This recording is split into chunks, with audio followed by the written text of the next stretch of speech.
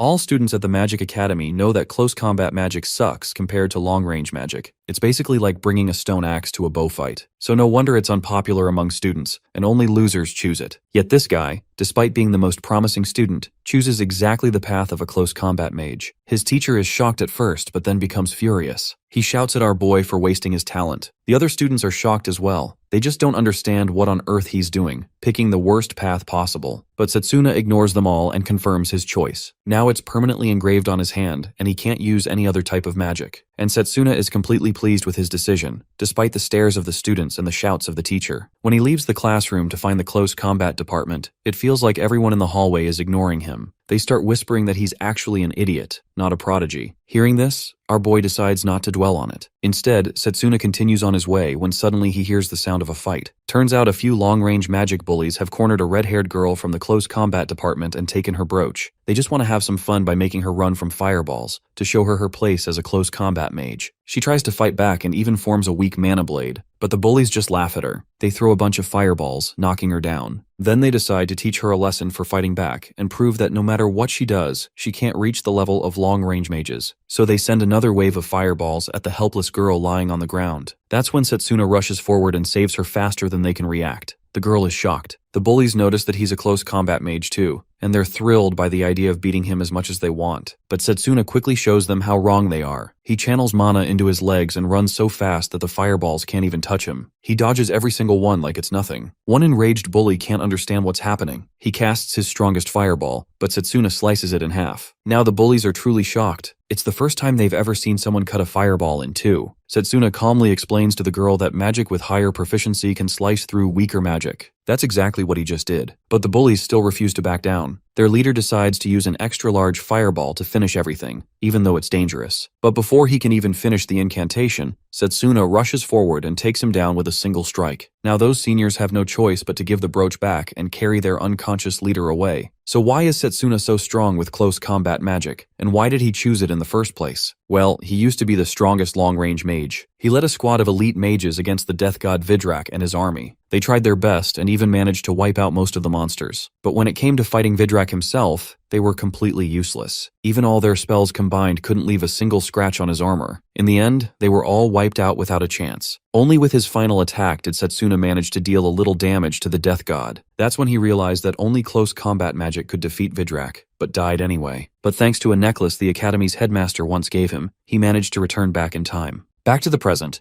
the hero returns the brooch to the girl, acknowledging how precious it is to her. Grateful, she grips his hand firmly and introduces herself as Layla Rosewell. As they shake hands, he introduces himself as well. She reacts with excitement, admitting that she already knows who he is since she heard that he has an affinity for all branches of magic. Curious, she wonders why he chose melee magic instead. The hero pauses for a moment, knowing that if he tells her the real reason, she will never believe him. Instead of answering, he asks her to show him where their classroom is. This reminds her that the orientation for new students must have already started and the two start running. On their way, our boy realizes that the melee classroom is located in a remote part of the academy, which seems a bit unfair to him. Out of nowhere, the girl asks if he can teach her the mana blade technique he used earlier, and he explains that he simply applied his ability to control magic to a specific technique. The hero believes that by applying control in different ways, it should be possible to create many forms of combat, especially since magic disintegration does not affect that method. Once he fully refines his skills in melee magic, he should be able to face the death god. However, this alone might not be enough. His thoughts drift back to the past, to a moment when he was having tea with the headmaster. The headmaster removed his gloves, revealing 2 advanced schools of magic, which shocked Setsuna since a person should only be able to learn one school of magic at a time. He learned that the symbol on the headmaster's right hand represented summoning magic. However, there was also a mysterious symbol on his left hand, one he had never seen before. Just as he was about to ask about it, the headmaster said he would explain when the time was right, and hinted that he trusted him. Unfortunately, he never learned the truth. Soon after the death god appeared, the headmaster was killed, with the death god himself being the culprit, fearful of the headmaster's abilities. The hero believes that if he can uncover the secret of that second path of magic, he might gain the power to change the fate of the world. Layla suddenly leads him toward a building and tells him that they have arrived. Our boy begins thinking about how he can draw the headmaster's attention through melee magic. However, just as they are about to enter, the instructor stops them complaining that he is late. To make things worse, he has a girl with him. As she tries to explain the situation, he cuts her off and announces that the days of boasting about his good grades are over. Stepping closer, he mocks the hero and reminds him that he now belongs to the Melee Magic Division, a group seen as outcasts within the academy. Irritated, Setsuna brushes the instructor's hand aside and remarks that listening to him is annoying. He questions why a melee magic instructor would belittle the very path he is supposed to teach. Enraged, the instructor grabs him by the collar and demands to know how he dares talk back. The hero remains calm and states that melee magic holds great potential, which is exactly why he chose it. The instructor scoffs, wondering how long he can maintain his arrogance. Turning away, he issues a challenge, saying that if the hero truly believes in melee magic, he should prove it. Nearby, students are trying to break large rocks using their magic. One boy strikes a rock and stumbles back, realizing he has not even scratched it. The instructor yells at the class, asking what they think they are doing, and explains that this is their first test to measure their skill level. Each rock contains a fist-sized crystal inside, and their task is to extract it within the time limit. Failure will result in punishment. As the time limit nears its end, not a single student has managed to create even a crack. One complains that the rocks are too hard, while another argues that it is unreasonable to expect success when they have just started learning. Someone else mutters that the instructor is taking out his frustration on them because he was not promoted. While they are complaining, the instructor takes the hero to the largest rock in the training ground and asks him to prove his worth. If this wasn't bad enough, he only gets 10 minutes since he was late.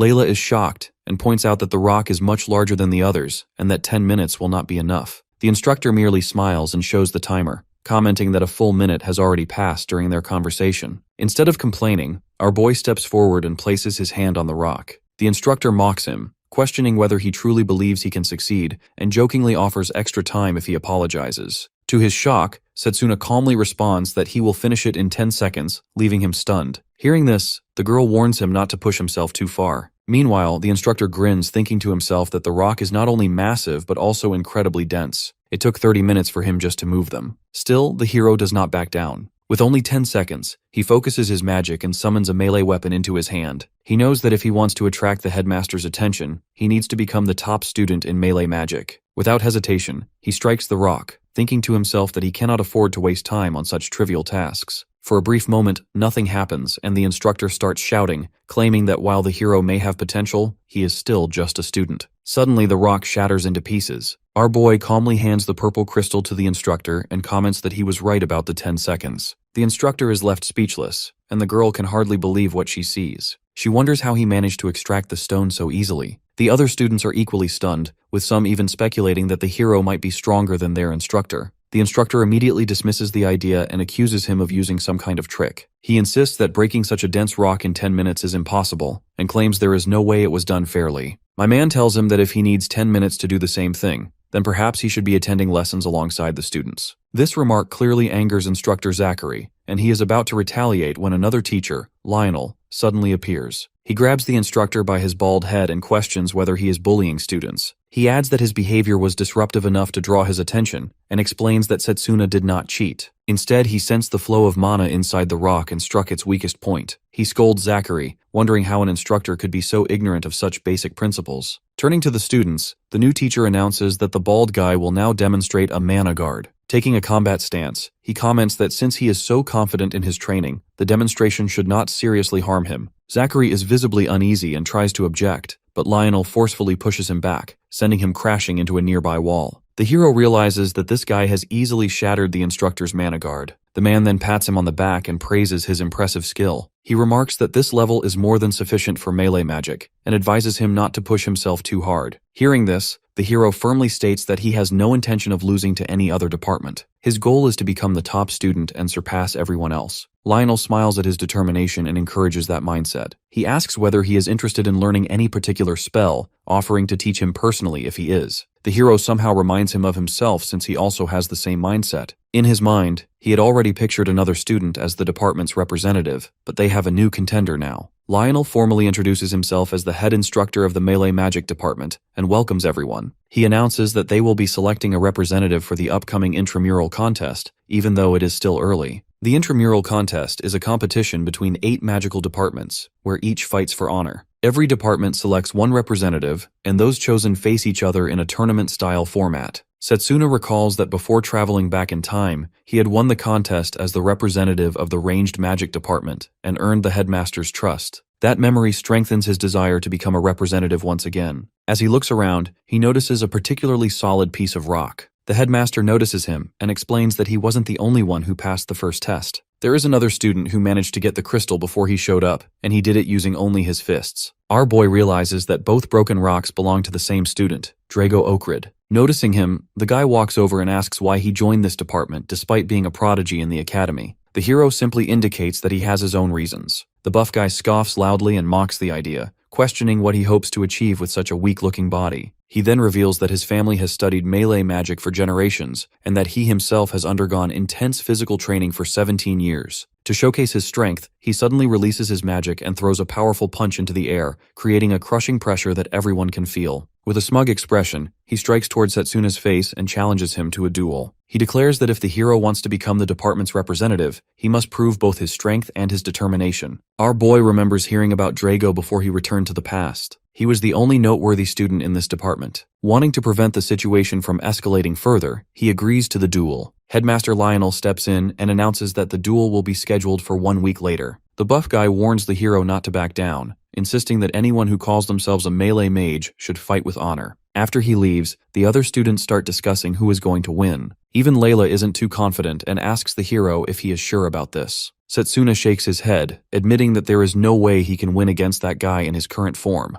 However, there is still a way to beat him. Confused, the girl asks where he is going and decides to follow him. They head into the forest and stop in front of a massive tree. The hero places his hand on the tree and explains that it is his secret training spot. Whenever he trains here, his strength increases threefold. He reveals that it is the World Tree, rooted in this place for thousands of years. A green light flows from the tree and envelops him, accepting him as its own. Curious about the phenomenon, the girl asks what's going on. He explains that the light represents the blessing of the World Tree, which helps in mana recovery, but only for those accepted by the tree. The hero had discovered this place before he traveled back in time. With the World Tree's blessing, he no longer needs to worry about running out of mana. In other words, he can train while pushing his body to its absolute limits. Layla is left utterly amazed, but she is still a bit worried since the buff guy has been a melee mage since birth. She also feels indebted to the hero for getting back her brooch, and because of this, she decides to secretly spy on Drago to help him in his fight. The scene shifts to the melee magic training room, where the buff guy and several other students are training. The girl wanders nearby and notices him exercising with extremely heavy weights. After finishing a set, he asks the headmaster if there are any fortified rocks left. Headmaster Lionel jokingly wonders if he plans to destroy all of them. It turns out he just wanted to use them as extra weights for his training. Watching this,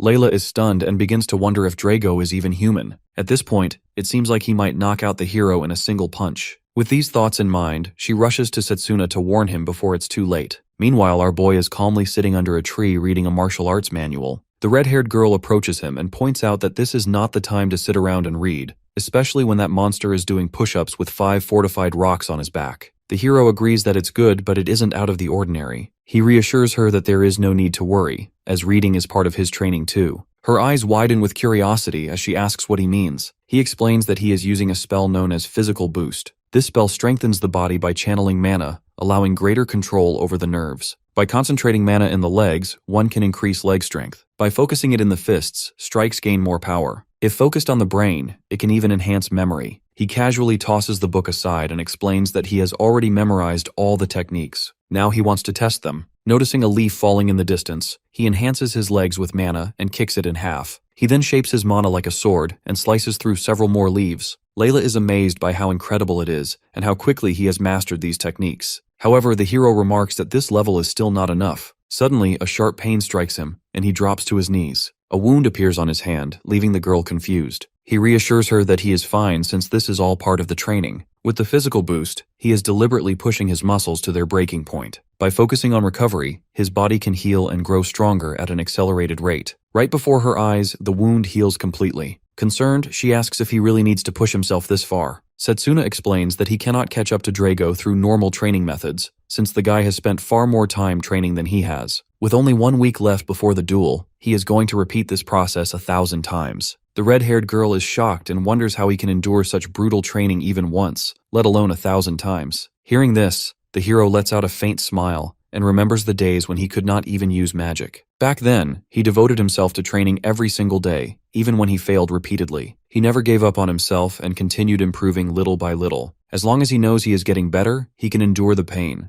From then on, the two of them train together. During their breaks, Layla thinks about the hero. People often say he was born with talent, but in reality, he worked harder than anyone else. Even now, he is pushing heavy weights while doing push-ups. Eventually, the day of the duel arrives. Our boy stands across from Drago in the arena, with a large crowd watching them. The man comments that at least he did not run away. Our boy makes it clear that he never planned to, and that he genuinely wants to become the department's representative. The headmaster checks if both of them are ready, and as they lock eyes, he signals the start of the duel. Setsuna immediately charges forward and throws a left hook at Drago, who blocks it by forming a barrier with his arms. Despite the defense, the impact forces him to step back. Our boy realizes that the buff guy used a mana guard to block the attack. His opponent retaliates instantly with a punch so powerful that even the spectators feel its pressure. The attack is so fast that most cannot even see it coming. Layla grows anxious as the dust from the clash settles. It soon becomes clear that the hero effortlessly dodged the punch. The students watching are stunned, wondering if the two of them truly completed the ritual of choice just a week ago. Our boy notes that if the punch had landed cleanly, it would have caused serious damage. Clearly frustrated, the buff guy launches a barrage of punches, but the hero blocks and dodges them one after another, which only makes him angrier. He roars and mocks him, claiming that defense is all he can do and ridiculing his seemingly weak body. Watching this, the red-haired girl worries that Setsuna's one-week training might not be enough to defeat Drago. Their teacher observes the fight and notes that, on the surface, the hero appears to be losing the duel from the start. The buff guy throws another kick, but once again our boy blocks it. Lionel realizes that the hero is likely using precise mana control to parry his opponent's attacks. Growing even more irritated, Drago angrily declares that people like him always look down on melee magic. He explains that his family has been belittled and humiliated for generations, simply because they are known for melee magic. Overcome with rage, he conjures a sword and declares that he will definitely defeat the hero. In response, our boy summons his own sword, and both of them charge toward each other as the battle escalates. The swords collide in a powerful clash. Drago follows up with several rapid slashes, but Setsuna skillfully jumps and dodges each one. After evading the barrage, he finally launches a slash of his own. The guy leaps again to counter, and when their weapons collide, the sheer force cracks the ground beneath their feet. As the man charges once more, our boy recalls the harsh words of the students who criticized him for choosing melee magic. At that moment, he looks at Drago and claims to understand where his anger is coming from. However, he believes that they should be aiming for something greater than this. The guy becomes confused, unable to grasp what the hero truly means. In the next instant, our boy delivers a precise strike that shatters his mana sword. He freezes briefly in shock, but quickly retaliates, activating physical boost acceleration and striking back with renewed force. The hero increases his speed and counters immediately. The red-haired girl begins to notice that his attacks are finally having a real effect on the buff guy. The teacher also observes closely, thinking that Drago is performing admirably. However, Setsuna's mana manipulation and physical enhancement are proving just as impressive. Meanwhile, our boy is completely focused, knowing that in order to break through his opponent's solid defense, he must create a single opening. When he rushes forward again, the man conjures another sword in a burst of rage and swings at him. Sensing the danger, he narrowly dodges. Drago's strike crashes into the ground with terrifying force, shattering it completely. Seeing this, he smiles confidently, convinced that the hero will not be able to keep escaping with his legs alone. He clenches his fists, filled with fury, making the crowd wonder what he is planning next. In the next moment, he advances and throws a punch at the hero. When the punch lands, it turns out to be nothing more than an afterimage. The real Setsuna is already airborne. He demonstrates that by concentrating mana at a specific point, it is possible to create an afterimage and mislead an opponent. Without wasting a second, our boy moves forward at astonishing speed. As the buff guy prepares to attack again, he decides it is time to end the fight and unleashes a powerful final slash. The spectators are left in shock, and the teacher wonders if he used his movement to amplify the attack's power. Both fighters have displayed extraordinary skill, but the hero is clearly the winner. After the final strike, Drago collapses to the ground. Layla is overwhelmed with joy at the outcome. To everyone's surprise, the buff guy slowly stands back up. The crowd erupts in cheers, amazed that he can still stand after such a devastating blow. It becomes clear just how strong he truly is. Despite this, the man is furious with the hero, realizing that he held back at the last moment to avoid dealing a fatal wound. Our boy extends his hand to help him up. Still filled with anger, Drago questions what he is truly fighting for. Setsuna pauses briefly before making it clear that he fights so he will never lose to anyone or anything, and that he intends to keep growing stronger. This makes the man smile, and he finally understands why he is so strong. After this, Drago admits his defeat. Our boy responds by praising him as a truly worthy opponent, and expresses his belief that he will be a great help in the battle against the Death God. At the same time, their teacher approaches and comments that the hero has shown incredible determination to face the buff guy head-on. He then raises his hand and announces that, based on the results of the match, he will become the representative of the melee magic department. A few days later, Lionel takes the hero to a room and informs him that he will soon meet the representatives of the other departments. Before sending him in, he advises him not to cause any trouble, and the hero agrees. He then enters a room where 7 representatives are already waiting. A boy wearing glasses notices him and mocks the idea that the melee magic department is participating again this year, commenting on their shamelessness. Our boy recognizes him as Noel from the enhancement magic department. The nerd approaches, presses his leg against the hero, and forces him down while taunting him. He implies that they will face each other in the first match, and claims that no melee magic participant has won the contest in the past 100 years. Unfazed, our boy calmly pushes back against his leg and remarks that the enhancement magic department certainly has a unique way of greeting others. The nerd grows angry, but Setsuna remains composed and makes it clear that he does not care about what happened over the past 100 years. He is determined to become the champion this year. Noel scoffs in frustration and tells him to keep dreaming. At that moment, the headmaster enters the room with a smile, commenting that it is good to see both of them so fired up, but reminding them to save that energy for the actual matches. As all the representatives stand to show respect, the hero notices that the headmaster looks exactly the same as he did in his past life. The headmaster steps forward, and a pink-haired woman greets him warmly, expressing her determination to make him proud during the intramural contest. Our boy recognizes her as Carol from the summoning magic department. She appears cheerful, and in his past life, she proved to be a formidable opponent during the intramural contest, even though he won back at the time. That does not mean she should be underestimated now. The headmaster begins by congratulating all of them on being chosen as representatives of their respective magic departments, and expresses his happiness at seeing so many talented students gathered in one place. He then informs them that the matchups for the intramural contest have been decided randomly, and that the competition will follow a one-on-one tournament format. The first match will be between the representatives of melee magic and enhancement magic. The second match will feature healing magic against ranged magic. The third match will pit formation magic against summoning magic. And the final match will be between the irregular magic and alchemical magic representatives. He also explains that the contest is a valuable opportunity for them to gain first-hand experience with different magical specializations. The matches will be spread over 10 days, giving everyone enough time to train and rest. He adds that he is looking forward to watching their battles, and all the students bow in agreement. As the meeting concludes, Setsuna feels that this might be his chance to speak directly with the headmaster. When the headmaster starts to leave, he calls out to him. The headmaster recognizes him as the representative of the melee magic department. Our boy introduces himself and politely asks if he can make a request. He asks whether, if he wins the contest, he would be allowed to learn about the headmaster's magic. The headmaster is surprised and points out that since he is a melee magic student and he himself is a summoner, his magic may not be very useful to him. Hearing this, the hero clarifies that he is actually interested in learning about the headmaster's other specialization. The headmaster's expression changes immediately, and he becomes furious, demanding to know how a student like him knows about his second specialization. Despite being faced with the headmaster's terrifying aura, our boy knows that if he wants to find a way to defeat the death god, he cannot back down now. He mentions that he cannot fully explain his reasons, but he believes that if the melee magic department wins the contest for the first time in this century, it will change how the world views them. Compared to that, his request does not seem excessive. After a moment, the headmaster decides that the hero does not appear to have any hidden motives. He agrees that if he wins the contest, he will tell him what he wishes to know. As the hero bows in gratitude, the old man warns him that this will not be easy by any means. Setsuna responds with firm determination, clearly stating his intent to win the contest and earn the headmaster's teachings. Pleased by his spirit, the headmaster moves on. Later that evening, our boy sits alone outside, enjoying some delicious food while reflecting on his 10 years at the academy. He realizes that during those years, he rarely had much to do in his spare time. For the time being, his focus is on the competition since there are only 10 days left. Suddenly, someone tells him that there is no need to worry about preparations. At the same moment, a clenched fist crashes toward him.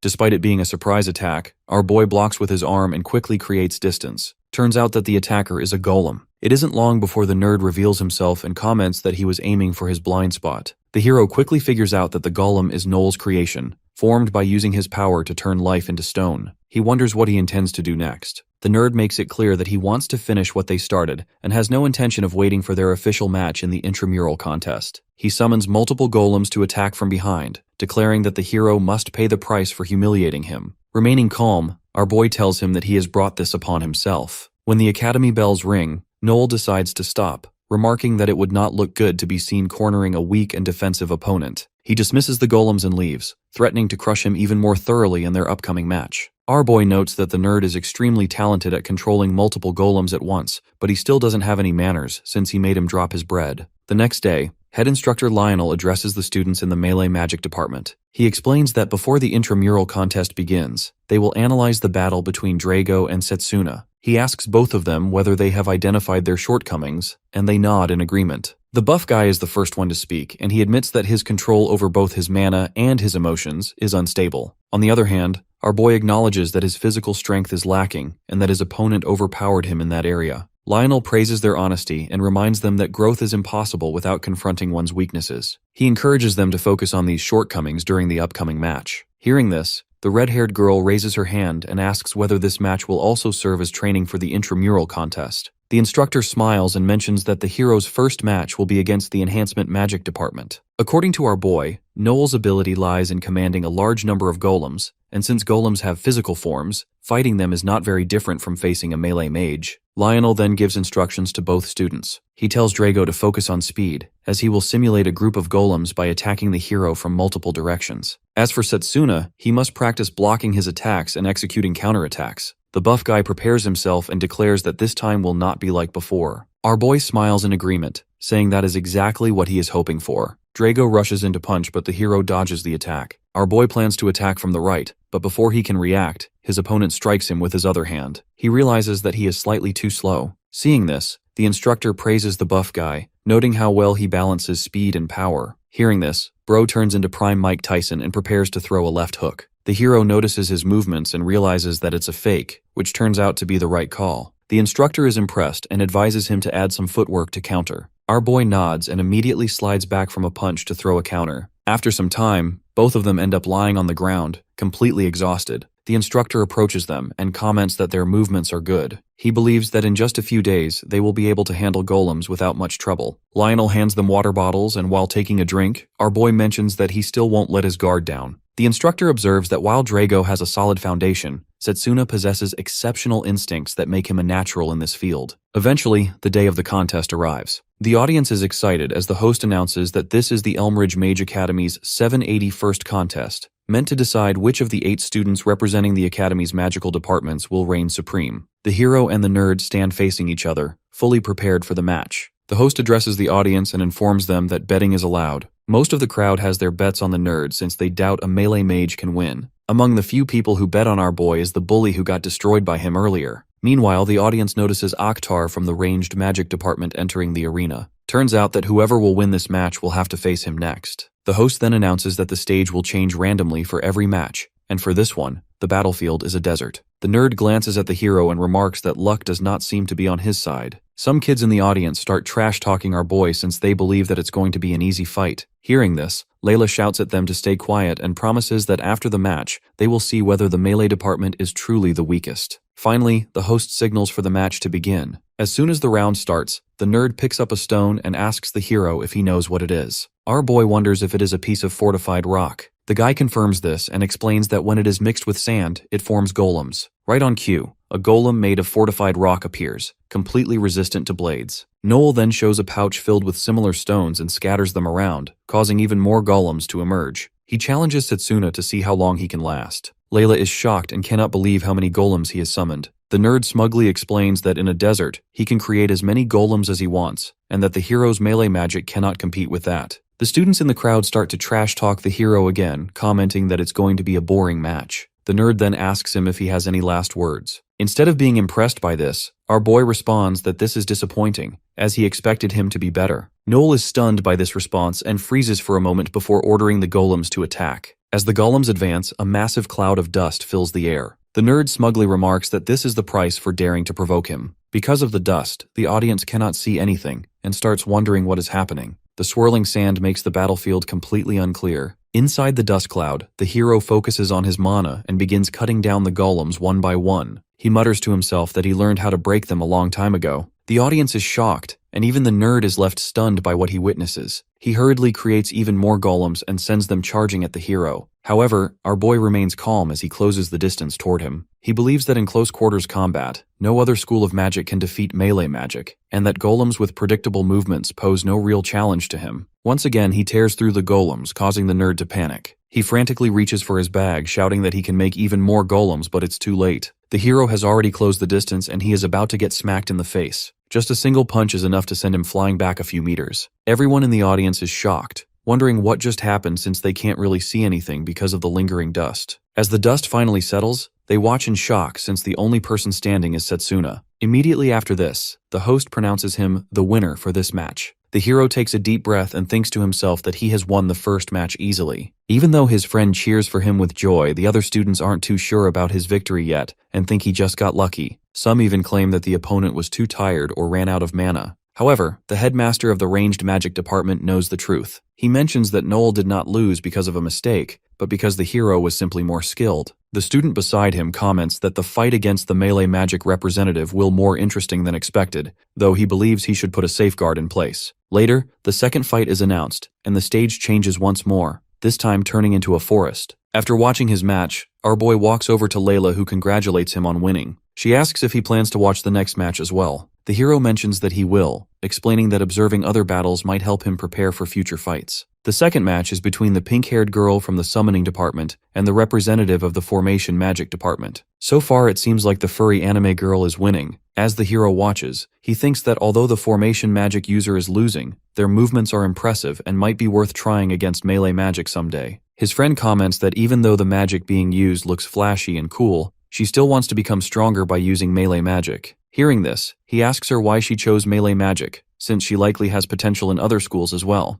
The girl shares a childhood memory explaining that while playing with her younger brother, they were attacked by a bear. At that moment, she thought they were finished, but a melee mage came to their rescue. She found that mage incredibly cool and strong, and from that day on, she decided she wanted to become like them, strong enough to protect others. She admits that the reason sounds childish and feels a little embarrassed. Setsuna reassures her that it is not childish at all, believing that when someone has a clear goal, they can become infinitely stronger. While the two of them are talking, Leo approaches from the stairs. The hero considers him to be the most skilled student in the ranged magic department, second only to himself. His friend compliments his match and acknowledges that despite being from the melee magic department, his power is impressive. He then teases him about the girl sitting beside him and asks if she is his girlfriend. Our boy is confused by the question, but Layla quickly responds that it is not what he thinks and stands up to leave. As she walks away, she comments that since they are friends, they should sit together and enjoy the remaining matches. After she leaves, our boy asks his friend why he was not chosen as the representative of their department. Leo leans forward and explains that the current rep Akhtar is cunning. He somehow tricked him into not participating in the selection match for their department. Hearing this, our boy concludes that the ranged magic rep is the type of person who will stop at nothing to get what he wants, so he will need to be careful when facing him. The scene then shifts to Demon himself, who is staring at a box of flowers with an evil smile on his face. During the tournament, the host announces that the long-awaited first match of the second round of the intramural contest will be between the ranged magic and melee magic departments. This time it's a lava stage, which means that whoever falls not only loses, but also experiences immense pain from the fire. Drago and the instructor discuss the matchup and realize that it's going to be difficult for the hero. The ranged magic rep stands with his instructor and remarks on the impressive stage prepared for the match. Silas adds that the hero will bitterly regret his decision and realize how foolish it was to choose melee magic. Akhtar responds calmly, suggesting that regret will only matter if he manages to even start the match. The host then announces that the match is about to begin, but Setsuna is nowhere to be seen. If he does not appear within the next 5 minutes, the ranged magic department will automatically win and advance to the next round. This news shocks both Lionel and Drago. The scene shifts to the contestant waiting room 10 minutes earlier. Layla knocks on the door and asks the hero how he is feeling before entering. He replies that he feels fine as usual and asks her to look at the vase placed in front of him. When she does, he explains that it is a magical artifact activated by touch. The moment someone makes contact with it, it absorbs a massive amount of mana. Shocked, she wonders why such a dangerous object is placed there. He tells her that it was meant to incapacitate him before the match and reveals that this is the 7th attempt on his life. When she asks if he is hurt, he reassures her not to worry, explaining that he has already taken care of everything. He knows that ranged magic rep is behind it, but he left no traces, so he doesn't really have any proof. Suddenly, there is a knock on the door. 3 children enter, carrying a bouquet, and ask Layla to give it to the hero. She wonders why children are here at all, and one of them explains that a man sent them to deliver it. When they look around, they realize that the man is no longer there. The girl guesses it was one of his fans, and mentions that it would have been better if he had received the bouquet himself. Suddenly, one of the kids holding the bouquet suddenly becomes dizzy and drops it. Setsuna notices strange marks on the child's neck, reminding him of something he saw during the war. Reacting instantly, he kicks the bouquet away. Alarmed, the girl asks what is wrong. He explains that the flowers come from a poisonous plant known as venom. The children's condition already looks serious, and our boy knows they don't have much time to waste. He mutters to himself about how far some people are willing to go just to win a competition. It's clear that without immediate treatment, the children will not survive. However, to treat them, they must find a healer who knows how to treat this specific poison. The girl also starts to panic and asks him if the children are at risk. He confirms it and tells her to keep her distance from them since getting too close could expose her to the poison as well. Layla reassures him that she will be fine, then takes out a brooch and asks him to trust her. The hero realizes that it is a magical artifact capable of storing mana. The girl explains that her mother filled the brooch with a healing spell. She attempts to heal the children, and the hero watches as the marks on their skin slowly begin to fade. Her mother had given her the brooch specifically for emergencies, though she never imagined she would need to use it in a situation like this. Seeing her act so selflessly, he thanks her and runs away to get rid of the poisonous bouquet. He knows that when the flowers bloom, they release the highest concentration of venom, so it is crucial to act before the situation worsens. However, he also realizes that removing it in front of a large crowd would spread the poison and endanger everyone nearby. The venom is already affecting him as well. Because of this, he throws the bouquet toward the world tree, hoping it will be destroyed there. With a surge of power, he strikes it, cuts through the toxic plant, and sends it flying high into the sky, far away from the arena. As he watches it burn, he feels the poison begin to weaken, and his strength slowly returns. Meanwhile, inside the arena, the crowd starts gossiping about Setsuna's absence. Some assume that he has run away out of fear. After checking the time, the host announces that the hero is about to be disqualified. Just as the host is about to declare Akhtar the winner, our boy appears and interrupts, declaring that the match is far from over. The ranged magic rep greets his arrival with a strange smile, almost like it's making him more excited. He even asks the hero if he was pleased with the gift, prepared to congratulate him for winning the first round. Our boy points out that he is using underhanded tactics and accuses him of poisoning innocent children just for his petty schemes. As expected, the purple-haired tweaker claims to have no idea about any of that. He even calls it a trivial matter, which makes our boy even more furious. The tweaker adds that the children should feel proud for having played a role in his victory. The hero has heard enough, and he is ready to send this demon back to hell. At the same time, the host announces the start of the second round. Akhtar immediately launches an attack using storm bullet magic, but the hero easily dodges it. Watching from the sidelines, Drago is surprised and wonders if something happened to Setsuna on the way to the arena, as his mana seems unstable. Our boy realizes that the world tree has purified much of the powerful poison from his body, but the remaining residue is still preventing him from functioning at full capacity. A series of attacks follows, but he leaps away and dodges them all. The psycho, who is clearly only just getting started, mocks him and claims that the melee magic representative only knows how to defend. From the sidelines, his instructor whispers to himself, satisfied that he arranged everything in his student's favor. He believes that no matter how hard the hero tries, he will not be able to win this match. In all of this, our boy notices that Layla has still not returned and worries about whether the children are safe. Akhtar taunts him, accusing him of losing focus on the battle and suggesting that he is growing tired. Meanwhile, the nobodies in the crowd start trash-talking the hero again and comment that melee magic has no hope of beating ranged magic. The ranged magic rep attacks again, claiming that he is ready to finish things. Setsuna braces himself and tries to block the attack with his mana guard, but the moment he activates it, the guard shatters, and he is severely injured. The guy laughs, mocking his condition and calling the scene pitiful. Struggling to stand, our boy questions why Akhtar is holding back. He reminds him that whenever someone shows weakness in front of ranged mages, they immediately exploit it to push them to defeat. However, all he is doing is playing around.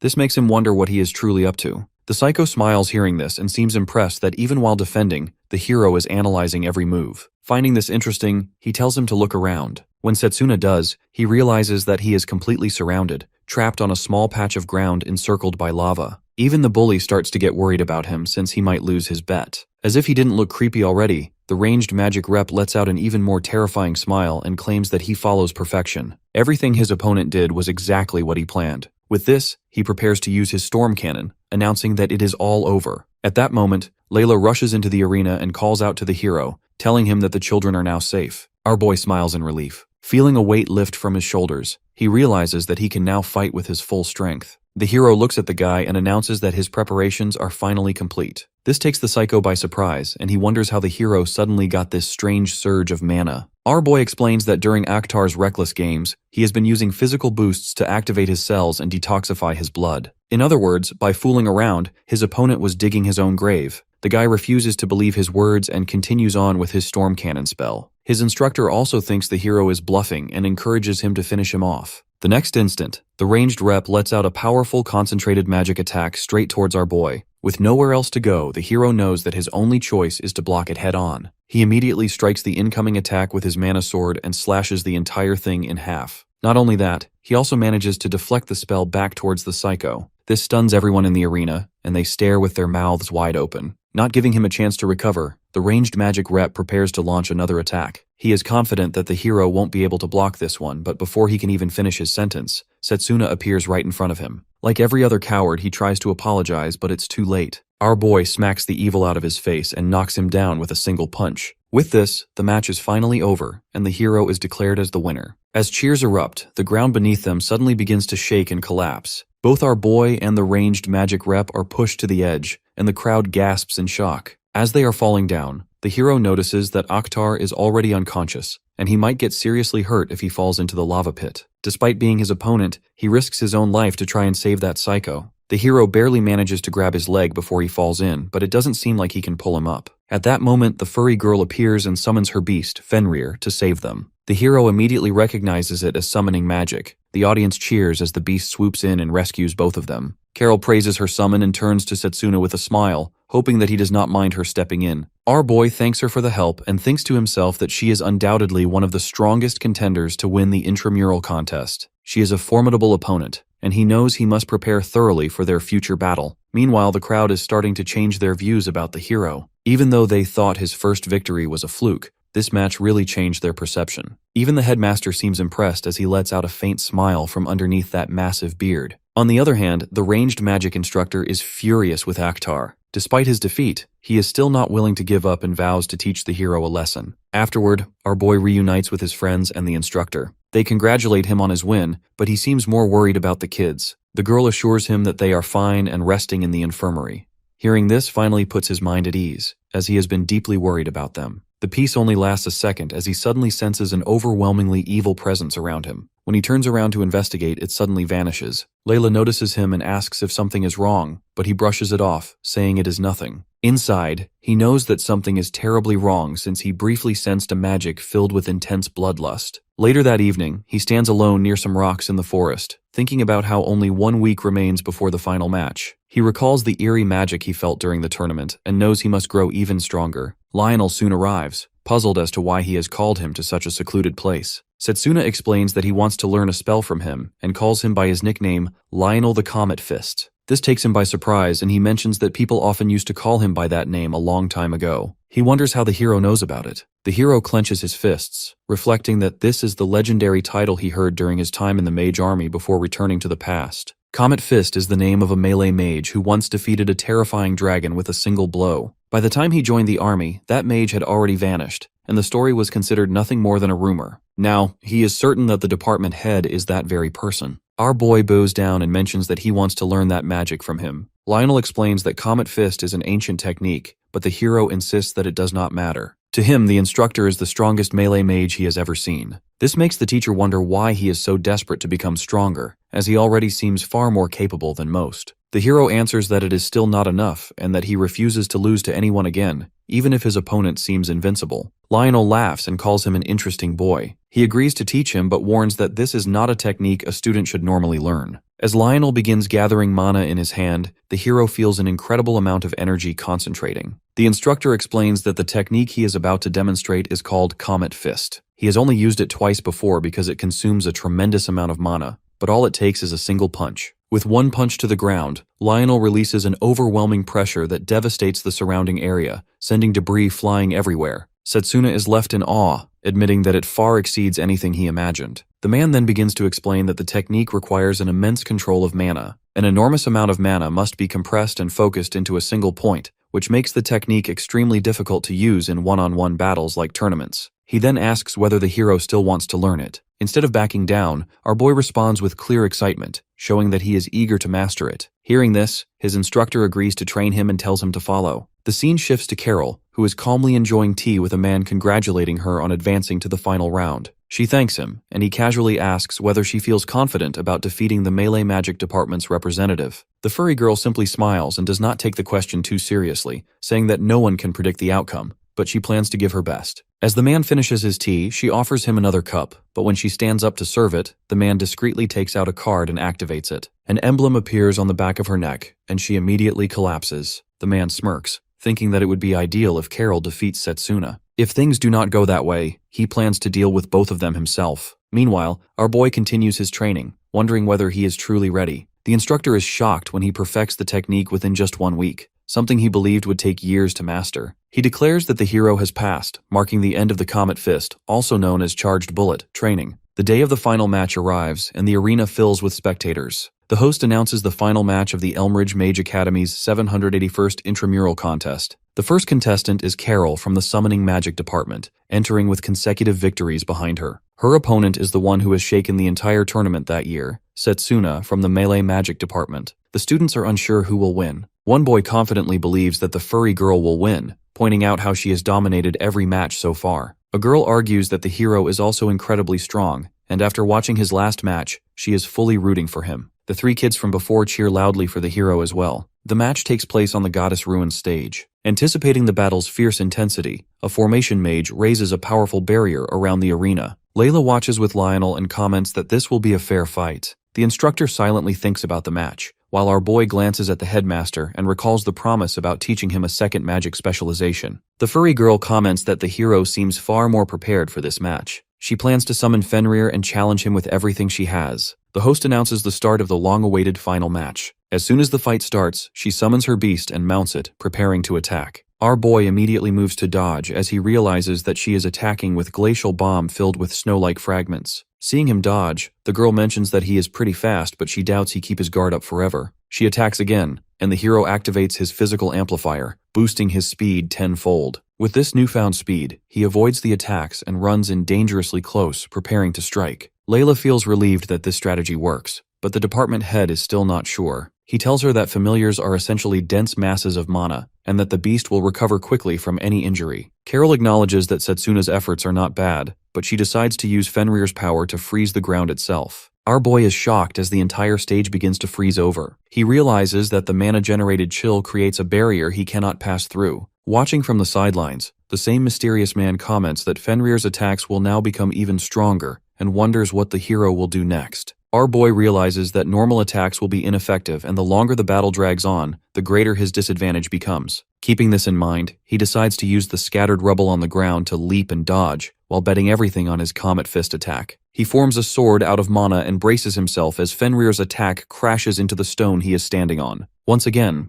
the dumb students in the audience start to doubt the hero and comment that he is no match for the summoning mage. This time, even the instructor gets a bit worried. The red-haired girl notices him and asks what is wrong. He dismisses it, but internally he reflects that Charged Bullet can normally be used only once, since it requires an immense concentration of mana, making it extremely difficult to use in one-on-one combat. However, thanks to the hero's precise control, he is attempting to gather it directly within his fist, even though it is far from easy. At the same time, Carol realizes that she has no idea what the hero is hiding up his sleeve, so she needs to end this fast. She summons a second familiar, the bird Garuda, alongside Fenrir. Drago is shocked to see her controlling 2 familiars at once, and Lionel remarks that this is an incredible talent. Both familiars attack our boy simultaneously, causing his friends to worry for him. However, he manages to fend them off with both hands, forcing them to retreat. He calmly signals to the furry girl that he knew she would eventually play her trump card. Carol is stunned that he blocked the attack and wonders how he managed it. At the same time, our boy prepares to release the huge amount of mana he had been storing in his fist. Before that happens, the same mysterious student intervenes and snaps his finger. All of a sudden, the magic emblem behind Carol's neck starts crackling and she screams in immense pain.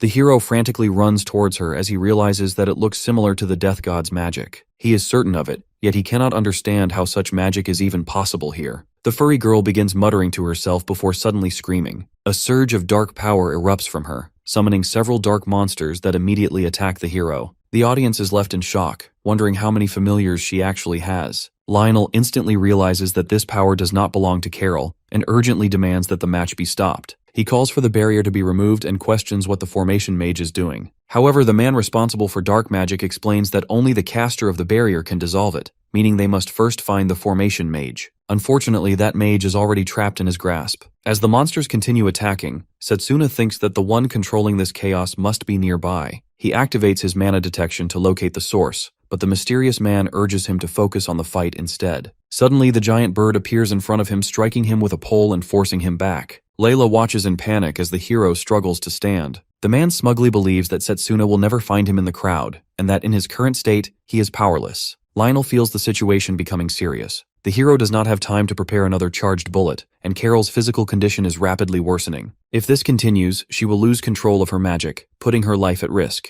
The girl tries to pull away, desperately urging the hero to stay back as the dark monsters close in. Our boy dodges her attacks while steadily moving toward her, driving away the monsters in his path. When a horned monster blocks him, he grabs its horns and hurls it into the others. The headmaster observes the unfolding chaos as Melee Dep Head rushes up the stairs, fearing that his student is in serious danger. He knows the Formation Mage must be found quickly and hopes the hero can hold on just a little longer. Meanwhile, another beast with a long, sharp horn charges at our boy and stabs him in the leg. Layla gasps in horror knowing the hero is pushing himself beyond his limits. The man behind the dark magic declares that it is over and orders the monsters to finish him. The monsters obey his order and all of them rush the hero together. This is too much for him in his current state, and one familiar manages to bite into his arm, causing unbearable pain. He screams at the top of his lungs, but no one can help him. In that moment, he recalls Lionel's teachings about melee magic. He remembers that the key is not reckless offense, but closing in while minimizing damage, never facing attacks head-on, and remaining strong and focused enough to deliver the final blow. He snaps back to the present, realizing his defense has worked. The mysterious man assumes that his arm is ruined, and wonders if he deliberately allowed the injury to concentrate mana. Setsuna knows the familiars are in an extremely excited state, and will pounce on even the slightest weakness, treating him like prey. He puts all of his mana into a single punch and prepares to finish this show. The attack is so strong that it literally cuts through every single summon like a giant cannonball. It even knocks off the furry girl and she collapses. The hero rushes to her side, confirms that she is safe, and gently lowers her to the ground. The audience can hardly believe what they have witnessed, stunned by the sudden end in Carol's condition. The host finally announces our boy as the winner, marking the first victory for the Melee Magic Department in 100 years. This causes the arena to erupt with cheers. Some students comment on the unfamiliar final technique the hero used.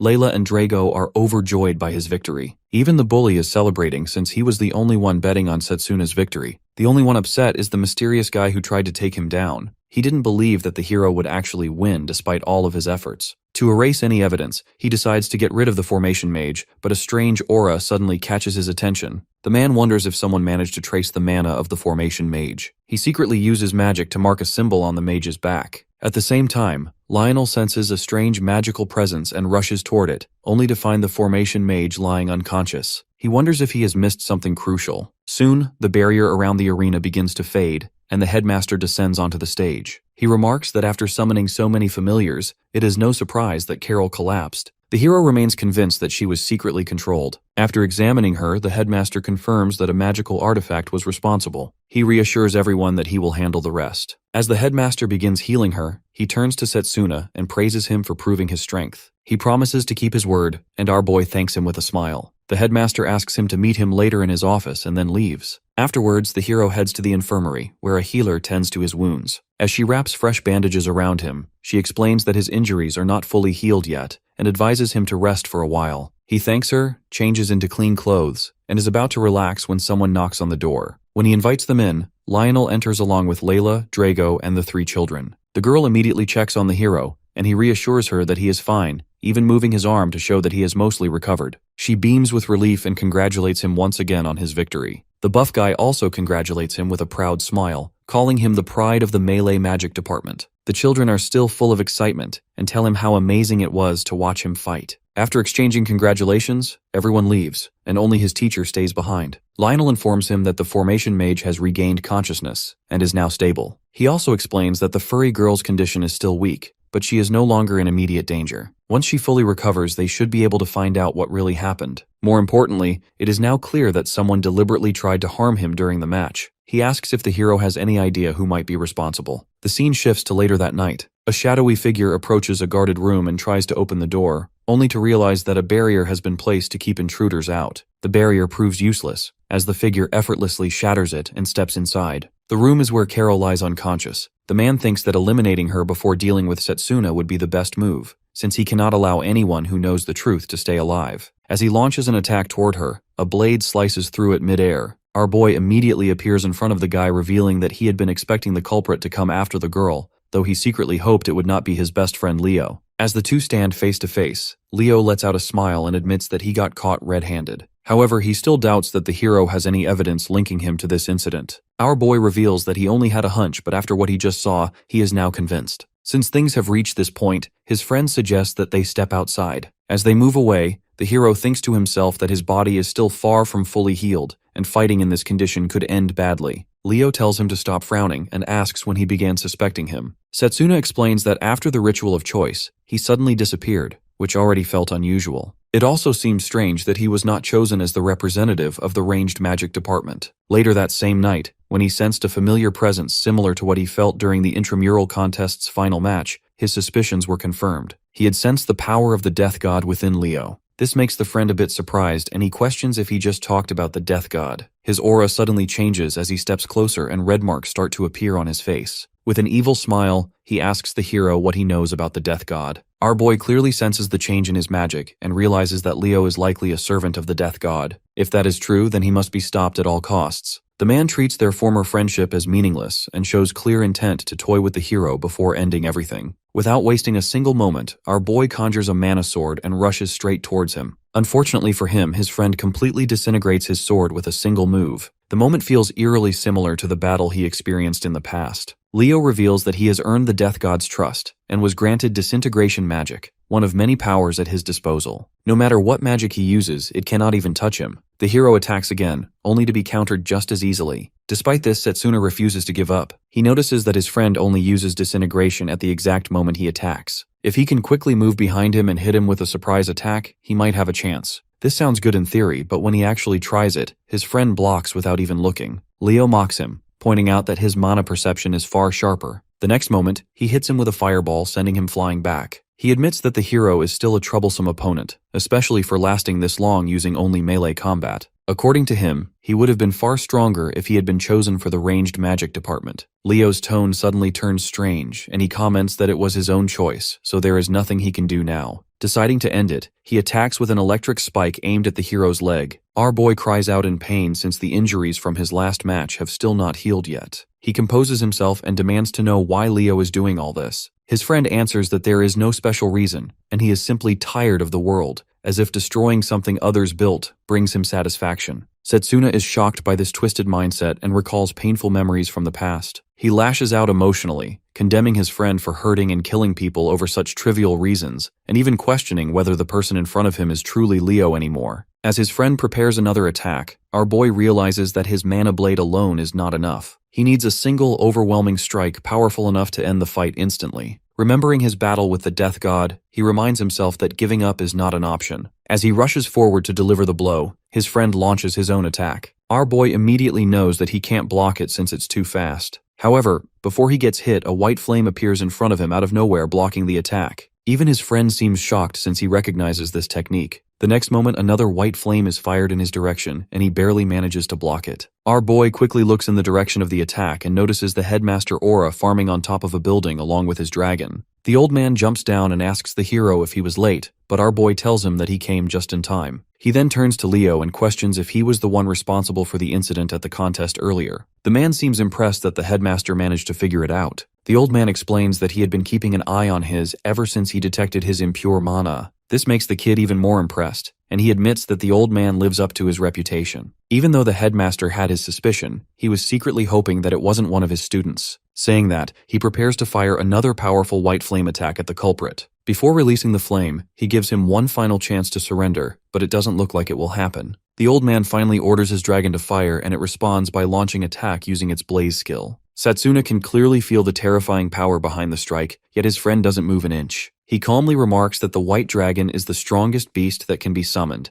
and admits that without the power granted to him by the death god, the attack would have put him in real danger. The headmaster realizes that the kid is using magic disintegration, and acknowledges that such magic truly exists. When the hero asks whether he already knew about it, he explains that records passed down through generations of the Silverlock family warn of a mysterious dark force. Once awakened, it would plunge the world into catastrophe, and magic disintegration is only one fragment of that evil power. Leo mocks them, claiming that no magic can ever touch him, and even calls the headmaster by name. He then combines 3 different attributes, making our boy realize that this is triple attribute combo magic. He rises into the air, gathers power, and releases it in a devastating burst of energy. The headmaster's eyes change its color, and he quickly tells the hero to move 2 steps to the right. Our boy follows the order and narrowly dodges the attack. The headmaster also evades the blasts, which surprises the kid and makes him wonder what kind of magic he is using. The old man notices his confusion and reveals that he isn't the only one who knows how to neutralize magic. Instead of being intimidated, the kid calls it a neat trick and decides to show his own ace card. Suddenly, immense dark aura starts radiating from his body, and the hero immediately knows that this is the magic of the death god. His friend prepares to strike and announces that he won't let any of them survive. Even the headmaster is a bit worried since he knows that his attack might blow up the entire academy. He orders the hero to move into position and takes out his magic butterflies. With this, he and his dragon fly high up in the sky and try to distract the kid. Leo recognizes that he is just trying to prevent him from hurting others. However, he likes the challenge, so he decides to play along. Both of their attacks clash, but his dark magic overpowers the white flames, hitting the dragon directly. After getting rid of the headmaster's summon, he asks him if he finally wants to admit defeat. The old man looks at him and agrees with him, saying that it's time for him to step aside. The next moment, our boy appears from behind the disintegrating dragon and dives towards him. Leo is amused and believes that his shield is enough to block the attack. Unfortunately for him, the hero goes supersonic and tears through his sheet like paper, hitting him directly in the face. The ground beneath them cracks open and our boy finally puts his friend to sleep.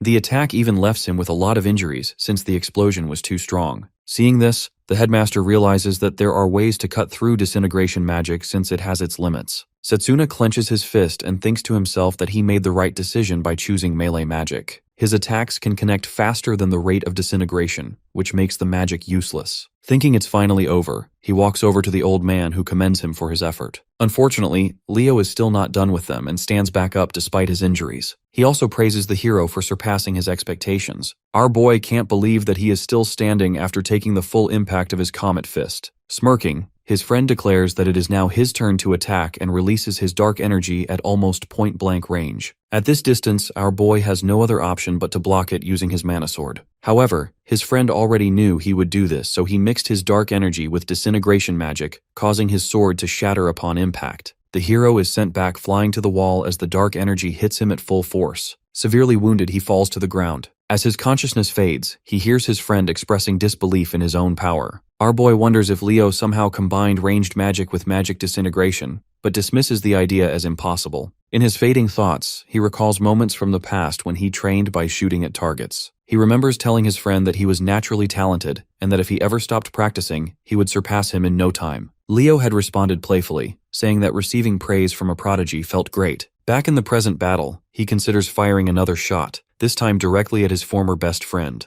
Our boy is confused and asks him what he means, but he suddenly tells him to look behind. When he turns, he sees everyone else injured and being slaughtered by monsters. Leo criticizes him harshly, claiming he is unworthy of being a hero and a complete failure because he could not save anyone and abandoned them. As those cruel words echo in his mind, Setsuna later wakes up, heavily injured, lying in a bed. The red-haired girl sits beside him, visibly relieved. She tells him how glad she is that he has finally woken up. When he asks where he is, she explains that he was brought to the infirmary and that she had been worried because he was unconscious for 3 days. The hero feels deep regret over his helplessness, realizing that he could do nothing during such a crucial moment. Once again, he was powerless before the death god's strength, just like in his past life. He asks about the headmaster's condition, and she replies that he should be in his office since they planned a meeting for all the department heads. As he tries to get out of bed, the girl asks where he is going. He quickly gets dressed and explains that he needs to meet the headmaster because there are things he must ask. She reminds him that he is not fully healed yet, but he simply places a hand on her shoulder, apologizes for making her worry, and insists that seeing the headmaster cannot wait. He then leaves the infirmary.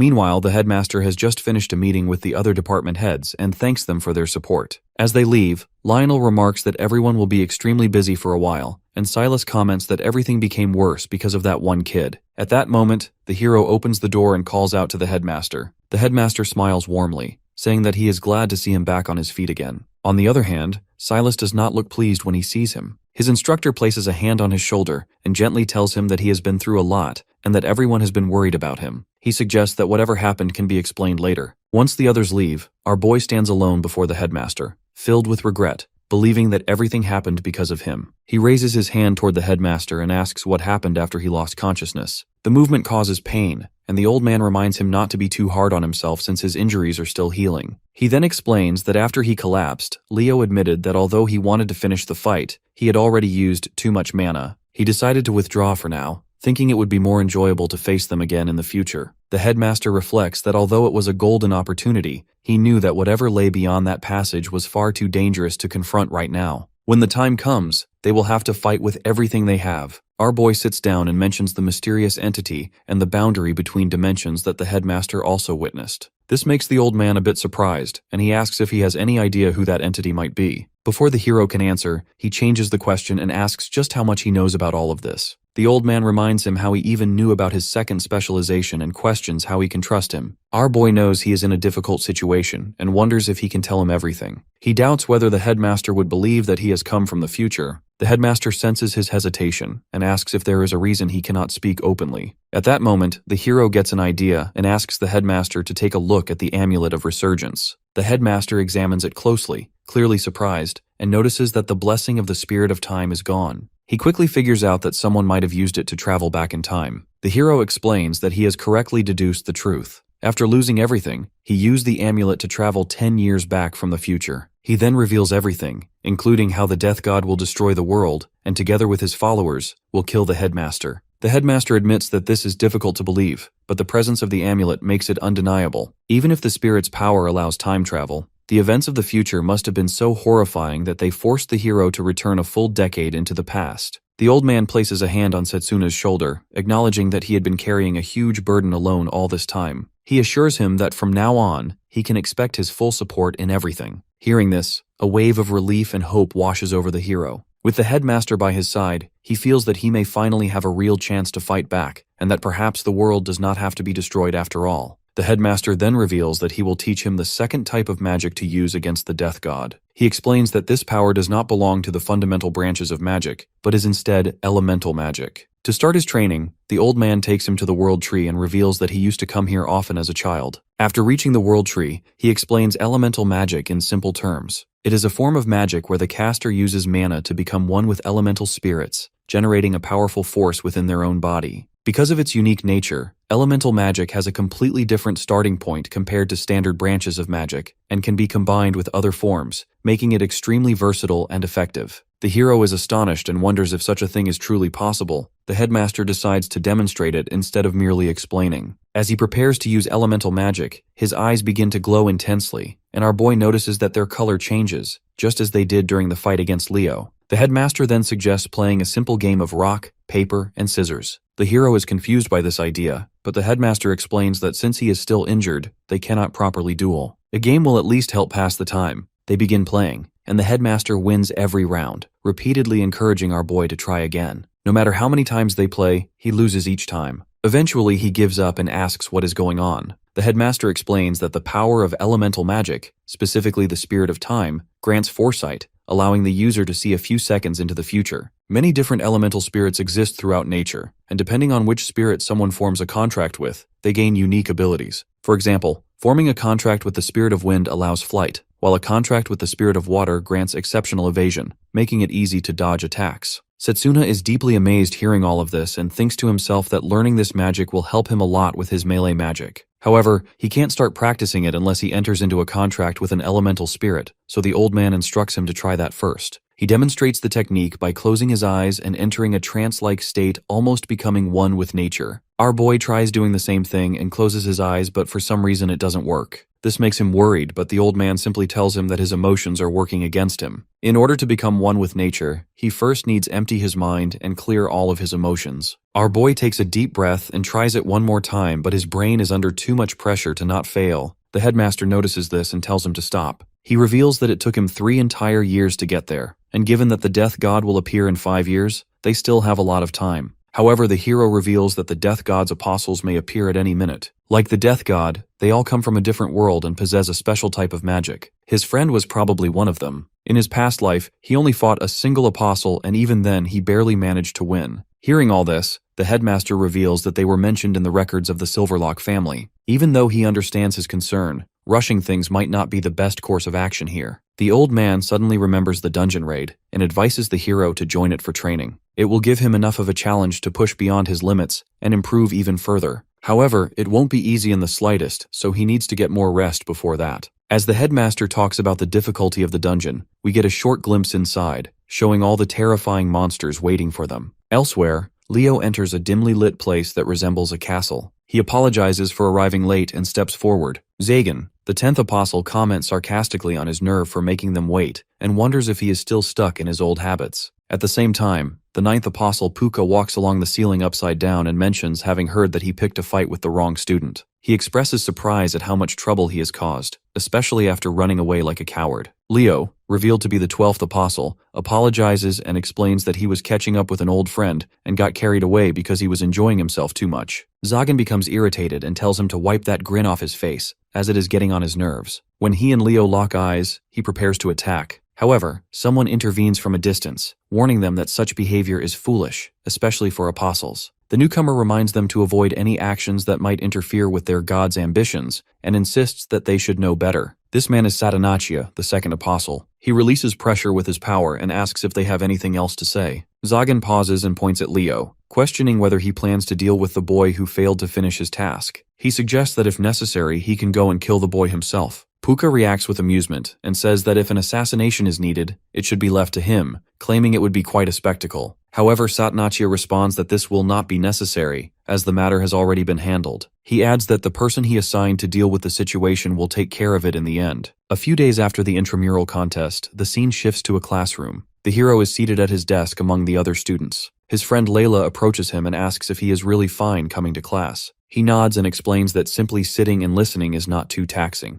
She points out that only a few days have passed since the final match ended, yet he has been injured again. She wonders if something troubling has happened recently. Setsuna recalls his conversation with the headmaster, who said that announcing the existence of the death god and his apostles would be premature at this stage. The headmaster has chosen to trust only a few instructors with this information and plans to assign them the task of guarding the academy and searching for Leo. He also suggested that his elemental magic training should be put on hold for now. Our boy apologizes to Layla for asking her to prepare herbal remedies for him, but reassures her that he is fine. Deep down, he knows he needs to recover quickly so that he can resume his training. Clenching his fists, he resolves to get better as soon as possible. She sits down beside him as Instructor Lionel walks to the board and announces that everyone seems to be present. He then introduces the upcoming interdepartmental joint training. The students wonder what this involves, and he explains that it will be a collaborative effort between departments. While the intramural contest allowed students to observe and learn different combat techniques, this training will focus on forming teams with students from other departments, discovering their own abilities, and improving them further. Setsuna realizes that involving students from different departments is meant to strengthen cooperation among them. The instructor then directs the students' attention to the projector, where an image of a 1-star underground dungeon appears. He explains that this dungeon is a replica similar to what they might encounter in real situations. Due to the risks involved, participants will be selected on a voluntary basis. The training will begin in 1 week, so the students are advised to conserve their strength until then. Our boy thinks about the joint training that the headmaster mentioned earlier, and realizes that he needs to fully recover and return to peak condition before it begins. Later that evening, after classes end, he walks together with his friend who asks if he wants to go out for dinner since he needs to eat a lot to restore his strength for the upcoming training. He starts wondering what they should eat. Around them, other students recognize him as the winner of the intramural contest and see him as an extremely powerful melee mage. One girl blushes,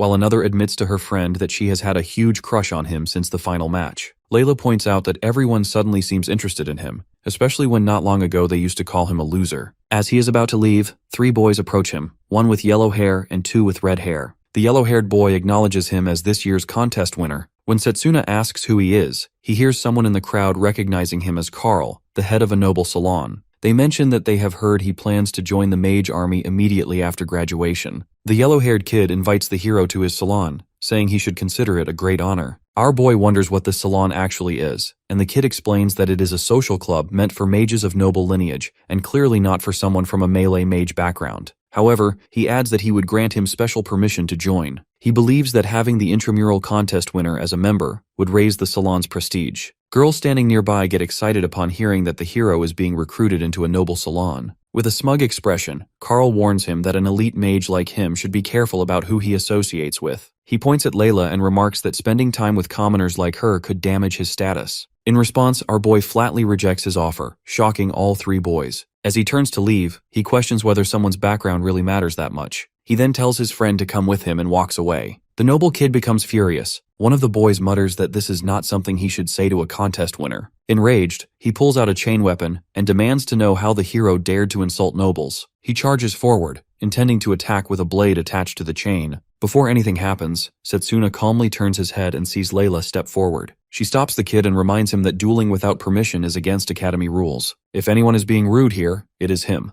As she squeezes his arm, he looks at her in anger and questions how a commoner like her is daring to stop him. His other friend rushed to help him, and he somehow pulls his hand back. With this, the 3 of them decide to leave, with Carl angrily declaring that he will report this incident to his father. Layla smiles at the hero, and he thinks to himself that she is growing stronger too. Just then, someone else calls out to him. He wonders who it could be and sees Carol waving at him. The furry girl says she is happy to see that he is getting better. She smiles and adds that it is thanks to him, so she wants to properly thank him. Feeling a little embarrassed, she asks him to come to her room for a while. Hearing this, Layla starts getting different ideas and wonders what is going on. The scene shifts to Carol's room, where she welcomes the hero and his other 2 friends. She explains that she is making a meal to thank them for saving her life, and that it will take some time to finish. Our boy still feels uneasy, and insists that she did not need to go this far. The girl, however, reassures him that it is no trouble at all and asks him to wait a bit longer. Before she walks away, the red-haired girl rushes over and offers to help since it would be too much work for her alone. She realizes that the furry girl was only inviting the hero for a meal, and she was thinking of all types of stuff for nothing. Meanwhile, Drago is a bit confused, asks why he was invited too. The girl simply smiles and says that the more people there are, the better. The 2 girls head to the kitchen. Layla remarks that she has never seen food like this before, and had no idea such dishes existed that are good for healing. Carol explains that they are known as recovery foods. Meanwhile, our boy looks around the room and thinks about what the headmaster said. The furry girl has no memories related to the traitor, possibly due to temporary amnesia caused by shock. However, there is also a chance that his former friend altered her memories. While he is grateful that she is safe, he cannot shake the feeling that someone might come after her again. The buff guy notices him and asks what he is thinking about. He points out that he sometimes takes things too seriously and suggests that he try to relax a little. Just as the hero considers this, a loud noise comes from the kitchen, almost like an explosion. Soon after, the furry girl peeks through the door and calls Drago into the kitchen to help. When he enters, she hands him a tight apron, making him wonder if he really has to wear it. She apologizes and explains that the only apron she had was meant for maids. They continue cooking together, and before long, the meal is ready to be served. As Setsuna is about to sit down to eat, Layla mentions that they got a little carried away and ended up making too much food. He smiles and says everything looks great. Since they worked so hard to cook for him, he promises to finish it all. Bro even stretched his stomach ahead of time with physical boost just so he could eat a bit more. As he continues eating, the red-haired girl comes closer, questioning if he is forcing himself to eat, but the hero simply smiles and reassures her that everything is fine. He then asks who made the egg soup, praising its amazing umami flavor. Drago grins and says it seems he really enjoyed the food he made, and since there is still plenty left, he should keep eating. Hearing this, our boy asks for another bowl. The furry girl is shocked that her cooking lost to the buff guys. They all continue enjoying the meal, and our boy thinks about how nice it feels to spend time like this together. It reminds him of the days before time travel, when he and his friends used to spend every day peacefully and happily. The death god took that peace away from them. Setsuna silently vows that it will never happen again. He will never lose to Vidrak or anyone else again. The scene then shifts to 2 weeks later, on the day of the dungeon joint training. A large number of students gather in front of the dungeon gate, chatting excitedly. Our boy and his friend are also among them. Drago remarks that the hero looks much healthier now. He replies that he feels great and that it is all thanks to his recovery food, which helped him improve so much. Hearing this, his friend reassures him that it is no trouble at all, saying that this is the least he can do for a friend. He adds that recovery food only works properly when it is eaten regularly. With the buff guy on his team, our boy is confident that he can clear the dungeon without a sweat. He fully trusts and relies on him. At that moment, a couple of seniors approach them, and one of them asks if they have been waiting for too long. The boy introduces himself as Mifune, a third-year student from the Formation Magic department, and says they will be on the same team for training. The girl, whose head is covered, removes her hood and introduces herself as Yuzuha, mentioning that she is looking forward to working with them. Drago introduces himself as a melee mage, and the hero follows with his own introduction. The Formation Mage pats both of them on the shoulders and asks if Setsuna is the winner of this year's intramural contest, commenting that they are in good hands. As he walks a little ahead, Drago turns to the hero and mentions that the senior seems more excited than expected. The girl smiles at him and whispers sarcastically that it was nice of him to ease his juniors. The senior lets out a sinister grin and replies that he won't be going easy on them from now on. Just then, the instructor begins speaking and announces that the interdepartmental training is about to begin. He introduces himself as Giovanni, the instructor for this session, and a teacher from the Formation Magic department. He explains that the Formation and Melee departments will train together today and will be entering the demonic ruins. It's a 1-star class dungeon inhabited by ancient monsters and underground creatures, where students must work together to defeat enemies. Giovanni then summons a bracelet and shows it to the group. He explains that this training will measure their contributions,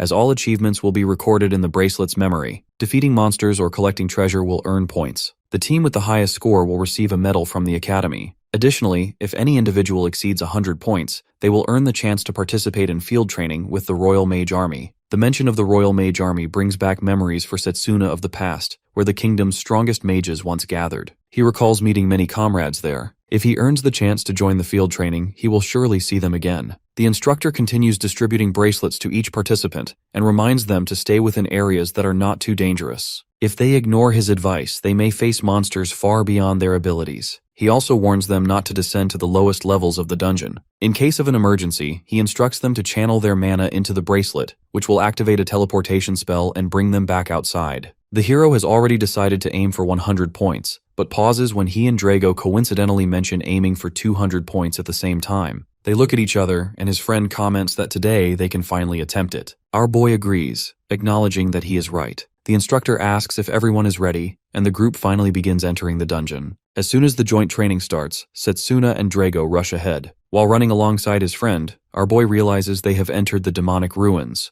a 1-star class dungeon built by an ancient civilization. The underground structure still contains traps and treasure chests, and the monsters living there will attack without hesitation. Even with access to teleportation magic, he feels that the training will not be easy. His friend suggests looking ahead, noticing that a path has opened up. They are astonished when they see a massive, castle-like structure and the vast underground space. Touching part of the surroundings, our boy wonders if it was once part of an ancient plant. It feels as though an entire ecosystem has developed within the ruins. He recalls the headmaster's words that this training will help them become one with nature and provide great rewards and valuable insights into elemental magic. Soon other students arrive as well. Mifune wonders why they are moving so fast, while Yuzuha points something out, causing the others to murmur around them. It appears that they are facing a fork in the road. As one of the group decides to go down the road on the right, the senior remarks that they are all fools and that, in this kind of training, they should take the more difficult path. He points toward a different route and says they should go that way. The hero agrees internally, thinking that the blonde guy is not wrong since their ultimate goal is to accumulate points. When Mifune asks if he is coming, our boy feels uneasy and touches a nearby wall. He realizes it is a false wall. The plants growing on the wall are at a different stage of growth compared to the others, suggesting there is another space beyond it. The senior wonders if that difference is just a coincidence, but the hero disagrees, saying he can hear air flowing from the other side. Before he can elaborate further, Drago strikes the wall to see what lies ahead. A new path opens up, and our boy suggests they take it. He and his friend quickly move forward, while the senior comments that he has got incredible insight, which is truly impressive. He adds that if they are lucky, they will score plenty of points. As the hero and his friend climb a set of stairs, a massive boulder suddenly rolls down toward them. Drago swiftly draws his sword and destroys it, but small fragments of rock scatter down the stairs, forcing the hero to dodge. Our boy looks at him in surprise and comments that he seems fired up. The man clenches his fists and admits that he wants to make a good impression on everyone and show how powerful melee magic can be. More importantly, he refuses to let the hero outshine him. Suddenly, a flash appears behind them and multiple arrows shoot at their direction. Our boy dodges them effortlessly and then destroys the source of the attack. The buff guy is impressed by his incredible reflexes, noting that he always seems one step ahead in every situation. He comments that if they handle all the traps, the seniors should be able to follow them without any issues. Just then, he spots a treasure chest. Before they can react, Mifune uses magic to open it. He thanks Drago for the help, claims the treasure, and earns 15 points. The buff guy is shocked, realizing that whoever opens the chest gets to keep the treasure. He declares that he won't let it slide the next time. With that, the two of them continue moving forward. Drago suddenly senses something strange about a nearby wall and strikes it, revealing another hidden treasure chest. Before he can even touch it, the Formation Mage uses his magic to seize the chest for himself, pushing his score up to 30 points while he remains at 0. As they continue deeper, the buff guy encounters a monster blocking the path. He attacks fiercely, slicing through its limbs, but before he can finish it off, the senior steps in and decapitates the creature, stealing 10 points that should have gone to him. Sometime later, Drago finally manages to earn 10 points of his own, while Yuzuha's score rises to 30. Even so, the senior takes more points from him, bringing his total to 55, which almost pushes him to the edge. During a short break, the blonde guy criticizes him, pointing out that despite his skills, he lacks awareness of his surroundings. At that moment, our boy has 25 points. He steps in and mentions that according to the rules, they should be dividing points fairly among each other by mutual agreement. Stealing points from their juniors isn't exactly fair. The girl jokingly calls out to the blonde guy who scoffs and dismisses their complaints, calling them weak and accusing them of hiding behind rules because they cannot fight properly. He claims that the dungeon is a place to seize advantages and argues that if they are truly upset, they should use their skills to stop him. To him, their protests only prove their lack of ability. Setsuna silently reminds himself not to underestimate Mifune's formation magic, which allows him to freely move objects using magical circles. It is extremely convenient and excels at catching opponents off guard, even though it also has clear drawbacks. He then watches Yuzuha, wondering why she is so focused on attacking monsters ahead instead of prioritizing point accumulation. This makes him wonder if she has an ulterior motive. As they press on, the girl's points climb to 50, while the blonde guy takes the lead with 80. He boasts that he only needs a few more points. At this point, the hero has 35 points, and Drago still has only 10. They enter a dimly lit chamber, and he immediately senses an unsettling presence in the air. At the center of the room, something rests upon a throne. Without hesitation, the senior uses his magic to grab it. The moment he does, dark energy pours out, leaving him stunned. Our boy instantly understands what is happening and rushes forward, pulling him away just in time as a powerful beam erupts from the treasure. A monstrous arm bursts forth, followed by a terrifying creature emerging fully into the room. Even though this is supposed to be a one-star dungeon, the monster's presence and strength feel far more dangerous than anything they have faced so far. Our boy recognizes it at once as the No-Life King, a monarch of death. From what he heard, he knows that the creature traps people in a nightmare after striking them. The monster roars in fury, furious that its sleep has been disturbed, and declares that they will pay with their lives. Drago is shocked to realize that the monster can speak. Setsuna immediately warns him that the situation is extremely dangerous and tells him to stay back while he handles it. Instead of running away, the buff guy smiles and asks him how many points he will get once he defeats this monster. Instead of targeting him, the monster aims for the senior, but the hero charges forward and deflects the strike. Meanwhile, his friend tries to punch the monster, but it instantly raises a barrier, stopping him cold. He is stunned by how the creature can form magic circles from such a distance. Suddenly, he gets hit by the dark energy and barely manages to save himself thanks to his mana shield. Enraged, the monster charges again, declaring its intent to annihilate them. It creates multiple magic circles at once, and our boy realizes that a monster with this level of intelligence and magical control should be at least 4-star rank. All the attacks activate simultaneously, and a magic circle appears beneath Mifune. The hero snaps him out of his daze just in time, and his friend strikes the magic circle near the senior, saving him from the attack. As he regains his senses, he notices the buff guy in front of him offering him a hand. At the same time, our boy immediately notices 2 more magic circles forming around Yuzuha. She does not move at all, simply standing there. Sensing danger, he leaps forward and pulls her out of harm's way. However, when he checks on her, it doesn't seem like she is concerned at all. For some reason, all of this feels too strange to our boy. Meanwhile, his friend cuts through the magic circles, clearing a path. The hero touches his bracelet and signals Drago to use something. The buff guy instantly understands, replying that he has been thinking the same thing. The senior, however, has no idea what they are planning and assumes it is none of his concern. All he cares about is gaining points and escaping the dungeon as soon as possible. Noticing his grin, the buff guy asks him if he is thinking about pulling the same stunt again. The guy denies it, claiming that he would not betray the people who just saved his life. He says he will do the opposite and help them, for now at least. Despite hearing this, the buff guy is still determined to not let him steal his points again. As the battle intensifies, Setsuna recalls his previous fight with Leo when his final attack failed. He realizes that his charged bullet back then was not as powerful as it should have been, costing him the victory. That experience taught him the importance of mastering the basics before trying to advance further. His thoughts shift to a past conversation with Lionel after he and his friend finished their court training. They had asked if there was anything more they could do to become stronger. Their instructor sighed and explained that it was time to use something he had been saving: magically weighted bands. He explained that wearing these bands during training would greatly increase their strength, and once removed, their physical abilities would surge. However, he specifically warned the hero not to overexert himself since he had not fully recovered, emphasizing that this was an old-school brute force training method that needed to be used wisely. Both of them thanked Lionel for the advice, and now, in the heat of battle, our boy knows it is time to remove the bands. They have been wearing them ever since that day. Both he and Drago throw the bands aside, and the senior watches in disbelief, realizing that they have been carrying that handicap the entire time.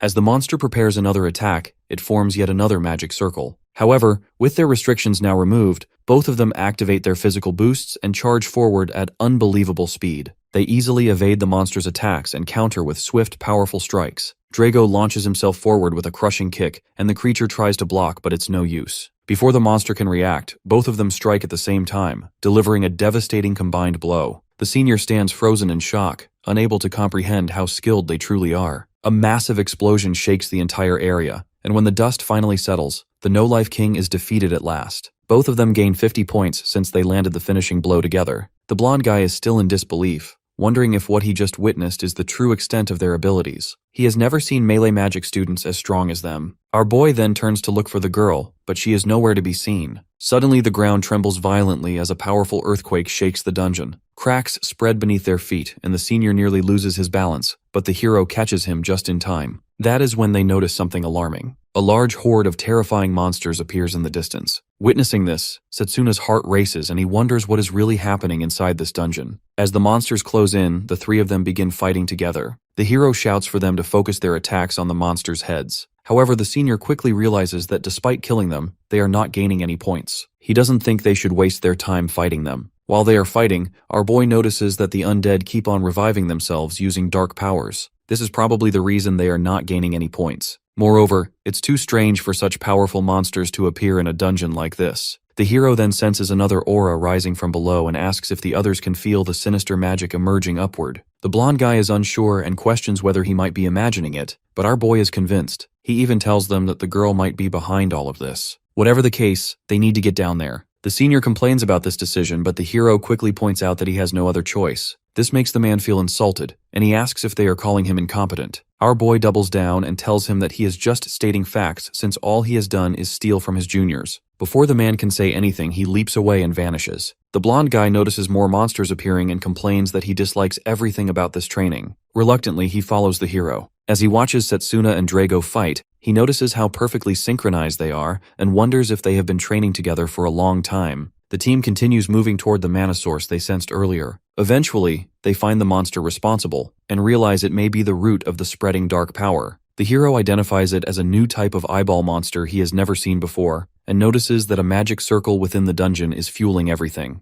The senior notices the opportunity and prepares to steal the kill when Drago suddenly stretches and pushes him back. The hero then slashes the giant eye and gains 10 points. With this, more monsters start approaching from behind. Our boy assumes the undead have realized their source is under attack and are rushing in to protect it, which would only help them gain more points. His friend feels eager to release his stress and is ready to fight. The senior, however, wonders if the two of them know fear at all. He is desperate to reach 100 points and escape the dungeon as soon as possible. Our boy asks him about his friend and he guesses that she may have run away out of fear. The hero is not satisfied with that answer, since Yuzuha never seemed frightened, even when facing the No-Life King. He has been feeling a strange, unsettling vibe from her. Combined with the appearance of unfamiliar monsters and the spread of dark magic in a one-star dungeon, the hero grows increasingly uneasy. He suspects that one of the apostles might be involved, and if that is true, it is dangerous for them to remain here. Moreover, there are other students in the dungeon as well. As more undead approach, Drago suggests they start hunting. The three of them start fighting and they steadily accumulate points. After clearing the monsters, Setsuna has 225 points, Drago has 210, and the senior has 125. After hitting his goal, he decides it is best to leave now. Hearing this, the buff guy asks if he isn't going to search for his friend. The blonde guy immediately dismisses it and explains that they only spoke once the previous day, and that her sudden friendliness felt strange. He assumes she panicked and is now outside, crying and shaking. As the guy prepares to leave, the hero turns to his friend and mentions that they must find the girl on her own. However, it appears that Mifune's teleportation bracelet is not working. Our boy calmly tells him that he'll just have to walk back. As the man complains, the buff guy notices that none of their transportation bracelets work. To make things worse, the hero starts to sense that same evil magic again. He announces that he is going to look for the girl alone. Hearing this, his friend decides to join him, knowing that things might get ugly. Meanwhile, the senior thinks it would be better to alert their instructor since they don't even know if the girl is still inside the dungeon. Turning back, our boy reveals that he can still sense her mana faintly. He can go back to the instructor alone and tell him. The senior can't figure out why they want to go down so bad since it's too dangerous. However, he also doesn't want to go back alone since he is scared. This puts him in an awkward spot. While he is freaking out, Drago calmly pats his shoulder and suggests looking for the girl together. He agrees this time and the three of them start moving down. On their way, he asks the hero how he can sense the girl's mana even though the two of them can't sense a thing. Our boy simply replies that he's done a lot of practice. As they move down, it starts to get chilly and the oxygen levels drop. They suddenly hear some strange sounds and decide to investigate. It leads them straight to the girl, but she doesn't look normal. It almost feels like she is being possessed by something. The blonde guy closes his eyes, shaken by what has happened to her. Meanwhile, our boy quickly stops Drago from getting closer, explaining that she has been caught in an ancient trap. There are no natural signs of trap activation in the dungeon, which makes him suspect that Yuzuha unknowingly used an item imbued with dark magic. He believes it is the same item his friend once found on the black market before traveling back in time. From how things look, she did not activate it intentionally, which means someone must have set this trap for her. He explains that the trap can only be disabled with a specific spell, and destroying it requires a weapon infused with that same spell. Determined, our boy forces his way through and manages to pull the girl out of the magic circle. She collapses into his arms as he urges her to stay conscious. He senses that the dark magic is coming from the earring she is wearing.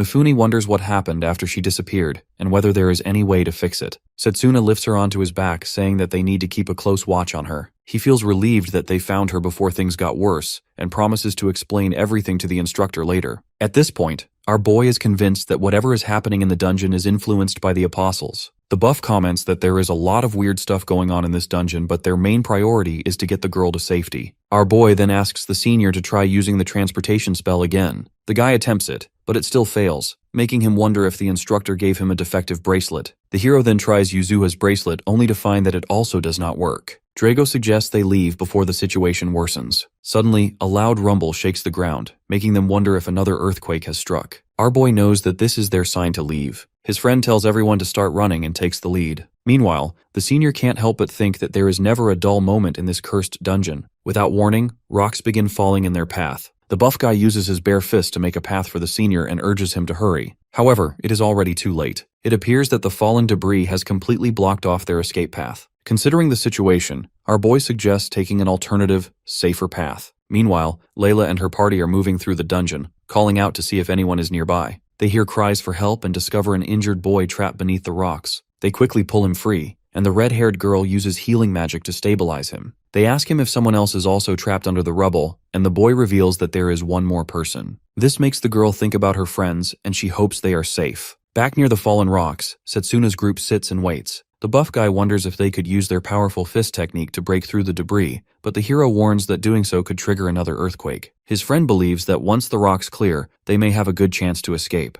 Our boy agrees, but cautions that the lack of oxygen makes the situation dangerous. As Drago considers their options, the hero reveals that there is another way, but it requires going even deeper into the dungeon. However, with the two seniors in their current condition, bringing them along would be difficult, so he decides to go down alone to investigate. Seeing him go, the blonde guy wonders if he has some kind of trick up his sleeve. He knows the hero is incredibly strong, but even stronger monsters may lurk below. Our boy admits he is not completely sure, but he suspects the earthquake is the result of the dungeon boss waking up. The failure of the transportation spell is likely due to the immense mana surrounding them, meaning the area is no longer functioning as a one-star dungeon. Hearing this, his friend comments on how sharp he is for figuring this out so quickly. The hero nervously laughs and thinks to himself that it is because he has experienced something similar before, back when he traveled through time. It is finally decided that Drago will stay behind, and the senior wishes him good luck. Our boy reassures them not to worry, saying he will be fine, but his friend still asks him to mark the path he uses in case they have to help him out. With this, the hero splits from the group. As he leaves them behind and goes deeper into the dungeon, he starts questioning whether melee magic alone will be enough to defeat the dungeon boss. If he could use fire or purification magic, dealing with the undead would be far easier. Melee magic relies heavily on physical attacks, and its biggest weakness is the difficulty of using elemental spells. Still, for some reason, he feels an enormous swirling power rising within himself. Meanwhile, the buff guy works on clearing the fallen rocks. Mifune watches him and recalls how he once believed that winning the melee magic department contest was just a fluke. Seeing his raw strength now, he realizes how wrong he was. Both Drago and Setsuna have trained relentlessly, while he relied on dirty tricks. The thought makes him feel foolish. Still, the buff guy encourages him to stay strong and reassures him that they will make it out. Suddenly, they hear a voice asking if anyone is there. Drago quickly recognizes them as Layla's group and calls out. Hearing his voice, the red-haired girl shouts back, asking if it is really him and where the hero is. He explains that they are all there, but the hero has gone to search for another exit. Since they are trapped, he asks for their help in moving the rocks. Meanwhile, our boy continues moving down the stairs and feels the air growing thick and heavy. At the center of the dungeon, he spots a gate and briefly wonders if it leads to an exit.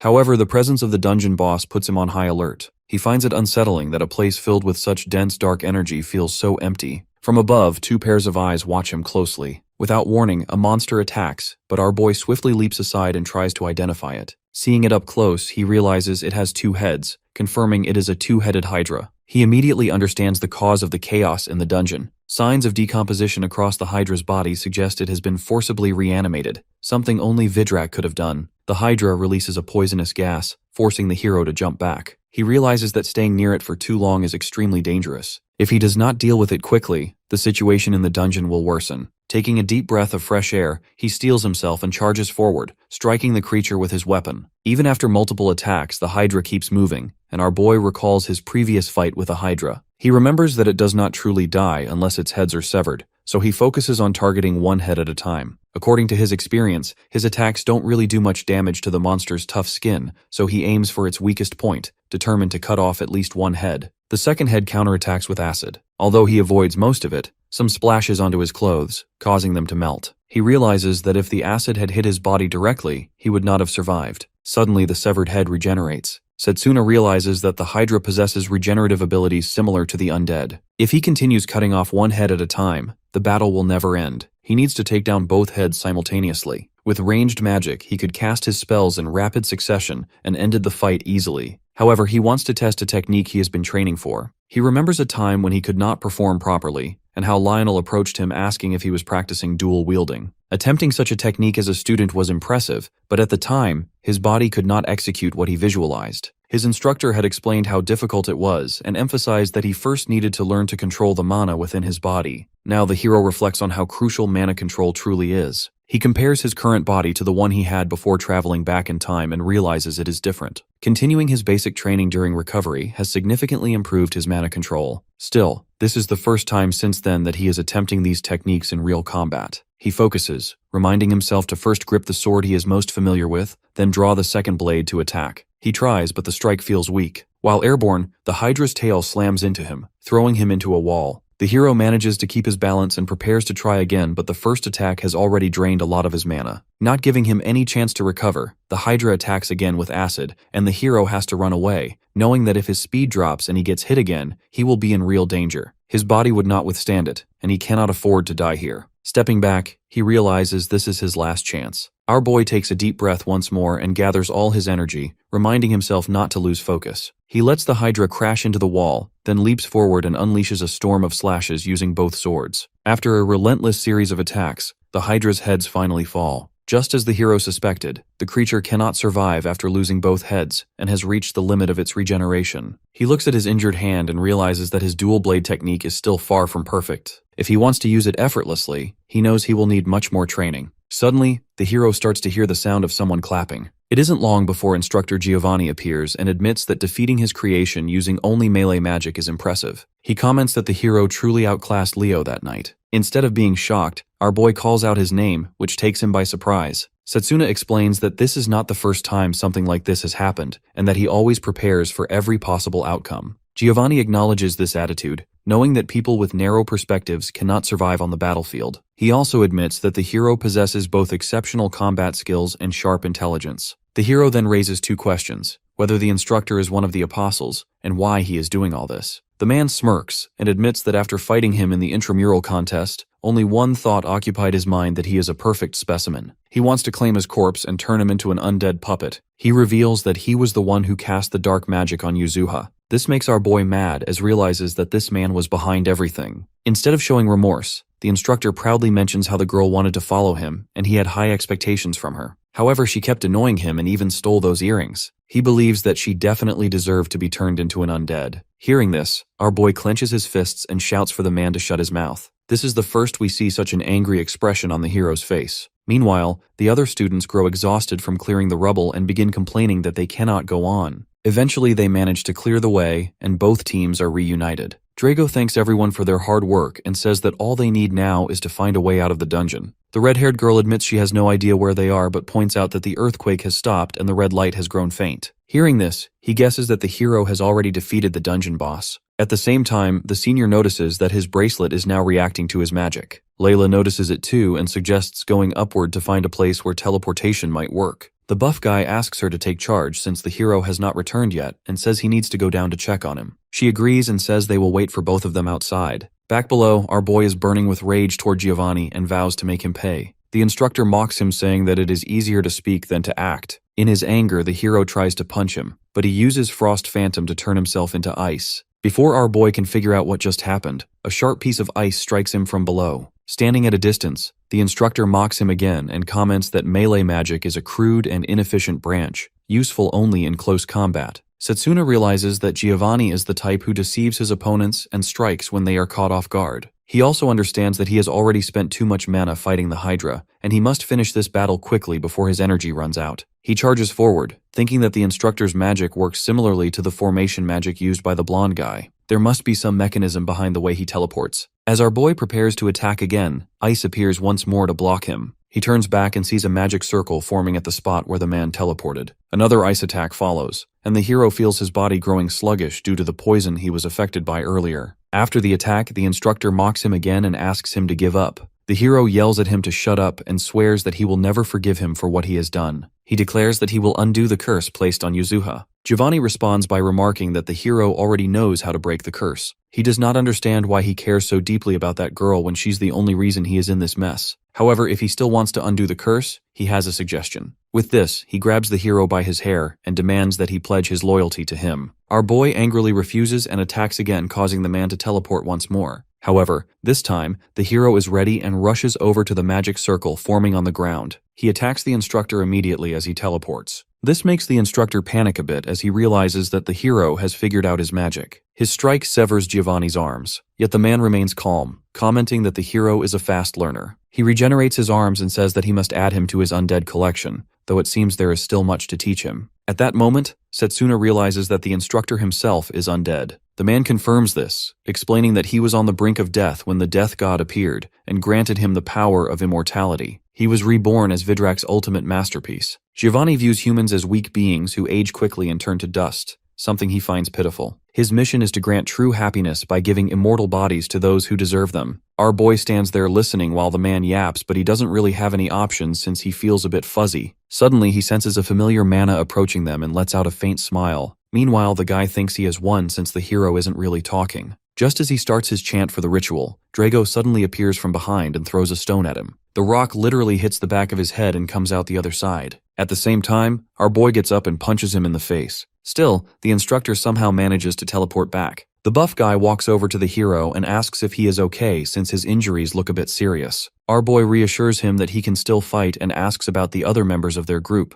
Drago explains that everyone is heading upward to escape the dungeon and that Layla and the other teams have already regrouped on the upper levels. Hearing that the girl is with them, our boy feels confident that they will be safe. Meanwhile, Giovanni slowly gets up as he regenerates his face and comments that he never expected the buff guy to show up like that. Drago is still in a bit of shock to realize that their instructor was behind all of this. In any case, they know he needs to be taken down. Our boy starts explaining his attack patterns and tells him that they must be fast at dodging attacks and strike the moment he teleports, since he cannot cast teleportation repeatedly. The buff guy needs to attack first, and the hero will follow up to finish him. Setsuna also notes that the instructor's regenerative abilities have slowed down, so one more solid attack should be enough. Giovanni curses them for interfering and calls them annoying fools. As Drago attacks, the ice magic shatters and the instructor appears at his teleportation point. He warns them not to underestimate his magic, claiming he can still cast Frostbite. At that instant, our boy takes the chance and attacks him with a flurry of punches. The man is smashed into a wall and collapses, badly injured. Already exhausted and pushed beyond his limits, the hero soon collapses as well and loses consciousness. Still able to move, the instructor mutters that this is the last place he expected to use the item given to him by the death god. He pulls something out from his body and breaks it down to become one with the Hydra. Witnessing this, our boy calls out to his friend telling him that it's still not over. Drago stares in shock as the man begins to transform into a monstrous creature. He calls them arrogant for forcing him into a corner and claims he didn't have any other choice. Now he'll make them regret everything. As our boy slowly loses consciousness, he realizes that they need to finish off this monster quickly, or they won't survive. Just when his vision starts to blur, he sees a flare. This reminds him of his headmaster's words, who mentioned that becoming one with the elemental spirits wasn't possible unless one managed to reach a trance-like state. He finally realizes that this is the feeling he was talking about. With the fire spirit in front of him, he begs for it to help him save his friends. Moments later, he finds himself in a strange dimension with the spirit telling him to shut up. It seems to be the home world of the fire spirit. Feeling the heat on his back, our boy slowly turns around in shock to witness the massive true form of the fire spirit. The spirit is not only enormous in physical form but large enough to swallow him whole. Its mana is violently aggressive, and its presence alone feels overwhelming. Despite all this, our boy faces the spirit and asks if it will listen to his story. He explains that the death god and his subordinates are terrorizing humans in the mortal realm and that his friends are in grave danger. However, the spirit is displeased by his impatience. The ground beneath him begins to crumble, and the flares around the spirit burn even brighter. Even from a distance, it feels as though his body is being scorched by fire. The spirit comments that it decided to hear him out, but all he has done so far is spew nonsense. It asks why it should even care about any of that. Before our boy can answer, 4 stones rise into the air and surround him. Enduring the pain, our boy desperately asks why the spirit is refusing the help. The spirit coldly responds that it has no interest in hearing his sob story. At the same time, the flares intensify around the stones, trapping the hero in a fiery grip. Seeing him struggle helplessly, the spirit mocks him, saying that this area was once peaceful, but will now become an infernal blessing that will reduce him to ashes. Despite the overwhelming amount of pain, Setsuna knows that if he gives up, he will be finished. He must find a way to communicate with the spirit. At this point, even the spirit is a bit surprised, since any normal human would have died to his flames long ago. It senses the presence of the spirit of time inside the hero's body and questions him about it. In desperation, the hero cries out, begging the spirit to listen to him. The spirit notices that he is still trying to resist and mentions the death god, commenting that he and his underlings were also quite annoying. Hearing this, our boy realizes that the spirit is talking about Vidrak and promises to destroy him if it lends him its power. The spirit's flares burn brighter. It tells him that defeating such enemies is far beyond his capabilities. No matter how much he struggles, he is trapped in a realm of infinite flow, doomed to be consumed by eternal flames. But the hero fires back, saying he doesn't care and he'll never back down. Hearing this, the spirit lets out a faint smile and unleashes literal hell on the hero so he can prove his words. The pain is unbearable and his body feels like it's burning from the inside out. He can't even breathe anymore and starts to lose all sensation, yet the hero refuses to pass out. Even during this time, he is worried about his friend and wonders what's going on inside the dungeon. His thoughts lead him back to the death god and he declares that he can't die before he kills him. With all his remaining strength, Setsuna once again pleads for the spirit's power, determined to save everyone from Vidrak's grasp. The spirit is stunned. It finds it incredible that a human could endure these flames and still burn with such desperate will to protect others. Even as the hero begins to lose consciousness, he remains standing. The spirit finds all of this entertaining and finally tells him to go and teach the villains a lesson. Meanwhile, back in the dungeon, Drago struggles to hold off the monster since his mana shield can't fully block the ice magic. The instructor remarks that it's impressive how long a mere human has held out. He assumes it's his pride as a melee magician pushing him. Still, he smirks as he grabs the buff guy by the collar and prepares to finish him off along with his friend. With this, he slams Drago into a wall. The buff guy realizes he can no longer use his mana guard and doesn't really have anything else to defend himself. He thinks of his parents and remembers how his father once told him to use his strong, shield-like body to protect his friends. He now regrets not being able to protect his own friends as his father once hoped he would. Just as the instructor deals the finishing blow, he pauses and realizes that he took more damage than expected. However, as the smoke clears, the hero and his friend are nowhere to be seen. The instructor turns around in confusion, only to witness the hero back on his feet and looking a bit different. While he is still in confusion, the hero disappears from his sight once more. When the instructor turns around to look for him, the hero appears right in front of him and punches him back to a wall. Giovanni is stunned and wonders how a melee mage is able to use elemental magic. The flames are even causing him to regenerate slower. Trying to recover, he notices the second crust on the hero's arm. This makes him confused, since it's believed to be impossible to specialize in two different branches of magic at the same time. For the first time, Giovanni wonders if he's actually afraid of the hero. He yells in denial and launches an attack, declaring that he's immortal. In his fury, the monster releases a vortex of poison, believing that no living being could survive it. But our boy dodges effortlessly, repelling the poison with a simple release of mana. Bro is dumbfounded to witness his poison being neutralized by simple mana. As the hero rushes at him, he wonders how he gained so much power. However, instead of hitting him, our boy slams the wall behind him and starts screaming in pain. This makes the instructor even more confused, and he guesses that Setsuna can't properly control his own power yet. Seeing his chance, he goes in for a strike, but the hero leaps forward. Despite being unconscious, he is still instinctively defending himself. To prevent his movements, the monster smashes the ground and stabs him with a bunch of ice shards. With the hero locked in place, he laughs as he declares his victory. The instructor admits that his power is impressive,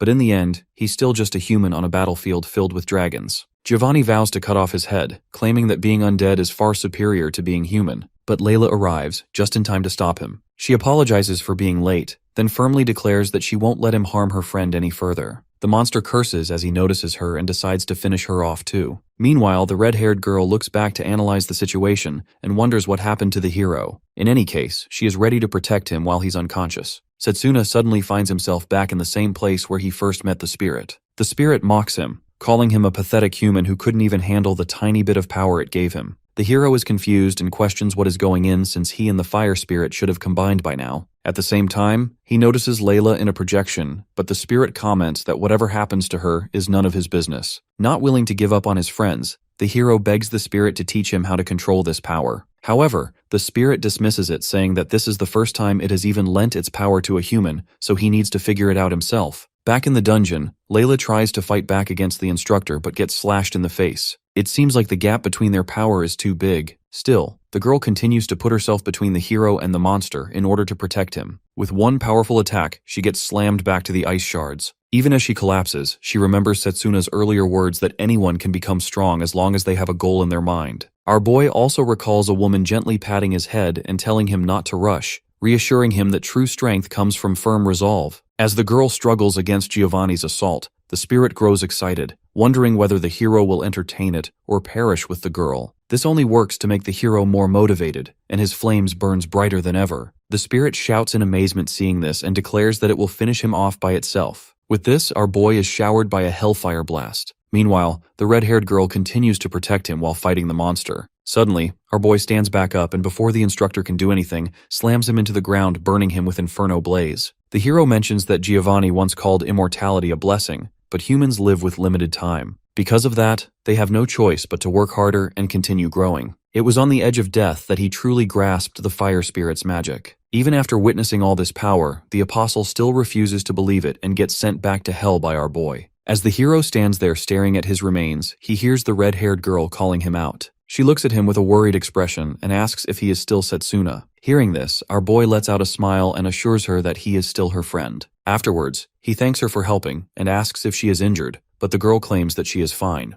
Drago lets out a sigh of relief since he wasn't expecting her to come down here to help. She explains that she had a bad feeling, so she decided to come down. The others have already left using the teleportation bracelet, but she instructed them to inform the instructor, so help should be arriving soon. As our boy looks at her to say something, his body suddenly collapses and he hits the ground. Fortunately, the instructors get there just in time. One of them tries to help the hero stand up, but he appears more worried about his friends. Before losing consciousness, he looks around one last time and notices that both of his friends are fine. This puts him at ease and his eyes go blank. Later, he wakes up in a room and realizes he is in the infirmary. Sitting up, he feels like a regular patient now, yet the heat of battle still lingers inside his body. Instructor Lionel enters the room and notices that he has awakened. As he sits beside him, the hero asks about everyone else. The instructor comments that even after being unconscious for 3 days, he keeps worrying about his friends. He reassures him that Layla, Drago, and the seniors from the formation department are all safe. In fact, he is the last one to wake up.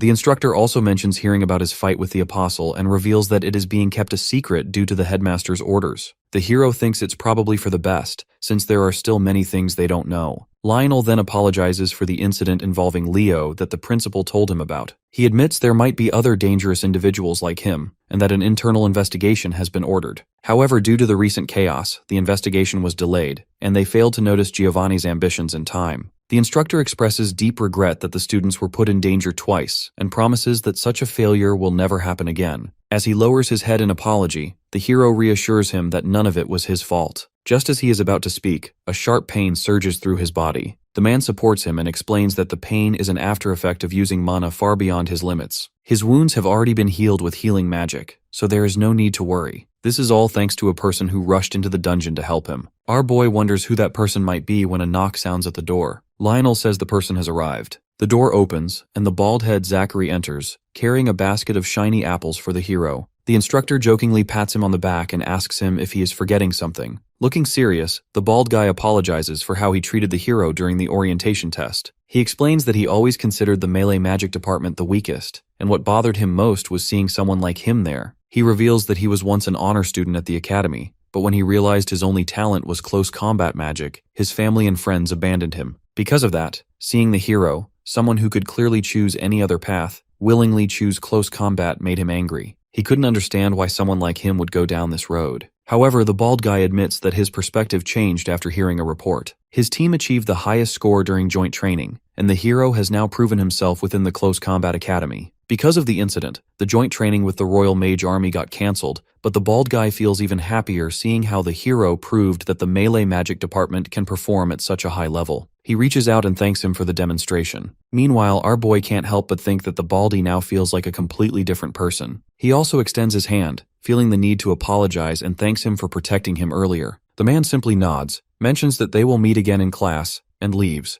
After that, Lionel takes out a glove and explains that the principal instructed him to give it to the hero. He points out that constantly wrapping his hand in bandages is impractical. The glove is specially designed to conceal spirit magic crests. Curious, our boy wonders whether the instructor knows about spirit magic. The man explains that spirit magic is also known as ancient magic and that it triggered the Great Magic War between mages 100 years ago. Since then, everything related to it has been strictly forbidden. He urges the hero never to use it in front of others and warns that if the Seongmun Church ever finds out, it would end in disaster. Setsuna already knew that some forbidden magic was used during the Great Magic War, but he didn't expect it to be spirit magic. Wanting to know more, he wonders how his instructor learned about this. Lionel reveals that the headmaster briefly explained everything to him, including the death god, the apostles, spirit magic, and even his regression from the future. Within the academy, only he and the principal know this secret. Our boy feels relieved that Lionel understands his situation, yet he cannot help questioning whether this truly is the best choice. The instructor reassures him, making it clear that his past life does not matter. What matters now is that he is a student of the Close Combat Department. The hero thanks him and asks about the headmaster's whereabouts. The man explains that the headmaster received a clue regarding the apostles and left temporarily to investigate it. This makes our boy a bit too shocked and he shouts, asking what it is. The instructor calms him down and promises to reveal it later. For now, he should focus on resting since he also has something to tell him once he gets back in shape.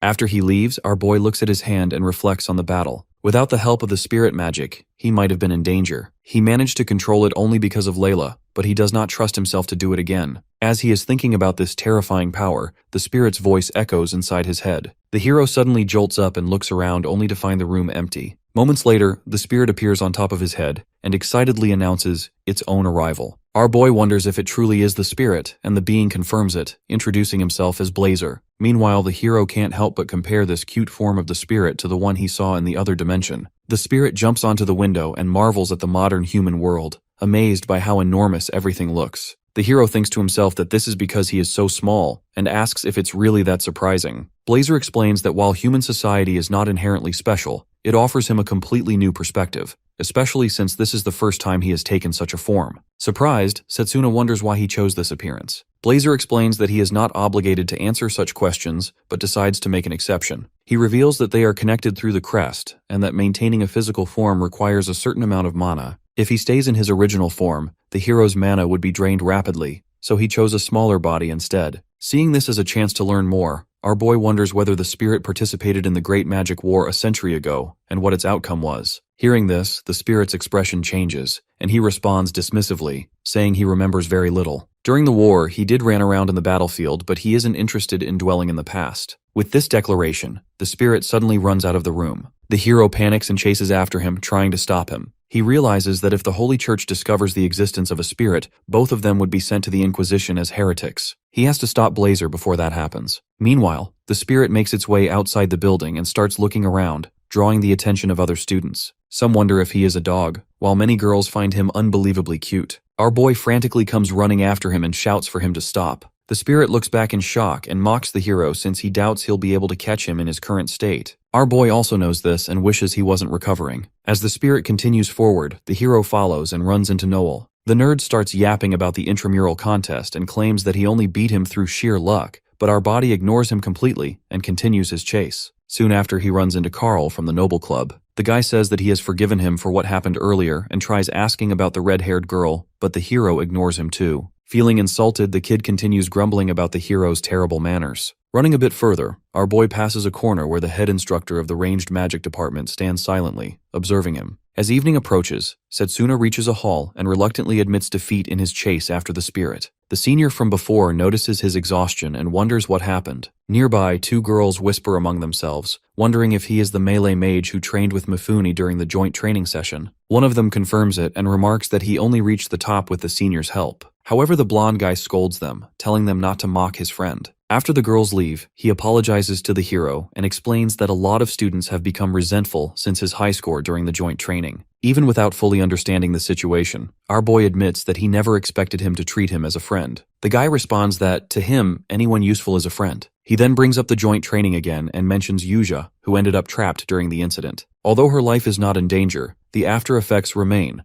and it seems she has been detained and questioned by the professors. Our boy knows that they won't get any information from the girl since the main culprit was Giovanni. He then asks the senior if he has seen a small animal with red fur. The blonde guy points toward the courtyard, saying it went in that direction. Our boy looks out the window to notice the spirit hopping around like a bunny and quickly decides to run down. As the spirit plays with flowers, all the students start gathering around, curious about what kind of creature he is, since none of them have ever seen anything like him before. The psycho from the ranged magic dep is also at the scene and wonders if the spirit is some kind of a magical creature. At that moment, our boy calls out to the spirit from the first floor. Just seeing him existing makes the man furious since he failed all of his plans during the contest. However, he grins as he notices the spirit and comments that it's not allowed to bring a magical pet in the academy since it might pose a threat to other students. Confident that the academy will not blame him, he strikes at Blazer. Unfortunately for him, the spirit reacts instantly, releasing flames that blast the psycho away. Akhtar has no chance to react, and all of his clothes get burnt from the front, thanks to the immense flames. After losing all of his non-existent aura, the guy runs away crying. Our boy lets out a sigh of relief knowing that the spirit is unharmed. However, knowing that Blazer can still use his powers even in this form, the other students might be in danger. The show of power leaves most of them a bit scared, and they slowly start to back off. At the same time, Layla approaches the scene and wonders what is going on. The hero notices her, but he can't really move due to the pain. Meanwhile, she stands right in front of the spirit trying to understand what he is. Blazer misinterprets this as a threat and prepares to blast her off as well. Still in pain, our boy calls out to the girl since the spirit might attack her any moment. She steps forward and feels something familiar with Blazer. The spirit gives her one last warning, but instead of backing out, she kneels down and expresses her gratitude to the spirit for saving her friend in the dungeon. Blazer acknowledges her good attitude and notes that she should be grateful that he gave his power to a mere human.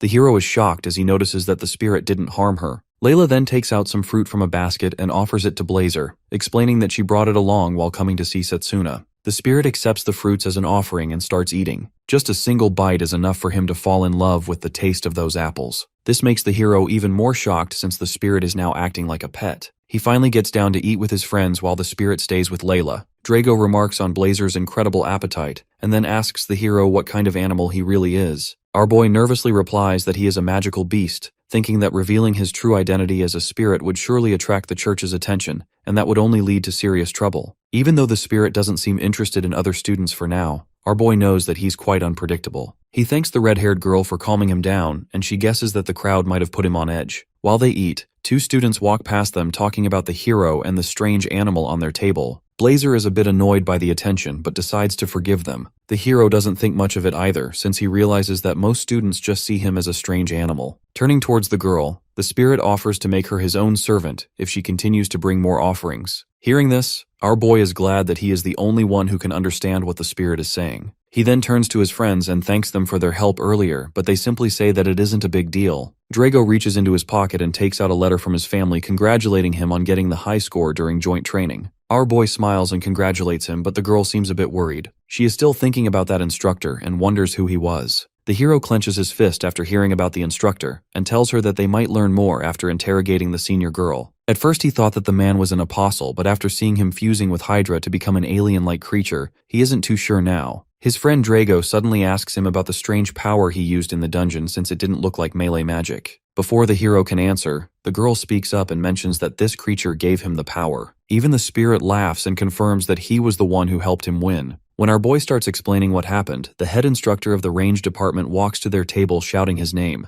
The other students aren't too happy to see him, but he quickly shuts them up and glares at the spirit demanding to know what this creature is. The instructor shouts at the hero complaining that he hasn't registered his pet with the academy, which is against the rules. Meanwhile, Blazer is almost about to go berserk since he can't stand someone calling him a pet. Before anything bad can happen, the bald instructor comes in clutch and reveals that he forgot to submit the registration form to the admin office. He bows down and apologizes, which makes Silas laugh. He mocks him, saying that the melee dep has turned him into a pathetic man who would bow for his students. As Zachary nervously laughs, Drago slams his table and rushes over to thank him for everything. He claims that they managed to score the highest in the joint training only because of his own teachings. The hero and the girl also nod at each other and get up to thank their teacher. Silas watches this with a furious expression, but before he can say anything, he hears other students trash-talking him for being jealous of the melee department. He storms out of the cafeteria, warning them to bring him the registration form by tomorrow morning. With him gone, our boy finally lets out a sigh of relief and thanks the Baldy for his help. Zachary mentions that he must have had a good reason for keeping that creature, so he trusted him. However, this isn't amusing for the spirit since he wanted some action. As the hero walks back to his room, he receives a letter from a familiar. The letter is from the headmaster, who expresses his excitement since he managed to learn elemental magic. However, he recognizes that hero still can't control it, so to teach him in his absence, he refers him to a certain woman. The hero stares at the sky after reading the letter and thanks the headmaster. The scene changes to an old woman receiving a letter from the headmaster. She isn't too pleased to learn that he has revealed the location of her house to a kid. The old lady grits her teeth in anger and declares that if the hero isn't deserving of spirit magic, she will make sure that he doesn't leave her house alive. The scene then shifts to the emergency mages meeting where Principal Silverlock explains what he has discovered. The people in the meeting don't really take him seriously and ask if he has anything to back his claims about the emergence of the Death God and his apostles. The principal responds that the enemies have left no trace, which is exactly why he has come to seek help. Instead of understanding the severity of the situation, the others say that he has just grown old. After the meeting, the principal steps outside and meets Lionel, commenting on how chaotic the discussion was. The instructor says that this was expected. Silverlock admits that it makes sense people do not trust him easily,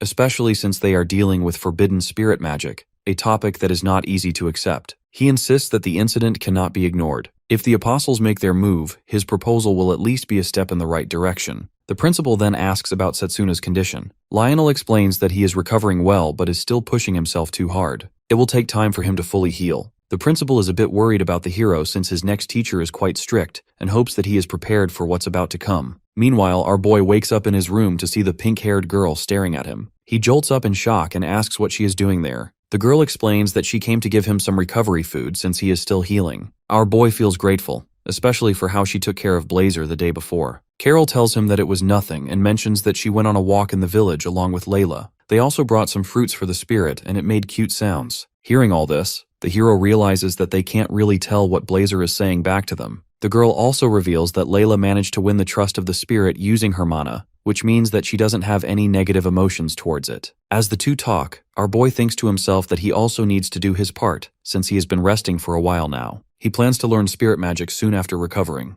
The girl finally leaves for class, giving Setsuna some free time to do a little more research on spirit magic. According to the records, the Great Mage War began around 2 centuries ago by the devotees of ancient magic to rule over common mages. However, due to their low numbers, they were defeated in the war and peace was restored. As a direct result of this, mages who practiced ancient magic are arrested and interrogated. Our boy knows that he has to keep his fire spirit a secret. He didn't even know spirit magic existed before traveling back in time. If he can manage to control this power, it will help him a lot in his fight against the death god. Still, he knows that it won't be this easy since strange things have already started happening. A few days later, we see our entire group together as the hero announces that he is going away to train. They have a break from school, so he wants to utilize this time in training. Before leaving, he thanks them all for helping him through everything for the past few weeks. They bid him farewell, and our boy begins his journey along with his instructor. Even though he is excited, he can't help but worry about the spirit since he might not be able to control it by himself. Lionel takes him to a stable and mentions that they will be riding to their destination on transportation lizards. These lizards are a bit aggressive, but it's the best they got for traveling long distances. The owner of the lizards tries acting tough in front of our boy and asks if he ever got kicked by one. Setsuna already knows the trick to tame these lizards, so he assures the man that he will be fine. He quickly leaps on top of the animal, shocking the man, as he now believes that the hero is a genius. Moments later, our boy takes off and Blazer is fully enjoying this ride. The instructor, however, is not having the best time due to all the shaking. Going deeper into the forest, they notice some girls standing in front of them. Judging by their appearance, the girls don't look like thieves, so they guess the old lady must have sent them. They turns out to be correct since these girls are the maids of Morgana the Witch. The instructor tells them that they are here to meet their mistress and asks if they are going to escort them. After a moment of silence, one of the girls speaks up in the voice on an old lady and declares that she has no desire to meet the melee mage. The instructor realizes that the witch is communicating through the girls. In other words, these girls aren't human, but a bunch of dolls created using alchemical magic. The witch tells him that he needs to prove his worth before becoming her disciple and launches a powerful attack towards them. Our boy blocks the attack using his mana sword while the instructor simply uses his fist. Still, they can tell that the attacks are incredibly powerful. The witch mocks them for simply defending, which makes Lionel a bit annoyed. He decides to lock in and creates a huge mana sword to show her what they can actually do. The duo knows that they have to defeat these dolls in order to prove their worth to Morgana. With this in mind, they charge forward at the same time. The women attack together with a combined magical blast. Reacting instantly, Lionel signals the hero to keep pushing forward instead of retreating. As he slices through the attack, our boy realizes just how powerful the blade truly is. Even the dolls are impressed and admit that they at least have a solid foundation. Both groups charge forward and prepare to clash head-on. The hero notices one of the dolls carrying a weapon imbued with lighting. He immediately dodges her attack by stepping back. The other dolls also attack them with their lightning magic. Lionel knows that a single attack can electrocute them, so he shouts at the hero to dodge. Our boy instantly reacts, and both of them manage to evade the strike. After creating a bit of distance, the witch repeats that their magic can't compete with modern elemental attacks. Our boy knows that she is partially right since melee magic relies on making physical contact with the target, which in this case is impossible since they might get electrocuted. As the dolls charge forward, the witch claims that melee magic lacks far behind in comparison to other paths. Setsuna admits that she is right and dodges her attack, claiming that it's nowhere near its peak. With a quick movement, he punches the doll straight in the face. At the same time, the instructor charges forward to take care of another doll and punches her away. Our duo takes advantage of this and tries to charge the last remaining doll, but one of them gets up and attacks again, causing our hero to retreat. While getting pressured, he starts to think what might be the best weapon against an opponent like this. Despite being in the middle of battle, he manages to use his mana blade to swing over a tree and kicks the doll from the back. The witch admits that it was clever of him to use his surroundings to his advantage. She retreats the doll back towards Lionel, who is busy with another clone. Our boy tries to warn him, but the warning comes a bit too slow. A huge explosion occurs in front of him as the doll attacks, but somehow, the instructor still manages to leap away. Back together, the three dolls hold hands and take a defensive position by surrounding themselves with a barrier of water. Setsuna weighs his options and realizes that they can't really use charged bullet here since the attack will be neutralized by the barrier. While he is thinking, Blazer walks over with a smirk and offers to use his power to burn the entire forest along with the dolls. Before the hero can even agree to it, the sign on his arm starts flashing and the spirit starts to consume his mana. Despite unbearable pain, he shouts at the spirit to stop. Blazer pauses for a second with a confused expression and asks why he isn't destroying them, since the whole point was to defeat the dolls. The hero guesses that it's some kind of test, so he can't really use his elemental powers. If he wants to defeat these dolls, it will be through his own strength. Moments later, the dolls remove the barrier, and the witch orders them to bring the duo to her. The instructor asks them why they suddenly changed their minds.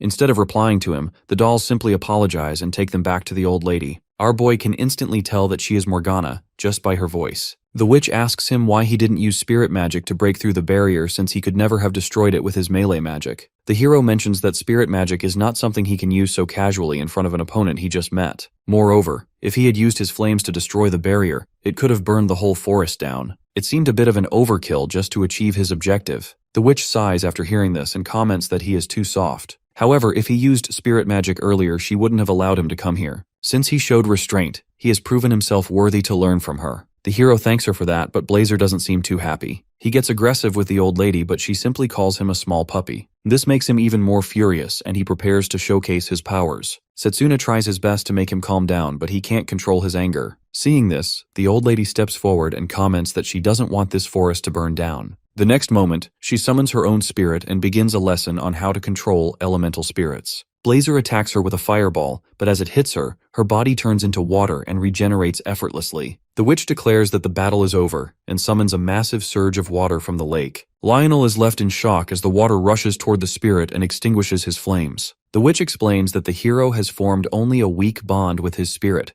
which is why its power is insufficient. It is no more than a wild beast. She adds that once he forms a true bond, he will be able to freely control its power and manifestation. After the battle, she explains that there are 3 stages to mastering spirit magic. The first stage is becoming one with nature. The second is entering the spirit world by will and earning a spirit's genuine recognition. She reveals that Setsuna forced a contract without properly completing the first stage, which is why his spirit magic remains incomplete. Frustrated, she scolds the headmaster and accuses him of not teaching him properly. Our boy is shocked to see her speaking so casually about the headmaster. The old lady then reveals that the forest is home to many spirits, making it an ideal place to reach trance-like state. She announces that his training will begin the next day, and asks him to demonstrate the qualities that caused the spirit to choose him. The next day, she sees him meditating all day in the forest. He not only trains seriously, but also helps with household chores and keeps the house clean. Days pass like this, and our boy continues training with his instructor and the old lady. One night, while training near the lake, he notices a bunch of glowing lights in the sky. He immediately realizes that he is surrounded by the presence of nature. Looking toward the house on the cliff, he murmurs to himself that he is now ready to face Blazer. When they gather again, Morgana remarks that the hero has sensed the spirit's presence and reached this stage in only 2 weeks, calling it an impressive achievement. She explains that he must now enter the spirit world and form a bond with the spirits. However, his mana will be of no use in the spirit world. The only thing that matters is the strength of his will. Even though he can sense spirits, facing the fire spirit alone is still too much for him. Therefore, the old lady decides to go with him. Hearing this, Blazer laughs and asks her if she really thinks she can defeat him in the spirit world. He even turns to the hero and scolds him for acting against his orders. Our boy simply smiles back and mentions that he is doing this to gain his recognition. Morgana then turns to Lionel and explains that their physical bodies will be defenseless while they are in the spirit world. Even though their location is hidden and she has her maids on guard, he needs to protect them if anything happens. After he gives her a thumbs up, she sits on a chair and instructs the hero to reach a trance-like state. Once he does, the door to the spirit world will open. Following her guidance, Setsuna enters the spirit world and finds himself standing before Blazer with the old lady. Seeing the spirit's true form, she admits that his arrogance was not without reason. Since the hero can now sense spirits, he realizes just how powerful the fire spirit is. In order to protect the kid's consciousness, Morgana surrounds him with a barrier. Blazer scoffs and tells her not to get ahead of herself, questioning whether she truly believes she can control his power with such a weak barrier. Our boy looks straight into his eyes and slowly starts stepping forward. Now that he has reached a trance-like state, he feels confident that nothing can stop him. If he wants Blazer's approval, he believes there is only one way left to prove himself. The spirit welcomes his challenge and warns him not to regret taking such a heavy burden upon himself. Meanwhile, the instructor and the maid watch the situation inside the house. Lionel believes that the hero will be able to handle it. However, he suddenly senses dark magic approaching. A malicious presence is moving toward the hideout, and at such a critical time, he cannot allow anyone to interrupt the battle between the hero and the spirit. Surrounded by a dark aura, Leo enters the room and politely excuses himself before asking if anyone is home. His eyes fix on the instructor, and he wonders if he belongs to the Close Combat department. To his surprise, he also notices his former best friend, which makes him excited since he won't have to look for him now. The instructor recognizes him as the runaway student they have been searching for. Suddenly, another apostle named Zagan bursts into the room, destroying the wall and striking down a doll. He declares himself their opponent and announces that he will take both the old lady and Setsuna. The blonde guy mentions that the hero used to be his former friend, so he should be the one dealing with him. He can simply take the old hag and the dolls. The instructor immediately realizes that the other monster is also an apostle and grimaces, noting that they have arrived at the worst possible time. He mentions that if he were not a teacher, he would have already run away. Hearing this, the blonde kid tells him that he can leave if he wants, as they are not after him. However, Lionel refuses to retreat. He forms a mana sword and warns Leo not to mock him, since at their academy no teacher abandons their students. With that, he charges forward to attack, Back in the spirit world, our boy reminds himself not to be afraid since everything in this world is determined by one's willpower. Suddenly, the old lady flinches and he asks her what happened. She explains that something is wrong in the real world, and it seems her servants have already been subdued. Hearing this, our boy realizes that it must have something to do with the death god and tells her that she can go back. Morgana warns him that if she releases the barrier, he could be burned by the spirit's will and might never return to the real world. The hero dismisses the warning and insists that the trial he must face should be faced alone. He asks her to take care of his teacher and the dolls. The old lady sighs, but she knows she must go back, so she tells him to return alive because dying here after receiving all that guidance would not be worth it. The hero smiles and reassures her that he will come back. After she leaves, Blazer asks him why he desires his power so much, even though it is far more than he can handle. Our boy explains that before his regression, he lost everything. Blazer pauses, realizing that he is standing within the hero's mental landscape. Setsuna continues, explaining that the apostles overpowered the royal army and the world collapsed. All his mentors were taken from him, and that regret awakened the power of the time spirit, sending him back. He swears that he will never allow anyone to take anything from him again. The spirit becomes intrigued, wondering whether his motivation is revenge against those who destroyed the world or simply the desire to challenge fate. He finds it pathetic but also intriguing at the same time. Blazer acknowledges that the hero is worthy of a trial, but since he wants all of his power, he won't play the game of patience with him as he did before. With that, he takes on a smaller, more human-like form and declares that this is a trial personally set by him. Our boy wonders if this is a clash of wills and rushes forward to attack. Blazer responds in kind, and the two strike at each other with their bare hands. As their wills collide in the spirit world, the real world shows Lionel locked in battle with the 10th apostle. The instructor manages to sever part of his hair, but it's still not enough to stop him, and he charges forward. Before he can attack, one of the dolls steps in between and blocks the strike. The apostle gets mad recognizing it as summoning magic and starts hitting harder. Despite the doll blocking the attack, both of them are sent flying out of the house. The instructor is surprised how the apostle continues hitting with even more force without being tired. Meanwhile, the apostle orders Leo to take care of the old lady. He agrees and prepares to attack, but Morgana intervenes at the last moment, blocking the attack with her magic. She comments that she's got some unwelcomed visitors and summons her spirit. As she prepares to fight the blonde kid, the other apostle rushes at her. Before he can reach her, the instructor slides in and punches him back. At the same time, the old lady hits the blonde kid with her spirit magic, but he uses magic disintegration to cancel it. Leo smirks and comments that spirit magic doesn't work on him. The next moment, he notices the instructor in front of him and barely manages to evade his punch. He scolds the other apostle for not being able to handle him. This makes the apostle enraged, and he lands a heavy blow that sends Lionel crashing out of the house. Observing Leo's movements, Morgana begins to wonder if his ability nullifies all magic, allowing him to evade any attack. She questions whether this is a special technique, or if it requires certain conditions to activate. Deciding to try close-range magic, she hopes that the lack of reaction time will make her attack effective. Remembering her fight with the hero, she wonders if he chose melee magic just to counter this spell. Meanwhile,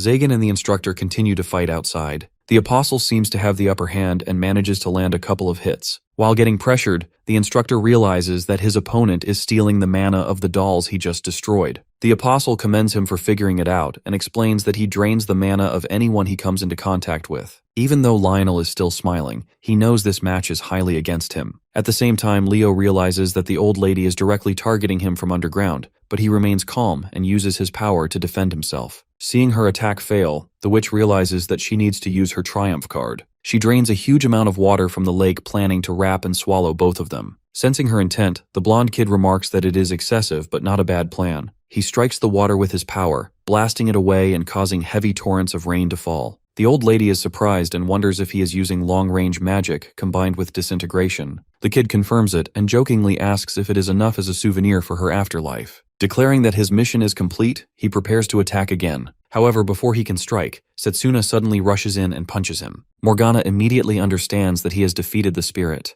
The instructor watches him, now surrounded by intense flames, yet controlling them skillfully to prevent the fire from spreading through the forest. Zagan notices him and warns that he is nothing like Leo. Meanwhile, Blazer stands behind our boy, excited to burn their enemies to a crisp, but the hero tells him that they shouldn't lower their guard since their opponents are quite strong. The spirit replies that he won his fight against him, so he shouldn't be so humble. We go back to a few minutes earlier in the spirit world where Blazer knocked him back with a punch. Both of them are exhausted, and the spirit praises his incredible willpower. He notices that even while trembling, the hero continues to smile. Despite the strain on his face, our boy remains strong and believes that he will win. As the fire spirit prepares to attack again, he comments on the hero's remarkable confidence for such a weak human. Our boy smiles and comments that he is not confident but certain of his victory. With this, both of them strike at the same time and Blazer starts releasing his full power. Setsuna acknowledges his strength and says that it explains his undefeated record, but also points out that this very strength is his weakness. The spirit wonders what he means,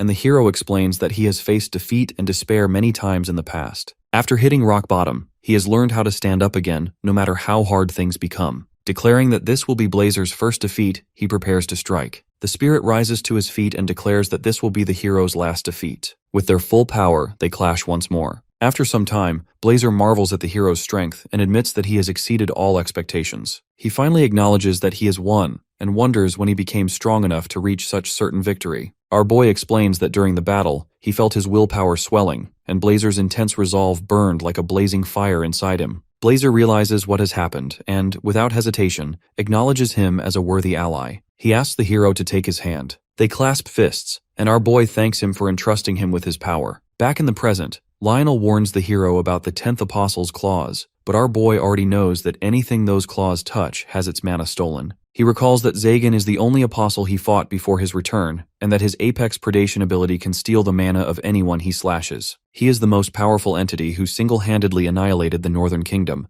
a nation known for its advanced alchemy equipment, by stealing all their magic power. The apostle isn't sure how the hero learned about his ability, but he is confident that it won't change the outcome. Meanwhile, Leo groans in pain as he struggles to regain his composure and notices that the hero is faster than ever. Setsuna is surprised that he can still stand, and realizes that he must have reduced the impact using magic disintegration. The other apostle announces that he will handle the hero himself and tells the blonde kid to step back and watch. Leo agrees and retreats, carefully observing the battle. Our boy recalls that before his return, he defeated the 10th apostle by exploiting his advantage in long-range magic. However, this time he is using melee magic and a single hit could be fatal. Still, our boy knows that he has changed as well. He blocks Zagan's attack and lands a side punch, forcing him to retreat. Without hesitation, the hero presses forward and continues his assault. The apostle is shocked and declares that it is impossible for the hero to be faster than him. Our boy calmly realizes that by combining Blazer's power with his physical enhancement, he can move at incredible speed.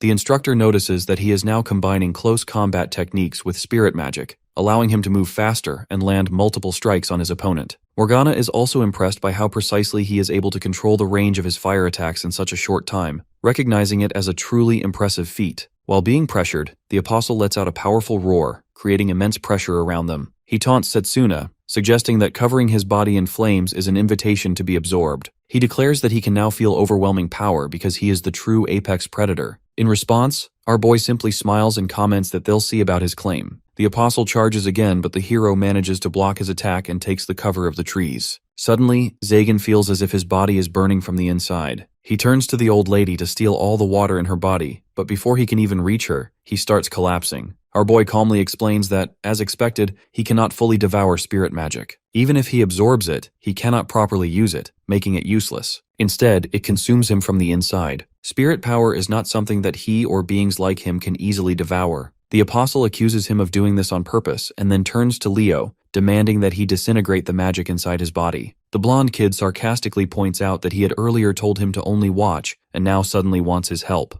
Instead of helping him, he attacks his own ally, leaving him puzzled. The attack also strikes Morgana in the process. Zagan screams at him, asking how he dared to betray him, but the blonde guy coldly responds that he simply prioritized the mission and dealt with the old lady instead of helping someone as useless as him. He admits that his sharp sense of smell helped locate the witch, but his beast-like nature had become unbearable. He did what he believed needed to be done. Enraged, the apostle screams that he will never forgive him and swears in the name of his master to take all of them down. As he prepares to attack, our boy uses his spirit flame magic and slashes through the air with Inferno Slash. This causes him to spit out a black jewel which breaks upon contact with the ground. After defeating the 10th apostle, our boy turns around to look for Leo, but he is nowhere to be seen. He mutters his name and swears that he will remember this. No matter where the guy is, he will find him, and the next time they meet, he will defeat him without mercy. Due to her injuries, the old lady collapses, and Setsuna rushes to her side, urging her to hold on. However, she mentions that the opponent used disintegration magic and that her body cannot be saved. Both Lionel and the hero are deeply saddened by this. Morgana gives a faint smile and tells them not to be sad. She acknowledges that he is a close combat mage recognized by Spirit Flame and says she has something to entrust to him. The old lady even gives him a magical artifact containing the mana of her spirit, explaining that it will help him forge a bond with the water spirit. The hero asks her not to speak as if she is leaving forever and refuses to accept that there is no way to save her. But Morgana has already passed away. He gently lays her down and whispers to himself that no matter how strong he becomes, it means nothing if he cannot protect the people important to him. The instructor tries to console him, explaining that life is uncertain and no one knows what will happen next. No matter how strong someone is, humans are imperfect. What matters most is facing challenges without giving up and continuing to fight as long as they are alive. At that moment, an elf girl walks up and pats the hero on the head. She jokingly tells him that he has been tricked and she is still alive. To everyone's shock, she announces that she is the real Morgana. Turns out the old woman they saw earlier was actually an alchemical doll, just like the other servants. Unlike the others, she had embedded her soul into that doll. That is why all of her emotions and powers were stored inside the old woman's body, and she managed to trick the apostle into thinking that it was actually her. Lionel finds it hard to believe and asks if the old woman was only a decoy. Morgana confirms this and reveals that the doll is the alchemist's masterpiece. She then asks if everyone is surprised by the revelation. Setsuna, still trying to process everything, admits that he has never seen such a lifelike doll before. He also recalls that even in the spirit world, she appeared in the form of an old woman. The witch responds that appearances in the spirit world can be changed freely. The instructor comments that she looks far too young to be that old lady. In response, the girl shows her pointed ears, confirming that she is actually an elf. She explains that elves live much longer than humans and asks the hero to guess her age. The teacher encourages him to try since he is usually good at such things, but our boy immediately refuses, sensing it is a trap with no correct answer. The elf girl laughs and reveals that she is 300 years old. Hearing this, the hero realizes that she might have actually fought in the Great Mage War. When he questions her about it, she simply smiles, hinting that she can tell him about it for a price. When the hero actually offers her money, she laughs and tells him not to take it so seriously, assuring him that it is not about money. Since her current home got destroyed, she suggests going to the lake, where they can discuss the actual history of the Mage War in peace. When they reach the lake, the elf girl picks up a stone and throws it into the water, trying to make it skip across the surface. On her third attempt, the stone sinks, and she becomes frustrated that she cannot break her own record. Our boy turns to his instructor and asks if he is the only one who cannot keep up with her behavior. Lionel admits that he feels the same and guesses that she must be under a lot of stress. Morgana sighs and suggests returning to the story of the Great War. She explains that, as they already know, the world is home to many races such as humans, dwarves, beastmen, and others. Among them, elves have lifespans that can be considered almost eternal. Elves prefer living in nature and often interact with spirits, which allows them to master spirit magic. However, elves and spirits, who are sometimes even worshipped by humans, are not always seen in a positive light. Some people stray from their paths while worshipping them. She continues by explaining that one such elf manipulated a human king who worshipped him and taught spirit magic to his followers. That elf eventually started a war in an attempt to conquer the world. Hearing this, the hero wonders if this is the Great Magic War. Lionel comments that blind faith combined with power can be extremely dangerous. The girl adds that after many sacrifices on both sides, the elves and the followers of spirits were finally defeated. Since then, elves have been persecuted as beings who corrupt human minds. Setsuna realizes that the term ancient magic was created to hide the fact that magic capable of controlling spirits existed. The instructor, still processing everything, asks the elf girl if she resents what humans did to the elves. She admits that she used to, but not anymore. However, she still keeps her distance from them. Even 200 years after the Great War, there are still people who want to kill elves. The legacy of hatred remains, which is why she uses a double identity to hide her true self. Hearing this, the hero asks why she chose to reveal her real form to them. The girl explains that the headmaster trusts the two of them, and he has proven that he is worthy of that trust. She also saw him crying and felt that it was the right time to show her true appearance. Setsuna immediately corrects her and insists that he was not crying. He reflects on everything he has heard today. Even though he has managed to defeat one of the apostles, the power he holds does not come without consequences. The three of them then begin restoring and clearing the forest, repairing the damage that was done. Once everything is finished, it is time for them to part ways. The witch thanks them for cleaning the area, and our boy responds with gratitude, saying that he is glad to have met her. Lionel asks about her future plans. She explains that since her hideout has been discovered, she will have to hide somewhere else, and that they may never meet again. Our boy calls out to her and asks if he can call upon her power when humanity is in danger. He bows politely and requests her help. Morgana smiles and tells him that he is being too pushy, but advises him to ask the headmaster when the time comes, since she occasionally exchanges letters with him. Suddenly, Blazer appears and mockingly warns her not to think she can escape without sparring, threatening that next time he will burn her to ashes. She playfully waves some water in front of Blazer and teases him about getting drenched again. The spirit simply turns his face away, and the group finally parts ways. Everyone waves goodbye and heads in different directions. The hero mounts his lizard and starts riding. As he travels, he recalls a rainy day from his past when he stood outside a building. A woman had approached him with an umbrella and a towel, explaining that just because he had gained great power did not mean he had become a strong person. Confused, he asked her to explain, and she told him that great power can sometimes drive people insane. Using power correctly, without arrogance, and without being controlled by it, was far more important than simply increasing strength. Now, while riding, he finally understands the meaning of her words. He is determined to use spirit power wisely and for justice. Together with the instructor, our hero heads back toward the academy. The scene shifts to one of the apostles. He announces that everything is ready and they should begin. Leo stands there as well, and the man coldly comments that he failed to kill Setsuna and even lost his comrade. The blonde kid tries to play it off and says that he at least managed to kill the witch. Hearing this, the man asks if he confirmed Morgana's death. Leo hesitates and admits that based on the level of the attack, she should definitely be dead. The man stares at him and sternly reminds him that his order was to ensure her death. The other apostle comments that he should have at least brought back Zagan's body. If they had recovered it, they could have created an undead creature capable of using that ability. Leo explains that Setsuna had knowledge of the apostle's power that was not included in the original information. However, this still doesn't convince the man, and he continues to blame him. The clown also chimes in and mentions that his undead toy was also destroyed. At that moment, a girl enters the scene.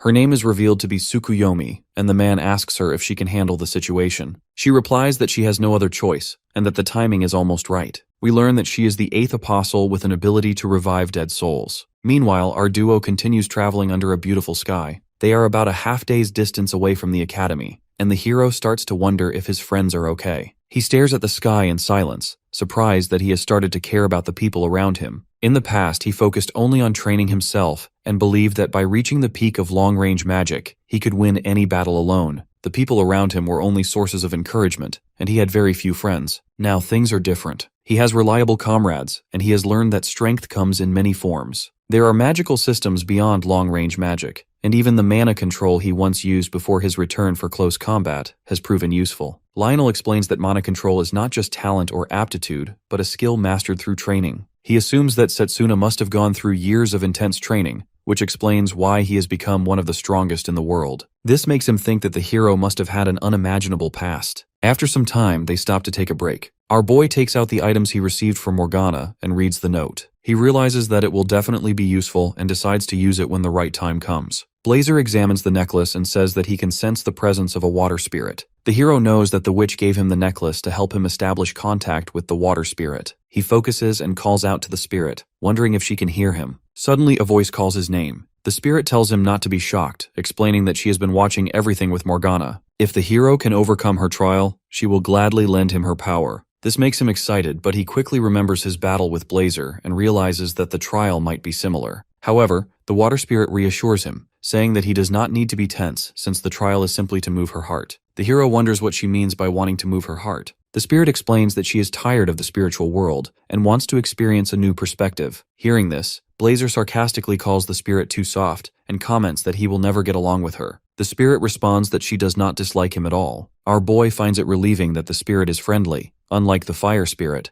but he is still confused about what she means by moving on. Suddenly, Lionel places a hand on his shoulder and tells him that he is truly lucky. He mentions that he has a great story that will deeply move him, a tale of fiery friendship that will bring tears to his eyes. The story he tells is about heroes who saved the country decades ago. Figures like Ordino the Iron Cutter and Warris the Iron Wall are part of this legendary tale. As he continues narrating, morning arrives, and the hero falls asleep along the way. When he wakes up, he sees that the instructor is still talking with the water spirit. The hero sighs and decides that they will discuss this matter properly after returning to the academy. Back at the academy, he asks his friends for helping regarding his trial with the water spirit. They ask him what happened, but he simply mentions that it's for his own training. Layla then suggests that next time, they should all visit an art museum together, mentioning that she has a friend who knows a lot about art. Our boy agrees and says it would surely be helpful. Drago asks if everyone will join, and Carol agrees, telling them to leave it to her. Later, they all go to the museum and look around. On the way back, Setsuna approaches the buff guy, and he removes his shirt to show his physique. The pink-haired girl also unleashes her inferno power to display her strength. Even Blazer does not hold back and shows his own power.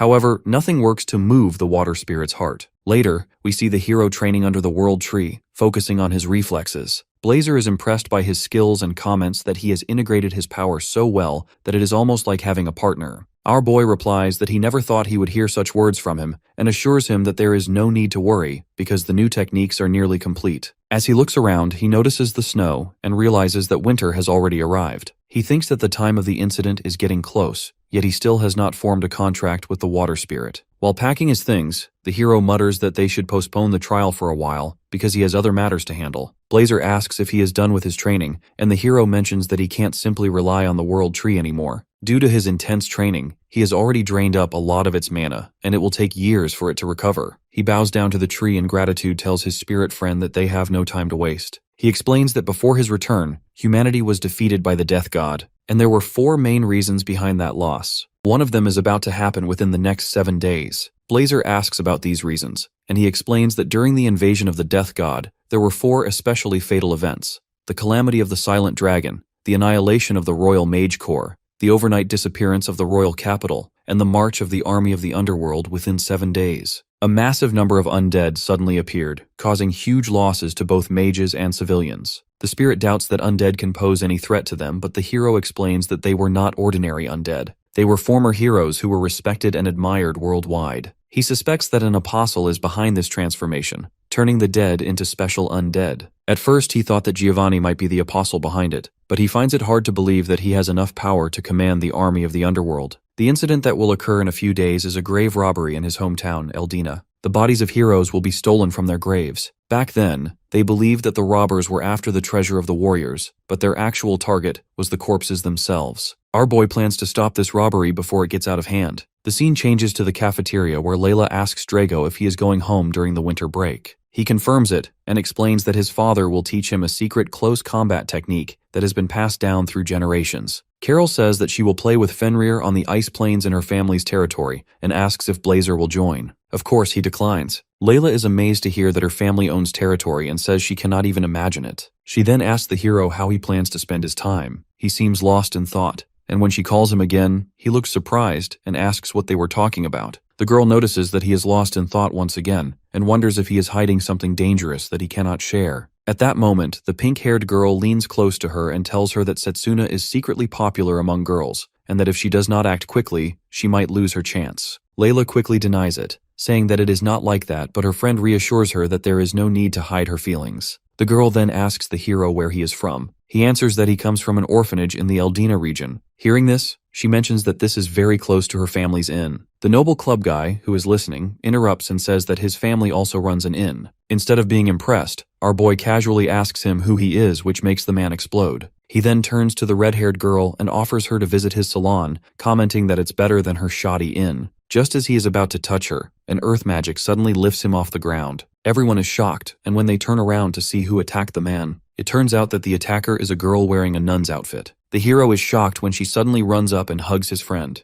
This makes him curious, and he asks her who she is. Layla then reveals that the girl is Roberta, a relative of hers. Apparently, she came to take her home for the winter break. The nun also mentions that she plans with the upcoming festival in Eldina honoring the saints. As soon as the hero hears about the festival, his face lights up with excitement because he knows about it. The Saints Festival always takes place at the end of the year and is held to honor the heroes resting in the royal cemetery. However, our boy also remembers that this festival is what triggered the grave robbery incident. Due to weak security during the event, it became easy for criminals to steal the heroes' corpses. After some time, Roberta finally relaxes when she becomes convinced that Drago and Setsuna have no hidden motives for staying close to Layla. All of them introduce themselves properly, and the nun starts showing interest in the hero, especially since she has already heard about him. The red-haired girl tells her that his hometown is Eldina, and the nun immediately offers to give him a ride. This makes him very happy because it greatly reduces the burden on him. On the first day of winter break, they begin their journey. Roberta reveals that they will first stay at Layla's house and then head to Eldina. When the girl hears this, she remembers what Carol once told her and becomes worried that the nun might run away with the hero. To prevent this, she quickly says that she also wants to attend the Saints Festival. Just then, something crashes into their carriage and draws their attention. When they step outside to check, they find a pack of demon hounds. Roberta explains that monster activity has been increasing lately and wonders what could be causing it. She throws some seeds at the monsters, and the hero is confused by the strange essence coming from them. Suddenly, the seeds grow into full-sized trees and eliminate the monsters. Our boy quickly realizes that she has applied healing magic to the seeds. The girl confirms this and explains that she sends mana into them to accelerate their growth. The hero is impressed. Modifying healing magic to attack didn't even gain traction until the battle with the Death God, and she is already using this technique. Our boy offers to help, but Roberta tries to stop him and warns him about how dangerous demonic dog bites can be. He assures her that there is no need to worry. With a single punch, he activates a charge bullet and wipes out all the remaining monsters in one go. The nun is left stunned and starts questioning whether he is really just a student. She even touches his arm and praises his excellent mana control, then begins asking about his master and training. Our boy realizes that they will be stuck in endless questions, so he suggests checking on the others first. During all this, Layla notices that he is protecting his glove, which confirms her suspicion that he is hiding something. Later that day, they arrive at an inn. Just as they are about to eat, the nun starts asking the hero more questions. That night, the red-haired girl finds it hard to sleep and decides she must ask her friend to take her to the festival. She goes to her room, but when she reaches the door, she hears her talking to someone. Layla tries to leave, but when she hears Satsuna's name, she stops and listens. Roberta reports to someone that the hero is a wielder of ancient magic, which makes him dangerous. To subdue him, she first asks for 10 purge nights, then immediately changes it to 20. She even says that she is willing to pass judgment herself if necessary. The red-haired girl is horrified by this and drops her cup in shock. The nun hears the noise and rushes out to check, but she finds nothing since the girl has already cleaned up the broken cup. The next morning, she acts completely normal, which makes Layla wonder if what she heard the night before was actually true. She knows that ancient magic is usually associated with evil people, so she starts wondering whether the hero is using dark magic. All of this makes her confused and she feels unsure of what to do. A while later, our boy returns from his early morning training and joins them. The nun continues playing her role calmly and speaks kindly to him, even offering him breakfast. He thanks her for the gesture but says he will eat later. She then suggests that he try the sauna, saying it is highly recommended. Blazer hears about the sauna for the first time and immediately asks him what it is. Since the spirit is taking an interest, our boy decides to check it out. Later, we see him chilling in the sauna with Blazer, who seems to be struggling despite literally being a fire spirit. As the two of them sit inside, Roberta suddenly enters the sauna wearing only a towel. This completely shocks the hero, and he is forced to question why she is there. She sits beside him and explains that the sauna is open to both genders. The girl quickly notices that he is still wearing his gloves, which confirms her suspicion that he is hiding something. To make sure no one else enters the sauna, she even placed a signboard outside. Turning to the hero, she then asks whether he feels comfortable wearing gloves in such a hot place,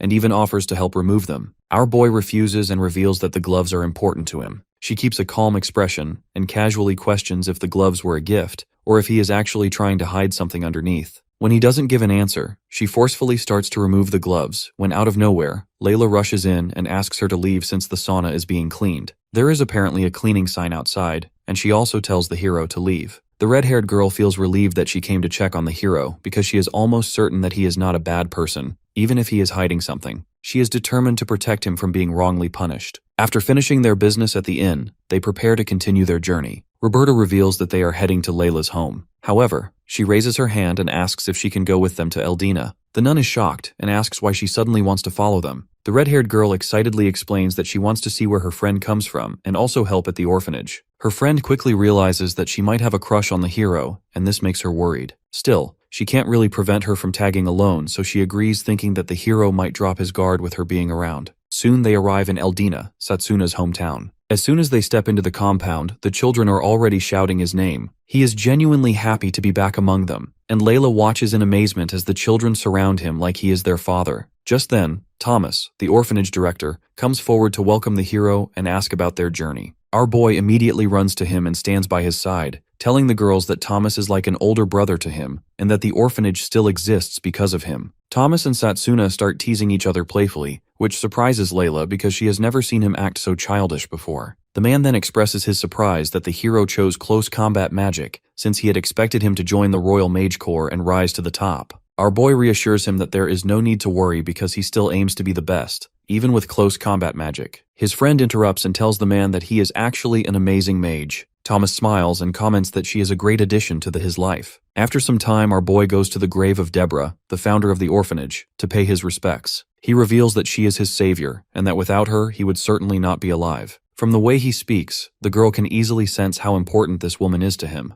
Roberta then joins them and asks if he can share some memories about his past. The hero politely declines and mentions that he has a few things to take care of first. Later that night, he heads toward the royal cemetery and hides in a safe spot like a shadow, watching over the area. Just as he suspects, security around the cemetery is weak because of the festival. The barriers have also been removed, making it even more vulnerable to enemy attacks. The bodies buried there were once high-ranking mages, and if evil power revives them, they could cause massive destruction to humanity. Our boy knows he must find a way to stop grave robbers, so that these heroes do not become enemies of mankind. Blazer reassures him that there is no need to worry, no matter how strong their opponent is. The hero feels encouraged, but warns the spirit not to use magic in front of the nun. Blazer agrees and admits that he already finds her suspicious. With this, Satsuna prepares himself for the decisive battle that will take place over the next 2 nights and assures Deborah that he will keep his promise. Meanwhile, Roberta questions Thomas about the hero's past at the orphanage. The man calmly replies that he cannot tell her what she wants to hear. Enraged by this, she pulls out her Inquisitor badge and tells him that there is a possibility the hero is dangerous, which is why they are investigating him. The director becomes angry and argues that the kid cannot be a dangerous person under any circumstances. She then turns toward the red-haired girl and comments on how calm she is acting. From her behavior, she quickly realizes that she has already overheard their conversation.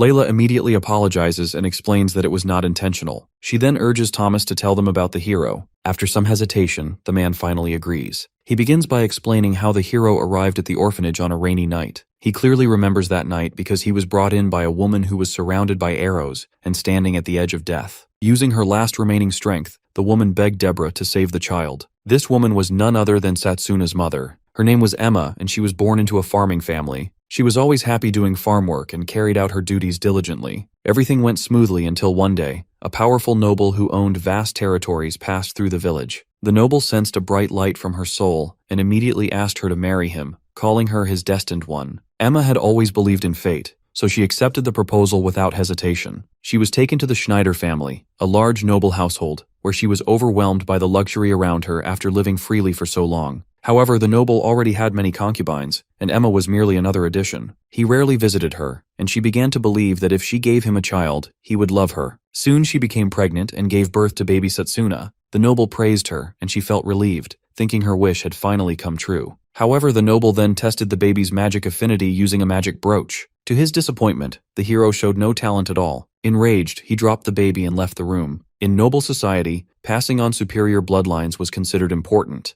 and the noble was furious that the kid had no magical talent. He had never been interested in the mother for her personality or beauty, only for the hidden magic power within her. When Emma realized that her child had no talent, she broke down and, in her despair, even picked up a knife with the intention of killing him because he failed to bring her happiness. But just as she was about to stab him, the baby gave a big, innocent smile. This completely broke her. She dropped the knife, hugged her child close, and cried like a child herself. Later that night, the noble's butler came to her door. He revealed that he was there to take the baby away. She immediately understood what that meant and realized they planned to dispose of him because he was useless. The butler tried to sweet-talk her, saying the child would be taken away so she could give birth to a better heir. She pretended to agree and said she would prepare. However, after some time, the butler heard nothing from her. When he entered the room, she was gone. The butler saw her escaping and sent guards after her, ordering them to capture her dead or alive. Despite suffering many injuries, Emma managed to reach the orphanage. Deborah took her in and cared for her, but she knew she would not survive. She regretted bringing the kid into a family that never wanted him since she believed his life would have been different if he had been born into a loving home. Seeing the tears in Emma's eyes, Deborah held her hand and assured her that she would take care of the kid and never hand him over to anyone. She told her that the way he was born did not define his happiness because people found their own happiness in life. After hearing these words, the mom finally passed away. 7 years later, Satsuna grows into a tough boy who always tries to help others. One day, he comes back injured. When Thomas asks what happened, he explains that he tries to stop a noble child from bullying his friend but gets pushed away. He describes how the noble child uses magic against him and says that commoners are nothing compared to nobles. Crying, he asks the orphanage founder if it is true that even with good intentions, they are powerless. The girl only smiles at him and suggests that they pray. Hearing this, He angrily questions whether prayer will really save him. She winks at him and comments that he can always make a vow to get even with them someday. His mother was a strong woman, so she assures him that he will also grow strong like her someday. Later that day, she hands him a book and suggests that if he lacks magic power, then he should find another path. Emma secretly took this book from a noble's bookshelf, hoping it would help her son. The book explains mana control and everything related to it. The hero feels excited after seeing it, but since he does not fully understand its meaning, he turns to Deborah for guidance. Instead of explaining it, she decides to demonstrate it and uses the fireball spell to burn a hole in a piece of paper. The intense flames that burst from her hands completely amaze the kid. She then explains that by properly controlling his mana, he can evolve his magic. This is exactly what the book is trying to teach. She also tells him that until he fully masters it, he will only be able to use basic life magic. Still, she believes he has great potential to learn much more from the book. Satsuna feels happy after hearing this and promises her that he will practice seriously. Even though he remains confused by some parts of the book, the girl reassures him that it is an advanced magic book and that she will stay with him while he studies it. From that day onward, our boy begins practicing magic control every single day. He never takes a break, and after 5 years, his progress becomes truly impressive. Thomas praises him and even says that he could become a grand mage in the future. He then asks him which magic path he wants to follow. The hero explains that to properly use mana control, he prefers long-range magic, but he also wants to try other paths. However, because choosing a magic path permanently binds one's core, he finds himself at a crossroads. While they are still discussing, a kid rushes over and tells him that his friend Laka has been captured by the noble bully, slain. It turns out that Noble dragged her into the forest because she rejected his proposal. When the hero hears this, he runs toward the forest in anger. Inside, their friend is trapped in a corner while the bully prepares to have his way with her. He looks down on her for being a commoner and thinks she should feel honored that a noble is interested in her. Just as he is about to touch her, a noise comes from behind. The bully turns around angrily, planning to scold his subordinates for being useless. To his shock, they are being attacked by a horde of goblins. He is stunned because there have been no reports of goblins in the forest before. One of the goblins charges at him, and he strikes it with weak magic, which only knocks it back. This gives him false confidence, making him believe he can handle them easily since they are just goblins. He proudly shows off his noble magic power, and his subordinates cheer for him, saying his future in the Royal Mage Corps is guaranteed. However, the same goblin he attacked earlier stands up again. The bully is shocked, but because he has already bragged about his strength, he attacks the goblins again using even more magic, expecting to wipe them out. Instead, his attack barely affects them. Panicking, he grabs the girl and throws her toward the goblins, telling her to make herself useful. The goblins grin in a creepy way, as if they have been given a perfect sacrifice. Just as she is about to meet her end, our boy appears and criticizes Slane's careless use of magic. Without hesitation, he jumps between the girl and the goblins. He checks if Laka is okay, and she confirms that she is while thanking him for coming to save her. Since the goblins are now focused on the hero and his friend, the bully and his subordinates take the chance to escape. Surprisingly, the goblins choose to chase them instead. The girl feels confused, but the hero explains that the goblins are probably angry because the kid attacked them. He then suggests that they return to Thomas and the other children. Meanwhile, the bully is left behind when his friends abandon him and take a different route. He keeps running until he reaches the edge of a cliff with nowhere left to go. Terrified, he starts crying like a child and begs the monsters to spare him. This is when our boy arrives and tells him that without his followers, he is nothing but a pathetic loser. He then kills the goblins with a powerful magic attack, leaving him stunned. The bully tries to act superior and offers to make him his subordinate if he helps him, but the hero coldly makes it clear that he did not come to help him. He promises that the bully will pay for what he tried to do to his friend. After scolding him, he continues to eliminate the remaining goblins with heavy magic strikes. Suddenly, the bully decides to act clever and claims that he has figured out how the hero is able to use magic so skillfully. He realizes that his control over his mana is far beyond normal and claims that it's nothing more than a cheap trick. According to him, the amount of mana determines one's strength, so sooner or later, he will catch up to him despite his decent mana control. The hero calmly admits that his mana is low, which makes it difficult for him to handle all the goblins alone. However, he also points out that he has been training his mana control skills non-stop for 5 years without rest. With this, he takes out a sheet of paper and releases a small amount of magic, slowly igniting it. The bully is shocked to see the hero using a type of magic known as enchantment magic, even though he has not chosen a magic path yet. Satsuna simply smiles and explains that what he is doing is not enchantment magic. Instead, he is controlling his mana to properly simulate spellcasting. A mana core is like a tank inside the human body that stores their mana. It forms at birth and becomes fully fixed during the ritual of choice. This is what creates the magical circuits that allow official system magic. In the hero's case, his exceptional mana control allows him to change the shape of his mana core. He throws the burning sheet toward the goblins and ignites it at the perfect moment, creating a small fireball that forms a boundary between them and the goblins. He explains that he may not be able to defeat the goblins properly, but what he has done will keep them at bay. The bully is stunned because he himself could not handle the goblins, yet the hero stopped them so easily. Right after that, our boy casts light protection magic on both of them, saying it will help them withstand the impact of landing. Slain assumes it is healing magic, but the hero clarifies that it is only a simulated version for now. The bully cannot believe how versatile he is, and how he can use multiple magic systems. Suddenly, our boy grabs his hand, leaving him confused and frightened. Before he can fully understand what is happening, Satsuna jumps off the cliff with him,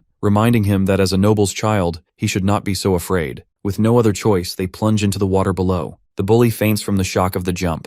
When he wakes up, he finds himself inside a cave with the hero watching over him. He teases him for passing out from just a single jump. The bully becomes terrified when he realizes that the hero has set up monster prevention magic at the cave entrance. He cannot believe that he also has talent in formation magic. Frustrated and humiliated, Slain wonders how someone he considers trash can be such a genius mage. Our boy simply tells him that he utilized what he learned every day. Now that the bully is feeling better, he suggests going back to the village. Once they go back, he must apologize to his friend for causing her all that pain. In no time, they reach the village where Thomas is waiting. He scolds the hero for his reckless behavior, and our boy apologizes. He then pushes the bully toward Laka, giving her the chance to deal with him. He tells her that the search party is not nearby, so she is free to do whatever she wants with him. If she wants, he can even throw him back to the goblins. Terrified, the bully apologizes for what he did. But before he can finish, the girl kicks him in the balls, causing unbearable pain that only a boy can feel. The kid collapses to the ground, and she warns him never to come near them again. Even Thomas is a bit shocked to see her acting this way. Life at the orphanage continues peacefully until Deborah falls seriously ill when the children turn 15.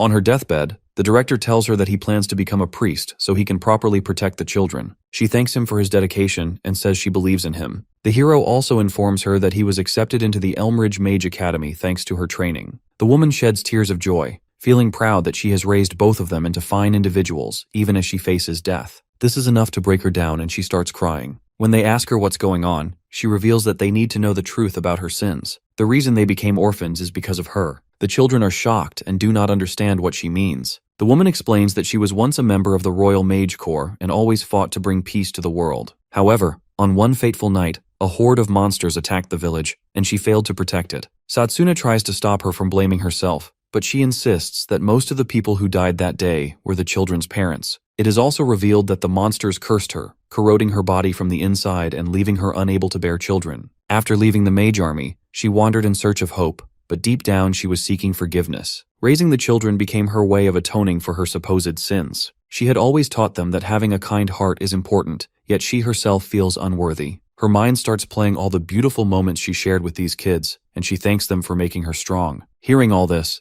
the hero tells her that she was the one who brought their smiles back, and that everything they have achieved is because of her. With tears in his eyes, he thanks her and says she is the beacon that illuminates his life. He promises that he wants to protect the next generation, just as she protected them, and vows to become the strongest long-range magic mage. After achieving this, he plans to support the orphanage so it can proudly carry her name. Deborah feels deeply moved and gently pats his cheeks, thanking him for being strong. After that, she passes away. The children cry out in pain, and Satsuna first calls her by her name before finally calling her mother. Not long after she is buried, he enrolls in the Mage Academy. After hearing this tragic story from Thomas, everyone is left in shock. Roberta finally understands how the hero is able to cultivate such powerful mana control and gain such immense strength. However, she is still confused about why he chose melee magic when long-range magic is clearly more advantageous. Even though she struggles with doubt, she believes he must have a good reason for his choice. Still, she wants to confirm it herself. That night, she waits in ambush for the hero to pass by so she can subdue him and check whether he has the evil crest on his hand.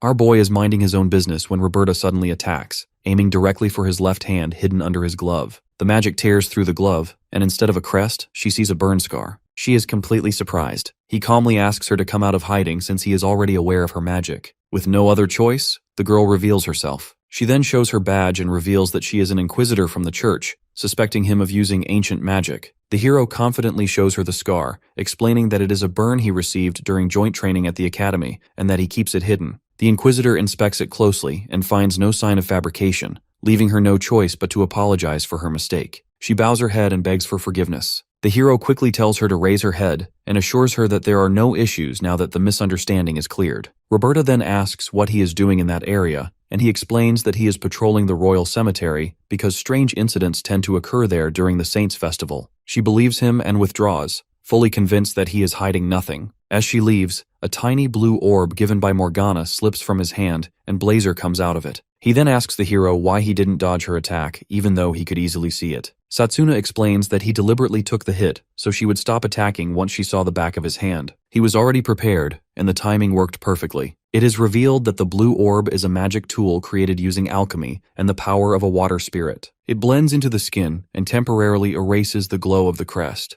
This is the instruction Morgana left in her note, proudly stating that it is her original technique and cannot be easily detected. The hero feels grateful to her for saving him again. He planned to reveal his crest at the right time, but is glad that her suspicions are now gone. Now that she is no longer in his way, he believes he can finally focus on the cemetery robberies. The day of the festival arrives, and the nun visits Layla in her room. The girl nearly faints from excitement when she learns that the hero is no longer under suspicion. Roberta also apologizes for the trouble her doubts caused, but the red-haired girl assures her that it's all fine. The nun feels relieved that she no longer has to suspect her friend and asks if she is planning to go to the festival with the hero. Layla gives an awkward response and she notices her hesitation. The girl explains that she feels Satsuna is aiming for something far beyond ordinary standards. Her friend understands her concern and decides that they need to show him what he is missing. Meanwhile, our boy decides not to take the water spirit pendant on patrol because he is afraid it might get damaged or stolen by the apostles. He does not want Morgana or the water spirit to be in danger, so he leaves the pendant at home. After storing it safely, he tells Blazer that it is time to go. As he steps outside, he runs into Thomas, who asks if he is going to the festival. Our boy tells him that he is going on patrol instead and warns him to keep the children inside because something bad might happen. In his past life, orphanage children disappeared during the festival, likely caught in an incident.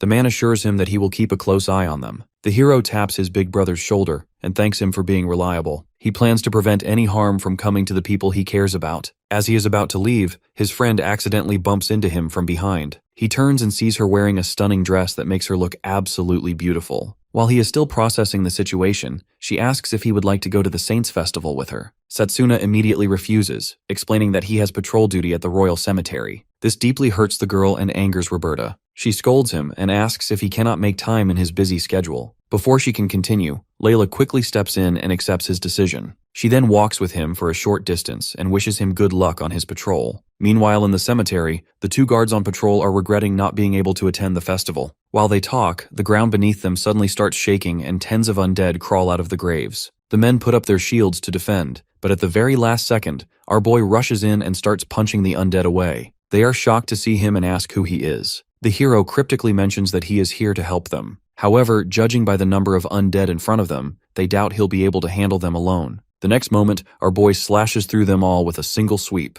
The guards are left with their mouths wide open since they couldn't even follow his movements. Satsuna is glad that he was already prepared for this. He had discussed all of this with Blazer just a moment ago when he explained that undead were created by putting an evil spirit to a corpse and using an ability to put them under control. Since mind control is not that easy to pull off, the hero guesses this is why the apostle decided to rob the graves 5 years before the undead invasion. Right now they are still weak, and he wants to use this opportunity to put an end to them. The girl responsible for the attack watches the chaos from above. She senses her undead being killed and realizes it must be the hero. By now she has figured out that he knows about her plans since he came back to the village. However, she still doubts he can find her among all the undead corpses. Her plan is to use the huge number of corpses to her advantage and make him wander aimlessly till he collapses. Unfortunately for her, the plan falls apart when she suddenly stops sensing his attacks. Before she can figure out what happened, our boy appears right in front of her with his mana sword and prepares to give her a taste of melee magic. Despite being caught off guard, the girl avoids the attack, and Satsuna swiftly takes down the undead instead. She smiles and praises him for his quick arrival. Meanwhile, our boy is confused about her identity, unaware that she is an apostle. The girl bears a striking resemblance to Yuzuha, prompting him to ask if they are connected. Tsukuyomi realizes that he is talking about the girl from the academy and explains that Giovanni practically worshipped her, so he kept the girl close to him since she resembled her. However, it's a shame she couldn't be put to good use. After explaining, she turns the questions back on the hero, asking how he found her. Our boy describes how he enhanced his senses using physical boost and tracked the undead back to their origin point. He also mentions that the magic charged into the earring given to the girl was different from the instructor's magic, since it carried a very dark signature. He simply assumed it belonged to an apostle and followed the trace. Impressed, the girl praises him, noting his unusual instincts and fighting ability. She understands why the other apostle admired him so much. Still, she points out that none of his explanations reveal how he knew the exact day and time to execute her plan. Looking around, the hero notices that the undead are gathering, realizing this is why she has been holding back. He comments that he is done with her games and prepares to finish the fight with a single blow. Before he can hit her, a protective barrier appears in front of the girl, blocking the attack completely. She laughs,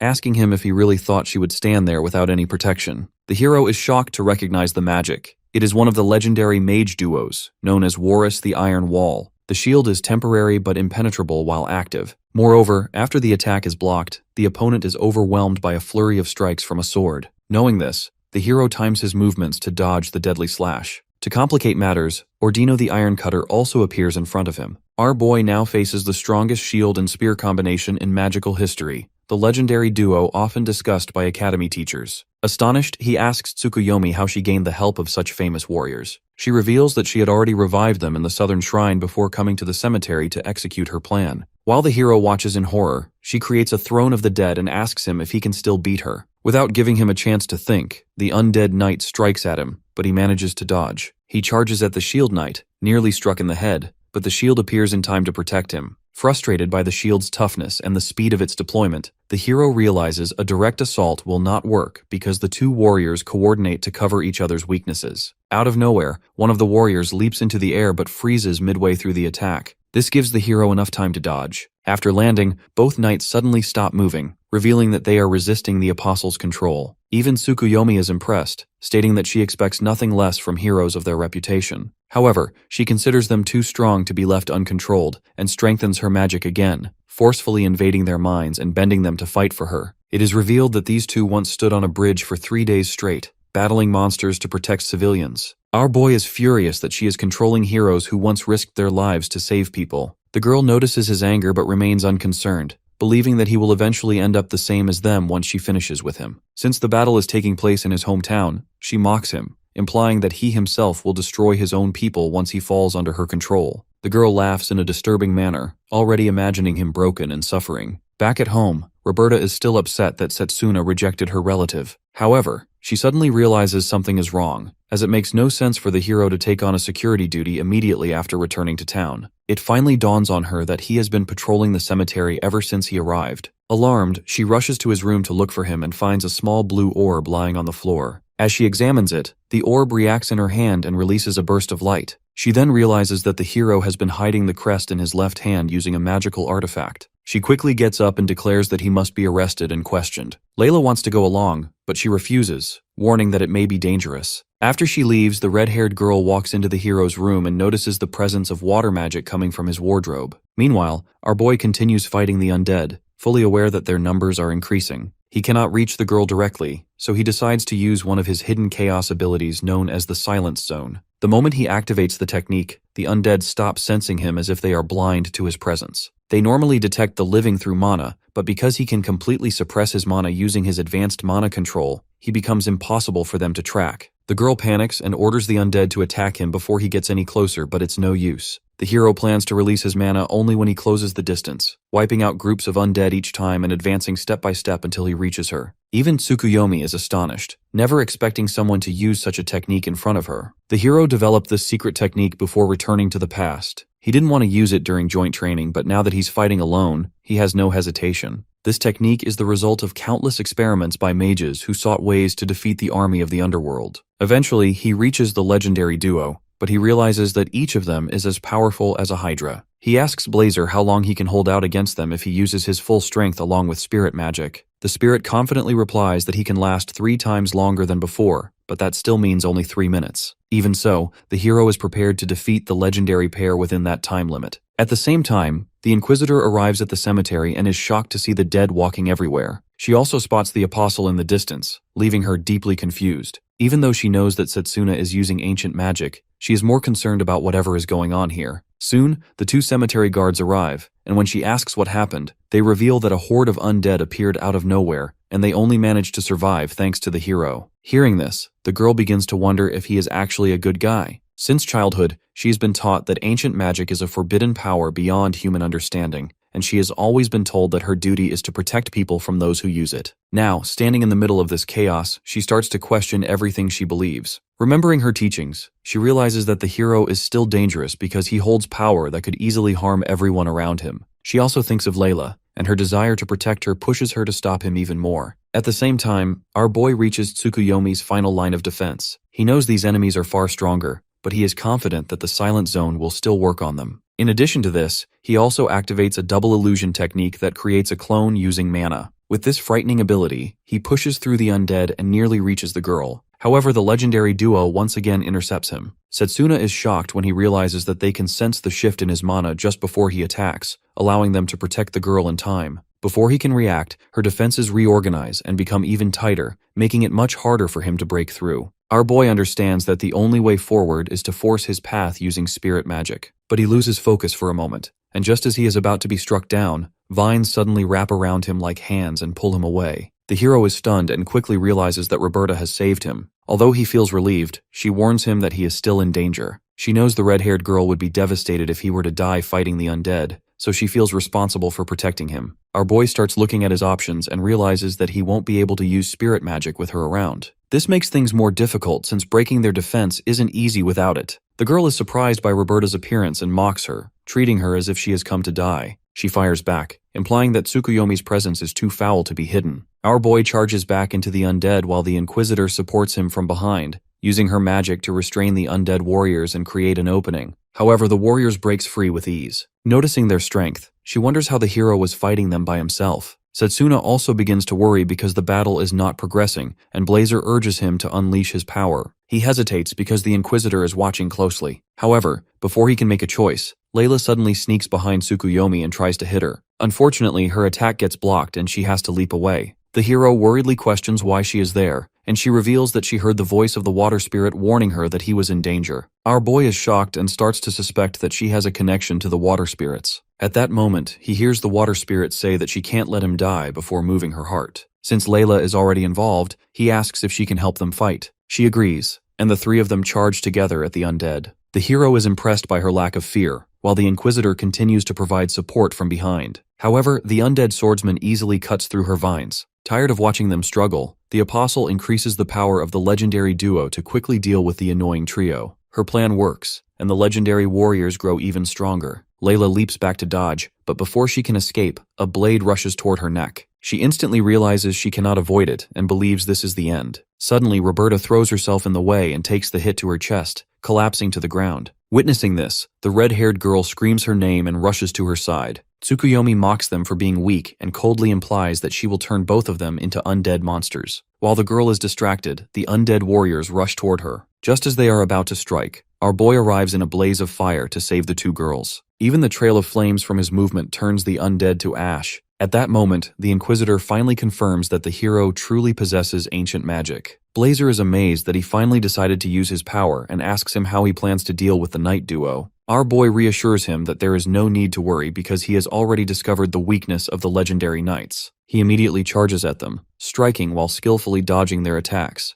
The Apostle finally witnesses the true nature of spirit magic and feels a brief sense of unease. Even so, she remains confident, believing she has full control since the undead never tire. She smiles, convinced that Setsuna will run out of mana before he ever reaches her. Blazer grows furious at her confidence and urges the hero to break through the shield with brute force, but he refuses. He knows that releasing too much power will only drain their mana faster. Instead, he assures the spirit that there is another way. He recalls a story Lionel once told him about the legendary duo. Although the legends speak of them as heroes, he still hasn't seen the perfect coordination expected of true heroes. With this realization, he moves between them, forcing the undead swordsman to attack. Our boy ducks at the last second, causing the sword strike to hit the shield instead. The impact almost cracks the shield. The girls are shocked upon witnessing this, but he is not finished. He summons his flaming sword and strikes the shield once more, shattering it completely. With no defense left, the shield-bearing undead is easily cut in half. Enraged by the fall of his partner, the swordsman charges at the hero. The two clash in a fierce sword battle. Our boy avoids every strike with ease before finally landing a decisive blow, slicing the undead in two. He feels regret that he could not save the warrior in life. Tsukuyomi is furious that her so-called heroes are defeated in a 2-against-1 battle. The hero coldly silences her,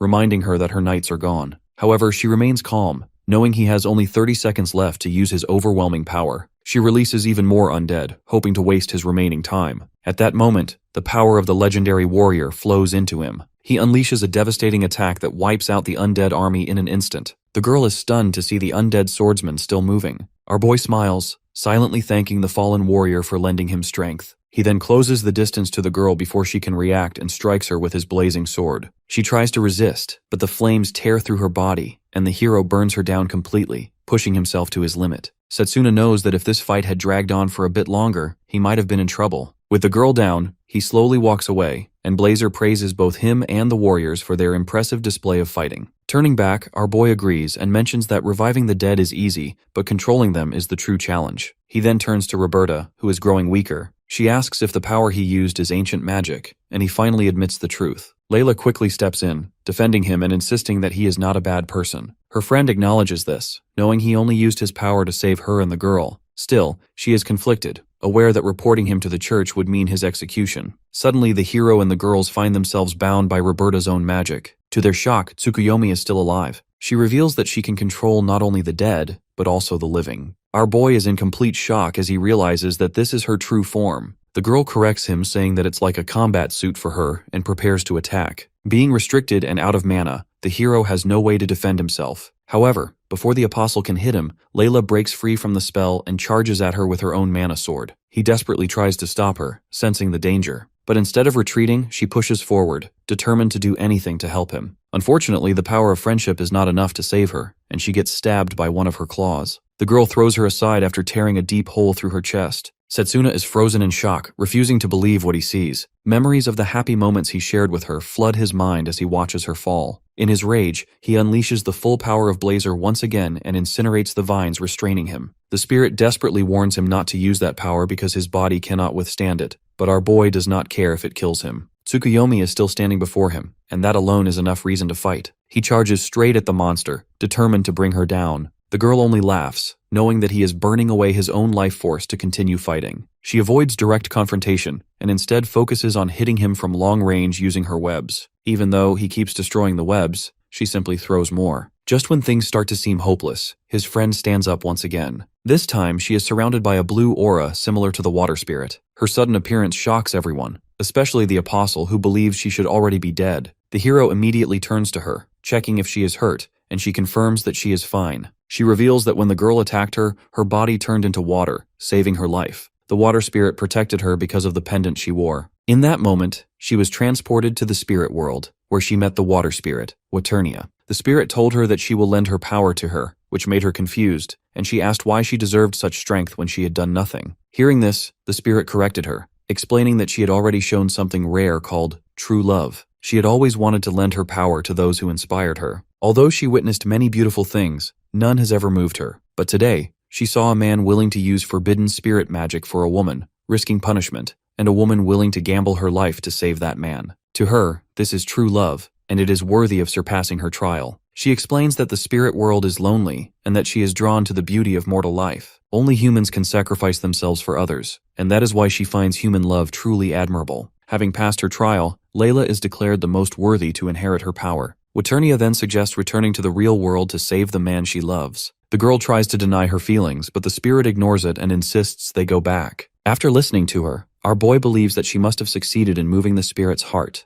The spirit confirms it and reveals that the emotion is love, and it currently resides in Layla's heart. Both the hero and the girl are stunned by this revelation, but the spirit tells them to focus on what matters. Her mana begins to flow through the girl's entire body, and Roberta is deeply unsettled as she realizes what is happening. The red-haired girl apologizes to her friend, but she doesn't have any other choice. Once she stands fully ready, she tells the hero to rest while she faces the apostle herself. Our boy is relieved, knowing that the girl has a natural affinity with spirits, and he decides to trust her with the battle. The water spirit instructs her to use any magic she has learned, while she lends her power and guides her. Hearing this, Layla suddenly manifests her mana blade, having trained the same way as Setsuna. Instead of forming a sword, she creates a whip and charges at the undead spider. She lashes the whip in unpredictable patterns, making it nearly impossible to track. Tsukuyomi fails to block the attack and is struck. The whip moves faster than sound, and the hero notices that she is using this speed to increase the whip's elasticity. She gives the apostle no chance to recover and continues her relentless assault. The spider tries to retreat, but she catches her and ensures she has nowhere to run. In desperation, she starts shedding her own skin to escape the whip.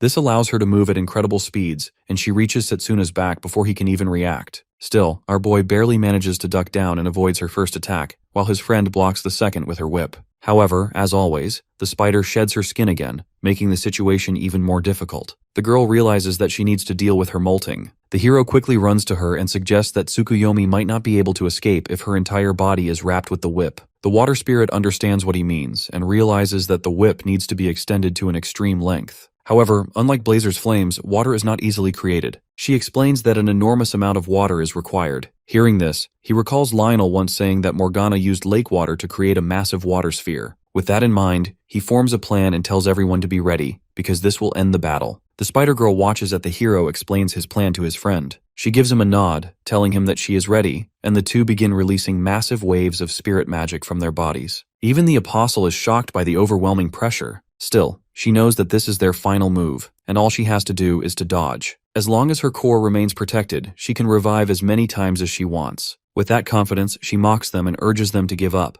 believing they will make excellent undead warriors. At that moment, Layla uses the blue whip technique. The spider ignores it, thinking it is ineffective as always, and launches her spikes at the girl, but she easily avoids them. Turns out the first attack was just a diversion. The girl finally unleashes the extended version of the blue whip, which completely coils around the undead spider. Only then does she realize that she cannot escape, as the whip binds her entire body. She wonders where Layla obtained such a massive amount of water, since there are no lakes or rivers nearby. Waternia mocks her and hints that water does exist in the area. Tsukuyomi turns and sees the hero radiating intense heat. She realizes that he is heating the surroundings to melt the ice, and that is where they obtain the water. Even in defeat, she is impressed by his quick thinking. Now that she is unable to move, R charges toward her with full force. Witnessing impending death, she tries to propose a deal, offering to make him immortal by turning him into an undead, and even promising to make him an apostle. However, our boy shows no interest. When he reaches her, he surrounds his body with blazing flames and throws a punch with all his strength.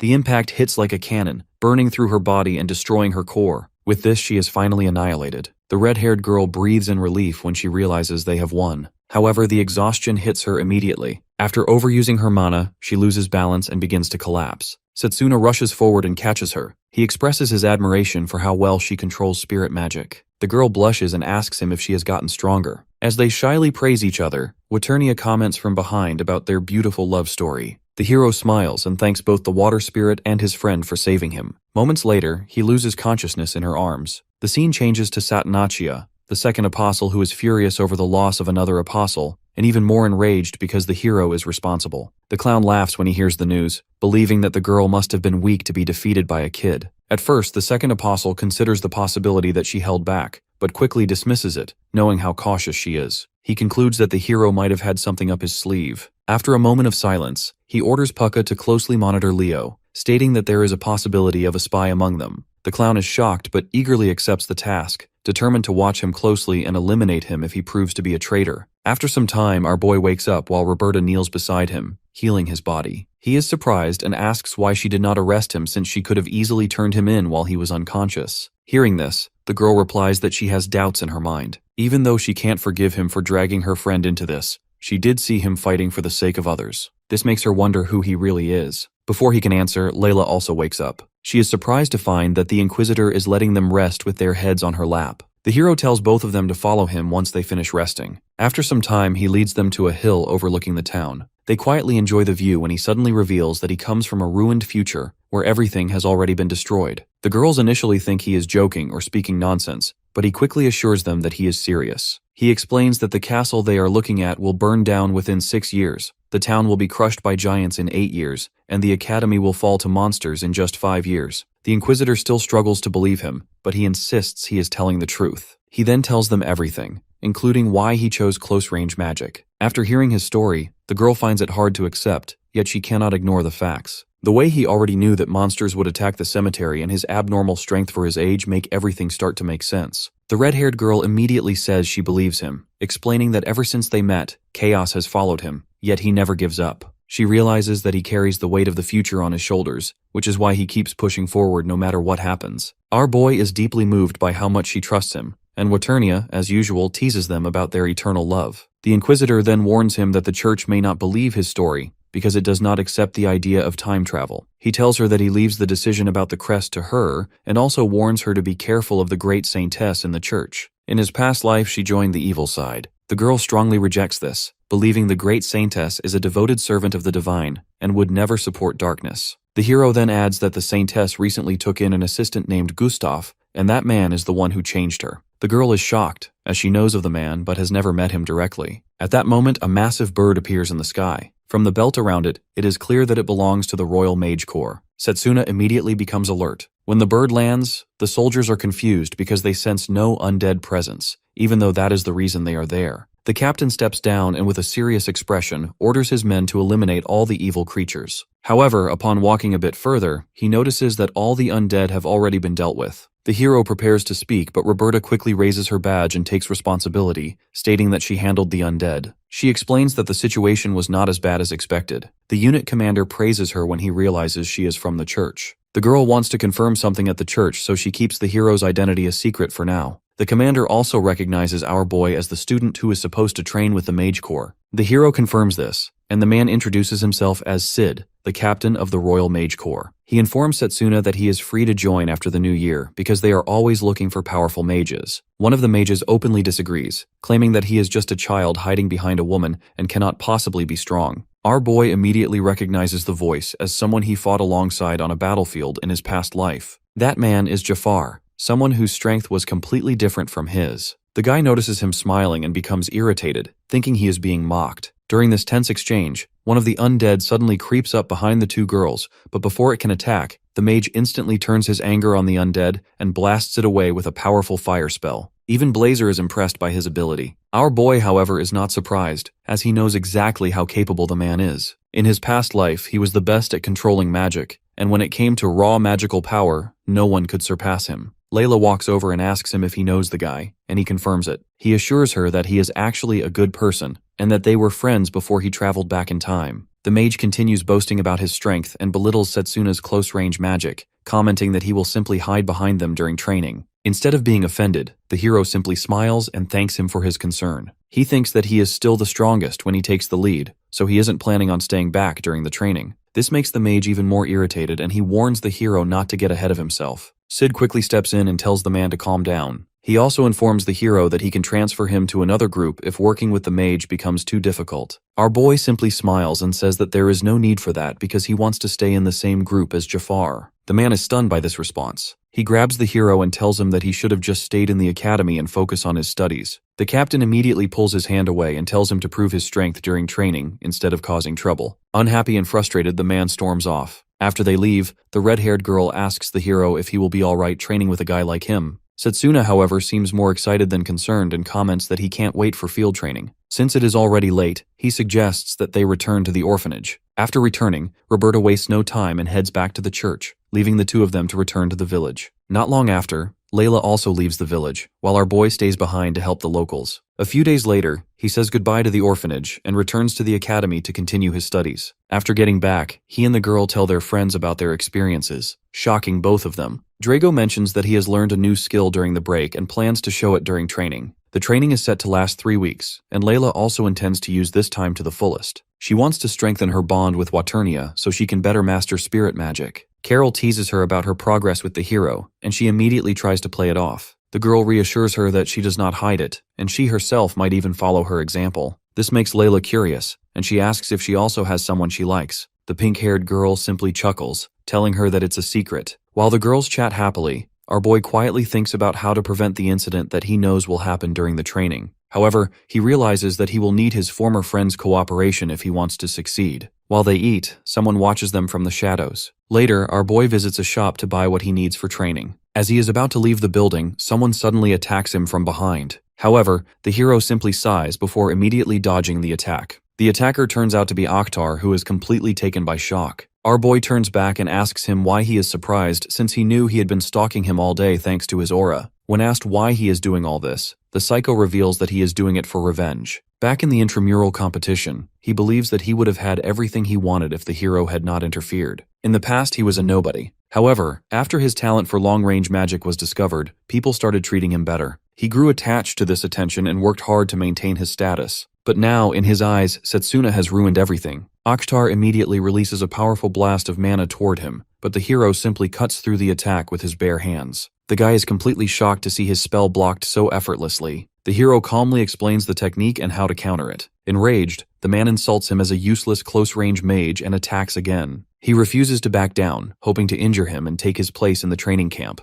If this happens, he believes everyone will respect him again, including the pink-haired girl. Our boy is confused when he brings up Carol, but the guy openly admits that he sees her as the perfect woman because of her looks and top rank. He wants her by his side, and this confession finally angers Setsuna. The guy attacks once more, but he blocks him again. The hero scolds him for being shameless, pointing out that he does not know how hard she trains to increase the number of familiars she can summon. He also makes it clear that the only way to earn respect is through hard work and true strength, not a gimmick like this. Meanwhile, the range department head hides behind a tree, secretly listening to everything. He had been turning a blind eye to the awful things Akhtar did because he was talented, but this is too much. Ever since the tournament, he hasn't improved at all, while the hero has been the complete opposite. He knows that if he had chosen long-range magic, he might have become the greatest mage of all. As the fight continues, Cyrus notices another student running toward them. The psycho uses all his power, but he still cannot land a single hit on Hero. Even though he is the representative of the strongest type of magic, he is still losing to a melee mage. Before he knows it, our boy appears right in front of him ready to deliver a punch. The guy realizes that he might actually die if he gets hit from that distance. However, just before hitting him, Setsuna removes all of his mana from the punch. Even his bare fist is strong enough to knock him to the ground. He then declares that he will report this to the instructor and get him expelled. Before he can continue, Carol suddenly jumps between the two, trying to stop him. Our boy is clueless why she would try to save someone like him. He tells her that the guy has done terrible things. She admits that she is aware, but explains that there is a reason behind her actions. The Akhtar she knew was very different during their first year at the academy. He was an ordinary student like her, and was often treated badly by others, yet he remained kind and even shared his healing potions with those in need. Our boy is surprised to learn this side of him. The girl adds that he changed after gaining overwhelming power in the long-range magic department, and that the power caused him to lose himself. Even so, she continues to believe in him and wants to give him a chance to fix his mistakes. The psycho suddenly stands up and tells her to stop defending him. With a changed expression, he announces that he plans to submit his withdrawal form tomorrow. Afterwards, he bows deeply to the hero, saying he does not expect forgiveness and that he is free to report him if he wishes. Finally, he gathers his courage and confesses his long-hidden feelings to Carol. She thanks him for the compliment and says she feels that the old Akhtar has returned, but she also admits that she already has someone she likes. The guy accepts this sincerely and says he has no regrets. Before leaving, he tells the hero to give everything to mage training because it has always been his dream. Setsuna assures him that he will carry his hopes forward. In the end, everything is resolved peacefully, and the department head also leaves. The next day, at the western branch of Royal Mage Corps, Jafar and his partner Valry prepare to welcome the new trainees. They join their commander at the gathering area, where all the trainees are already waiting. The commander stands in front of them and explains that they will serve as real mages for the next 3 weeks. He makes it clear that this is not a place for fun, and that he expects serious effort from everyone. It is revealed that Drago, Setsuna, and the senior Mifune are the 3 students from Elmridge Academy. The other trainees quickly judge the hero and his friend because both belong to the Close Combat Magic department. While some believe the buff guy might be useful because of his large build, most dismiss the hero completely. Rumors also spread that Roberta once saved him in Eldina, causing many students to reject him as a teammate, even before working with him. When it is time to form teams, the commander announces that everyone will state which unit they wish to join. Jafar considers choosing Mifune for his unit, but our boy suddenly declares his desire to join Sid's unit. The mage is irritated, yet he assumes the hero will not be selected because the decision depends on test results. The commander then explains that placements will be based purely on merit and ability. To measure their worth, the commander introduces a test where each trainee attacks a golem. The damage dealt will be calculated and shown as their score. One trainee attacks with fire magic and earns only a few points. One by one, the trainees step forward, and one even fails completely, scoring 0. When it is the senior's turn, he calmly demonstrates his magic with great control, impressing everyone watching. His score reaches 522, which is more than enough to pass the test. It is now time for Drago, and the people watching don't expect him to even last a few seconds. However, all of their expectations are shattered when he punches through the golem like paper,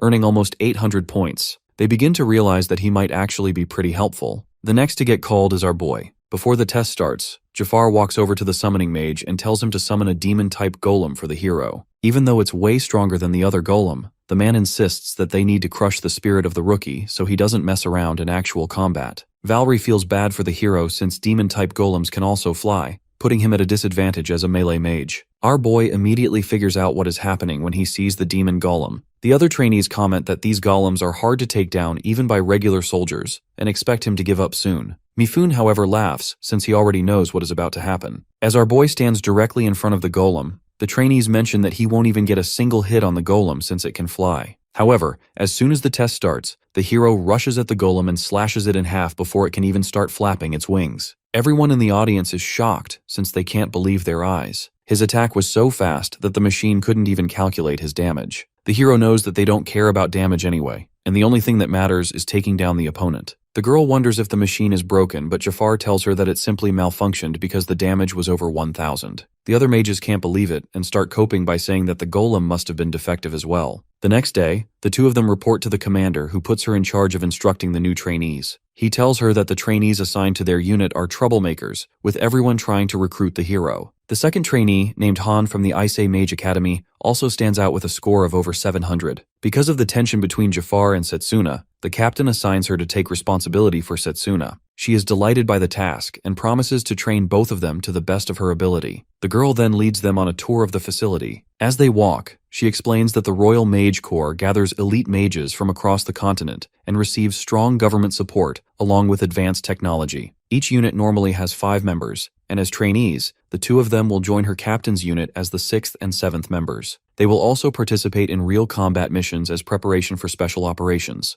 As they walk through the facility, the hero notices many familiar faces from his past life. The girl explains that if they do well in training, they can get an officer recommendation letter from the captain, which is highly sought after by organizations and institutions. Hearing this, our boy remembers how he worked so hard to get a recommendation letter the last time. As the girl turns around to ask them if they are paying attention, a soldier from a different unit mocks her for playing the part of an instructor, claiming that she only got here through connection. The hero becomes furious at this humiliation and scolds the troublemakers. When one of them tries to provoke him further, he kicks the fallen stone back with overwhelming force, tearing the man's cloak like a bullet. The man wants to fight, but the cold aura and sharp gaze from our boy make him retreat immediately. Valerie is left shocked, realizing that he has just defended her. Seeing this, the other trainee looks at her with disgust and asks if she is actually relying on a trainee to defend her. The girl is momentarily stunned, but chooses to ignore the remark and ends the training for the day. Later that day, our boy finds her practicing her magic. Seeing her skills, he comments that the other soldier shouldn't have accused her of exploiting connections. The girl tells him that her firepower is impressive,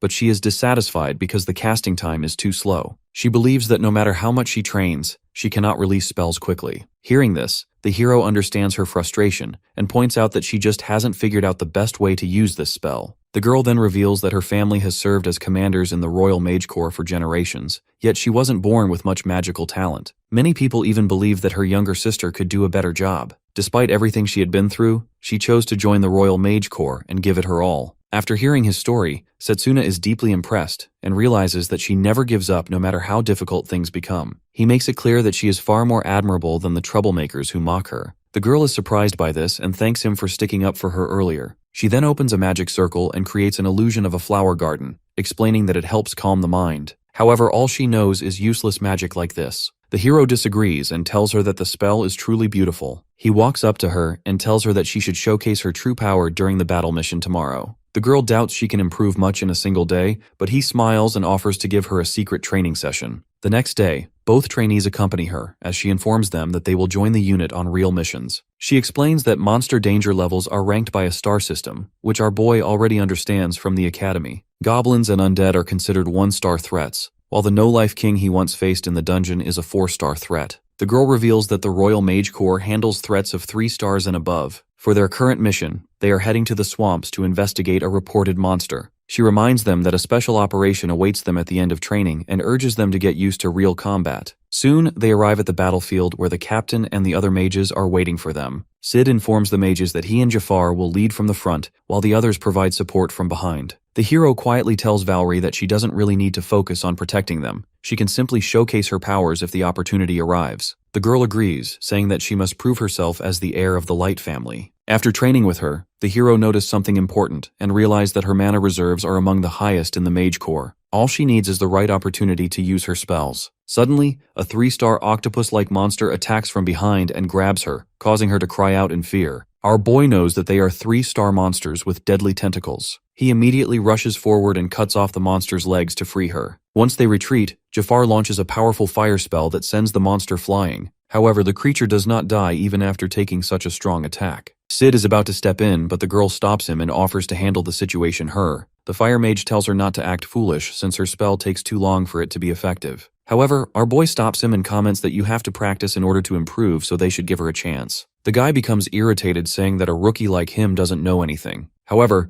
the captain turns to the girl and asks her if she can handle it. When she tells him that she can, he immediately gives her permission to use her spell. The girl thanks him for showing his trust and starts activating her magic circle. The next moment, they are surrounded by a garden of beautiful flowers. The fire mage becomes irritated, believing the flowers are useless in battle. But the hero urges him to stay calm and watch closely because she is about to do. The previous day, he taught her how she could utilize her flower park ability offensively. All she needs to do is to combine it with another spell and use this as an illusion. Now, facing the octopus monster, she puts this idea into action. With the flower park acting as a decoy, she hides her other spell that takes a lot of time. The octopus fails to see it and burns to a crisp when the spell activates. The fire mage can only stare in shock as he realizes what just happened. Sid smiles as he praises her for using a skill like flower park in an offensive manner. The hero recalls that even before traveling back in time, this ability only worked effectively when used together with other spells. At that moment, more octopus monsters emerge from their hiding places. The girl panics and screams as she watches them coming towards her. Fortunately, Jafar is prepared and hits them with his fire spell. He scolds her for being careless but admits that her attack weakened their defenses. Now he can simply use his spells to take them down.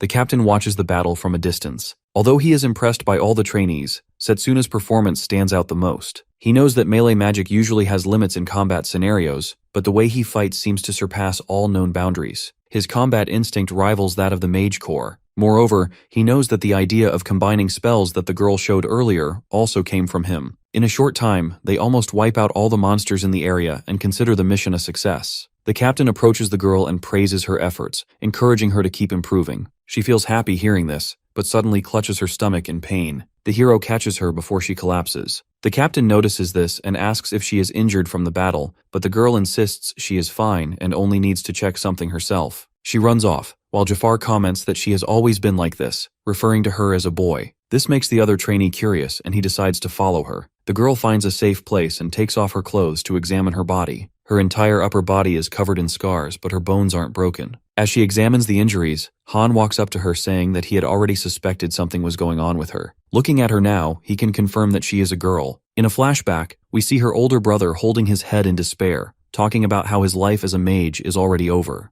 As Valerie stands outside her brother's room, she hears the maids talking about how he failed out of the Mage Academy, and it might mean the end of their family legacy, since both their parents are dead. Even though her brother has already given up, she is not prepared to accept this reality. She decides to cut her own hair and pretends to be her brother in order to reclaim their family's glory after enlisting in the Mage Corps. After listening to her story, the man starts to blackmail her, saying that she might get expelled when others find out that she enlisted under a fake identity. The girl begs him not to tell anyone and promises to do anything he wants. At that moment, Han grabs her by her face and explains that he is there to obtain an officer's recommendation so he can rise in rank quickly. Since this is his mission, he expects her to give him all of her and the hero's achievements during training. When the two return to the group, the girl looks depressed. Our boy notices that something is wrong and asks what they were doing. The man casually plays it off and walks away with her, saying that they need to discuss things about their training. By the 10th day of training, the hero sees that everyone has learned a lot, including strategy and teamwork. However, despite the progress, he senses that something is wrong with Valerie. He notices that she is doing all the heavy work that Han should be doing. Even during their recent combat mission, she ran in front of a monster that he was about to kill, allowing the rookie to save her. She got scolded by the fire mage, but the rookie told him to relax since no one got hurt. He then turned to the hero and commented that he wasn't really doing much lately, and at this pace, he might end up getting the recommendation letter. Setsuna clearly sees that the girl is doing everything to please Han,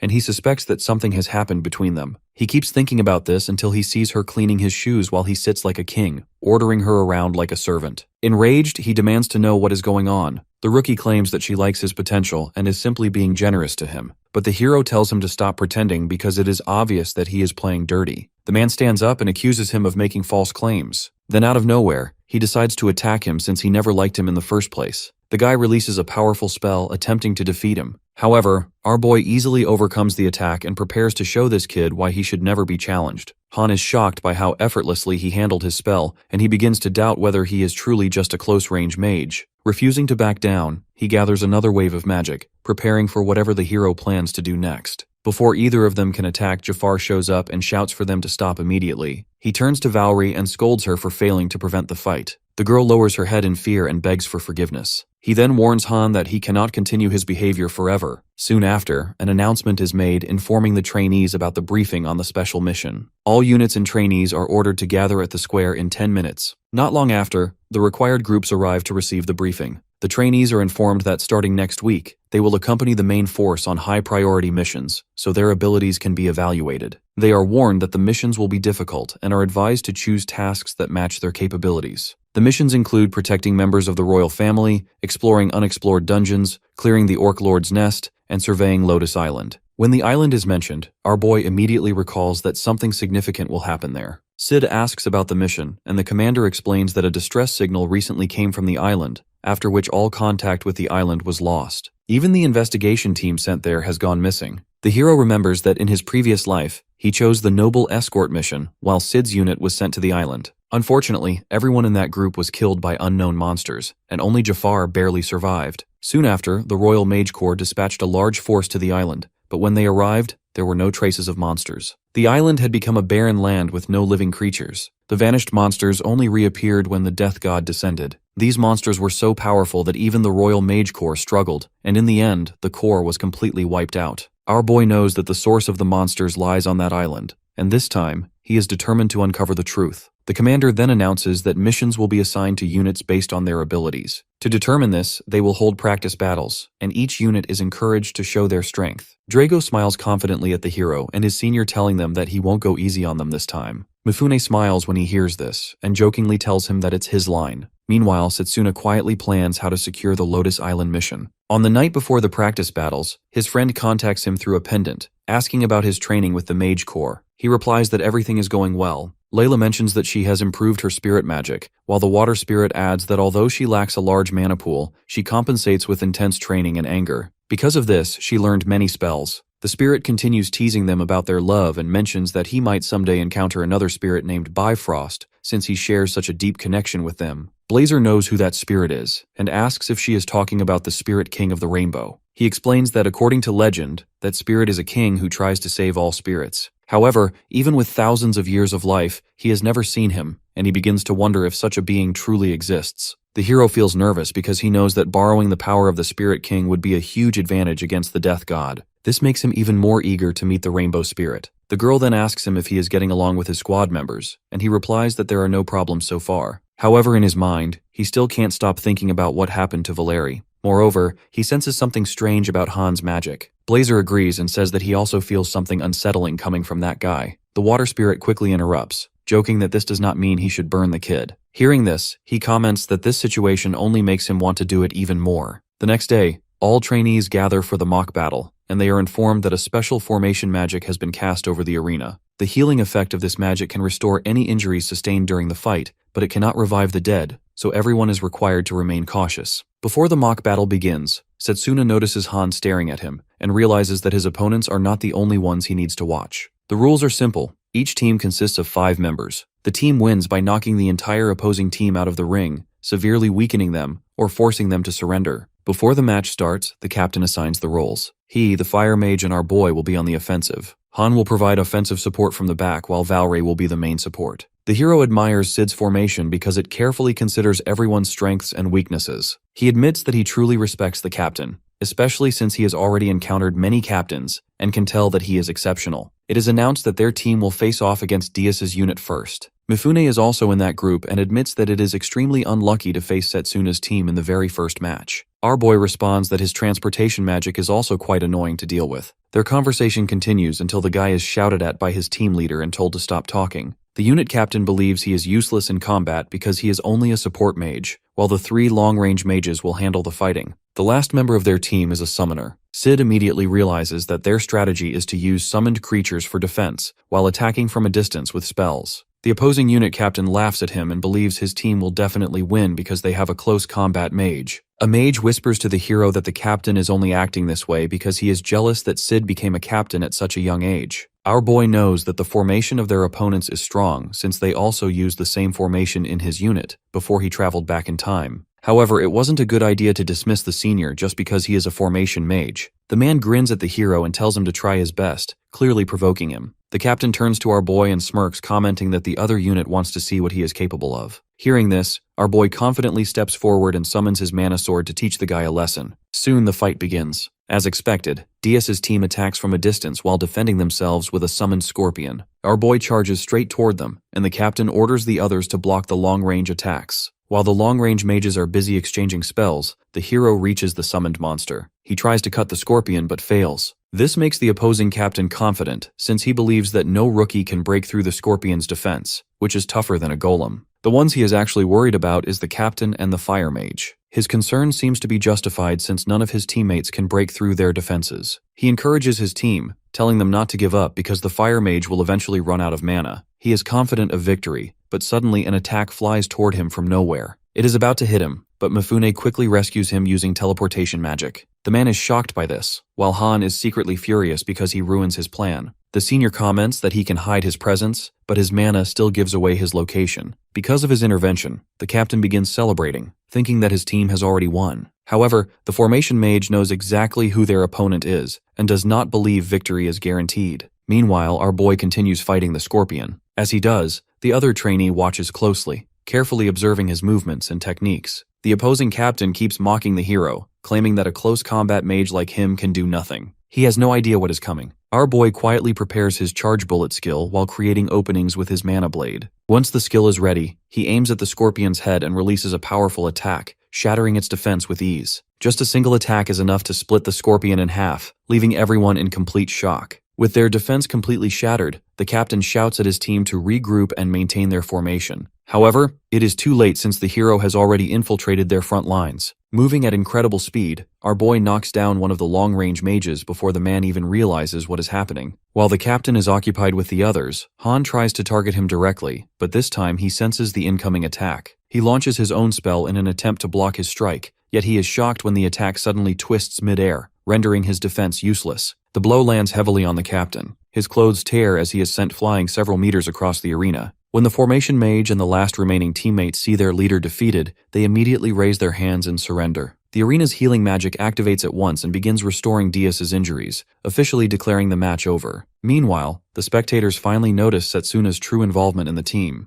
They are amazed that he single-handedly teared through the enemy's formation with such courage. Jafar was already considered a beast in that unit, but with the addition of our boy, their unit looks untouchable. After the match, the hero approaches the other trainee and questions the strange attack he used, since he has never heard of long-range magic that can change direction mid-flight. The guy denies it and suggests that he might be overthinking. The hero also asks why he pulled over his robe before casting his last spell, especially when there was no need to hide his position. Han explains that he does it to avoid counterattacks, claiming that he is simply cautious. The tension between them rises, but Fire Mage steps in and reminds them that they cannot argue or fight after securing a victory. At the same time, the trainee realizes that the hero is too smart and he needs to get rid of him just to be safe. At that moment, Drago arrives and informs Setsuna that his squad will be their next opponent. Their unit captain, Chacha, is known for recognizing the power of close combat mages. The buff guy is confident and intends to settle his score from the academy, making it clear that he has no intention of losing. Since the winner of the next match gets to choose their mission, our boy becomes fully determined to win and secure the mission to the island. Soon after Drago's team enters the arena, the hero finally sees the opposing captain and is surprised to find that she looks like a small, cute girl. As the match is about to begin, Chacha arranges her formation with the buff guy at the center. He removes his shirt and activates his family's secret technique, transforming into his Red Hercules state. Even the hero becomes cautious, realizing that his friend is wrapping mana around his body to expand his muscles. This isn't possible for normal humans, but he has trained his muscles to be almost as strong as steel. All of this only works to make him more excited for the battle. Immediately as the match begins, Drago charges straight at the hero and swings his fist toward his head. Our boy manages to dodge, but the sheer pressure from the punch alone bruises his skin. He immediately realizes that a direct hit from the guy could knock him out in an instant. Understanding the danger, he reinforces his arms and legs and grabs his friend like a professional wrestler, trying to slam him to the ground. To his shock, Drago does not budge at all. He only grins, making it clear that his techniques are useless against his Hercules skill. Realizing he is outmatched in raw strength, Setsuna changes tactics and moves behind him, attempting to take him down from the rear. However, the attempt fails, and the man simply smiles at him. The other trainee then tries to attack the buff guy while he is focused on the hero, but to everyone's surprise, he tears a massive rock from the ground and blocks the incoming spell. Our boy quickly understands that Hercules greatly amplifies physical strength. Since Drago's body has been reinforced since childhood, it is practically a cheat code. He is witnessing power that surpasses magic, achieved purely through physical enhancement. This makes the hero smile, and he admits that it's impressive. However, this is more motivation for him to not lose this fight. From the back, the fire mage tries to hit the guy with a powerful attack, but Bro simply blocks it using his bare hands. This makes him even more furious, and he follows up with another powerful strike. This time the attack lands, yet Drago still remains unburned. He proudly declares that his body is like armor, and that nothing they throw at him can break through his powerful muscles. The fire mage quickly realizes that he is not only protected by enchantment magic, but his mana defense is also extremely strong.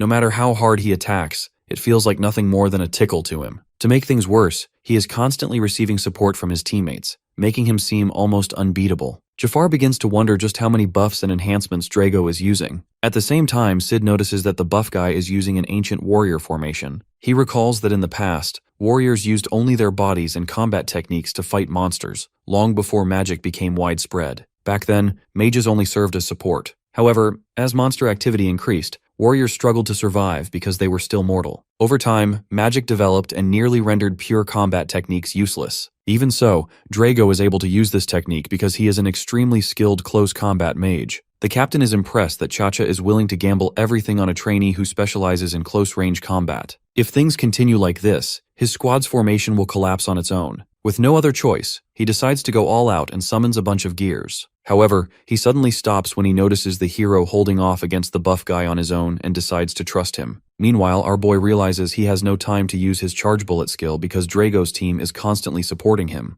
Even so, he places his trust in Jafar, knowing that he will never allow the team to fall without putting up a proper fight. As expected, the guy increases the intensity of his firepower and unleashes far more attacks than before, making the situation difficult for the enemy team. The heat begins to overwhelm them since only they have a single ranged mage in their team. Their condition becomes even more desperate as their support from the backline is cut off. Recognizing this, Han sneaks in the back and attacks the opposing captain. She manages to dodge, but this also breaks their formation. After getting rid of the support, he now aims for the buff guy, but he somehow leaps back, making the man furious. Setsuna's interest in the fight grows even more, as he wants to prove why he was once the captain of the Mage Corps. At the same time, his friend is also determined not to lose to him. The two of them charge at each other for a head-on attack, but our boy slips under his punch at the last second and slams him to the ground. He stands over him with a mana blade in his hand, signaling that the fight is over. Drago cannot believe that his friend is also skilled at martial arts. Even Chacha is stunned, since their key member is done. This immediately prompts her to surrender, and Sid's unit is announced as the winner. After the fight, the hero walks over to his friend and comments that he was struggling to control the explosive power of his Hercules spell. Drago admits that he is correct, but also declares that he won't lose next time. This marks the end of the mock battles, and Sid's unit gets the right to decide which mission to go on since they won all matches. Jafar rushes over and asks the captain what he is planning. Sid doesn't give him a straight answer, and simply tells him that he will submit the request tomorrow. Our boy watches from a distance, thinking to himself that the captain might choose a different mission, so he decides that he must speak with him and convince him to take the mission on Lotus Island. As he heads to his office, he realizes that this might be the first proper conversation they have ever had. He also remembers that in his past life, he never heard his name, probably because he died on the island. Besides convincing him about the mission, he also wants to talk to him about Han and Valeri. When the hero finally enters the captain's office, he is met with a shocking sight. There are 3 Sids inside the room. He is completely confused and stunned. At first, he wonders if the captain has triplets, but quickly dismisses the idea. He then suspects that he might be using some kind of illusion. While the hero is still trying to understand what he is seeing, Sid speaks and mentions that he would have liked to offer him a drink, but all of them are busy. Our boy quickly responds that he does not need to worry about him. The captain then explains that his job is not only to fight, since he is also the battalion commander overseeing 6 units, having other clones of himself is actually very useful. The moment he mentions clones, the hero becomes even more curious and asks him what he means. The captain reveals that what he is seeing is a special type of magic called cloning magic. Setsuna is completely shocked because he always believed Sid was only a long-range mage. The captain explains that his ability is called copy gear, which allows him to use the spells of people who give him permission. In simple terms, he is currently borrowing cloning magic from another squad member, and he also borrowed the long-range magic he used during their mock battle. The hero is amazed because he has never seen this type of magic. Sid admits that it is a very powerful spell, but he can only store 3 types of magic at a time, and each one lasts for no more than a day. Because his mana capacity is not large, he is very limited in how he can use them. Even so, he still manages to do a huge amount of work because he has spells that can branch and divide tasks. Due to his heavy workload, he constantly drinks energy drinks. Only now does the hero truly realize how much pressure the commander is under. The captain then asks whether he came to see him because of the special mission. Our boy confirms it, suggesting that they choose the mission to survey Lotus Island. The captain is surprised because he expected him to suggest accepting the royal escort mission instead.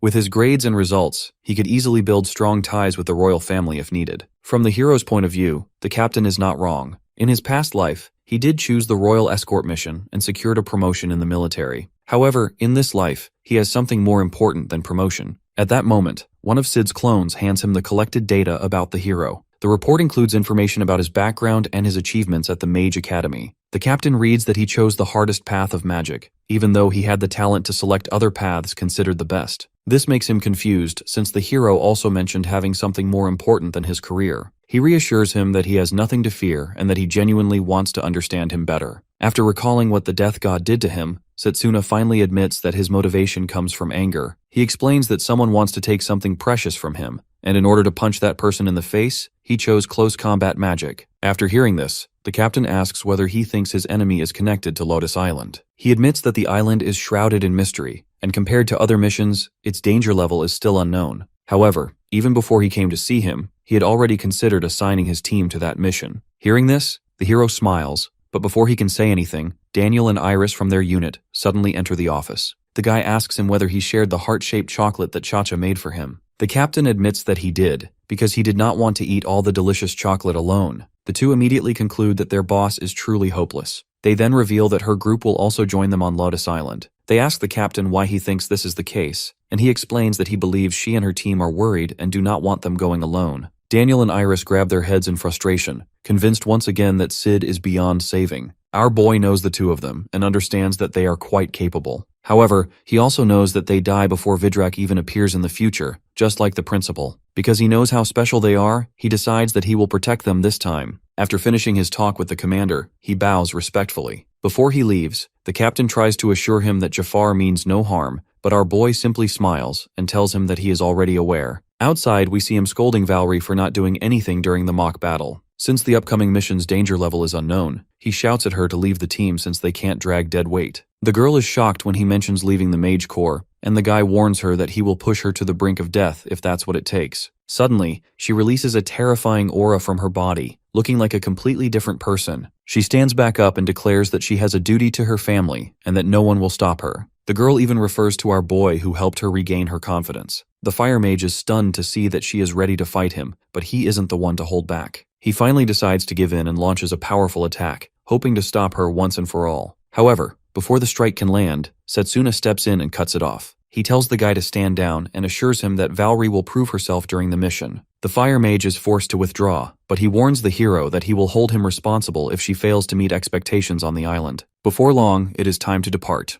As expected, Chacha and her team arrive at the port, and everyone boards the boats together as they sail toward the island. Daniel casually mentions that the island is known as a peaceful place, and hopes that it remains the same when they arrive. What they do not know is that a man-eating talking monster is already destroying the island. Meanwhile, Leo follows Morgana's trail and realizes that she is not dead. In fact, her entire house has completely vanished, which deeply disappoints him. Suddenly, the clown appears from behind and mentions that the Royal Mage Corps is already on the way to investigate Lotus Island. Because the Evil Legion is present there, he believes that the entire unit will be wiped out. Hearing this, the blonde guy suddenly remembers that the hero has been undergoing training and might also be part of the investigation mission. Out of nowhere, the clown throws his ninja knife at him. Leo barely avoids it, and the blade strikes the ground and shatters. He is shocked and confused as to why Puka attacked him. The clown accuses him of pretending and claims that he must be the one who gave information to the hero. He labels him a traitor and declares that he must pay for his sins with his life. Instead of being surprised, the blonde guy welcomes the challenge and prepares to fight. Meanwhile, our crew finally spots the island after traveling for over an hour. Sid notices large birds flying in the sky and finds it strange, since no large birds are supposed to live on the island. This confirms that something is wrong. The island normally has fewer than 300 residents, but many tourists visit because of its hot springs. The captain also points out that the volcano in the center of the island has not erupted for a long time. Even so, they can all feel an unusual tension in the air. He then briefs them on their mission. They must find any survivors, protect them, and investigate the terrifying events happening on the island. During this mission, they may be forced to fight, so the captain urges everyone to stay alert. The hero remembers that in his past life, this unit was completely wiped out, and Jafar was the only survivor, with only vague memories left. When he returned, all he remembered was being attacked by monsters that seemed to appear from nowhere. Since these monsters re-emerged when the Death Gods appears, he is convinced that an apostle must be involved. The captain adds that missions are always dangerous, and that 30% of trainees quit every year. He urges them to prioritize their own safety if things turn dangerous. They shouldn't go beyond their capabilities just to get a recommendation letter. Hearing this, the fire mage turns towards Valerie and warns her not to become a burden this time. At that moment, Daniel draws everyone's attention to a strange sensation he feels. Our boy quickly realizes that the wind has disappeared, and after careful observation, they notice that the ship is no longer moving. Suddenly, a massive sea serpent rises from the water, terrifying everyone. It appears to be a 3-star monster, and the fire mage wonders why such a dangerous creature is roaming a peaceful sea. The girl suddenly steps forward and announces that she will take care of it. She creates her barrier to prevent the serpent from attacking. At the same time, Sid shouts orders and informs the unit that the creature's weakness is lightning. He strikes it with a powerful lightning attack, which becomes even more effective because the monster is in water. The serpent screams in pain, loses consciousness, and slowly sinks beneath the surface. Just as they think it is over, the monster resurfaces and this time launches a tentacle toward the ship. Iris is shocked, as sea serpents are not supposed to have tentacles. Our boy begins to understand what kind of enemy they are facing. Suddenly, another tentacle tries to go for the girl, but before it can do any damage, the hero slices it using his mana sword. In the next instant, multiple monstrous heads rise from the water, completely surrounding the ship. Jafar finally understands why the ship couldn't move at all. Even though the monsters are terrifying, the group stays together and launches several coordinated attacks. Suddenly, the ship shakes violently, and Daniel nearly falls overboard, but the captain quickly saves him. He instructs the guy to summon his bird so they can escape before the ship is completely destroyed. The summoner worries about the other captain and her team, knowing they are also in danger, but the captain urges him to trust that the other group will find a way out. He reminds him that they cannot rescue anyone if they all fall into the sea. Suddenly, Valerie shouts that her protective shield is almost at its limit. The ship can't withstand any more pressure and gets destroyed, but fortunately,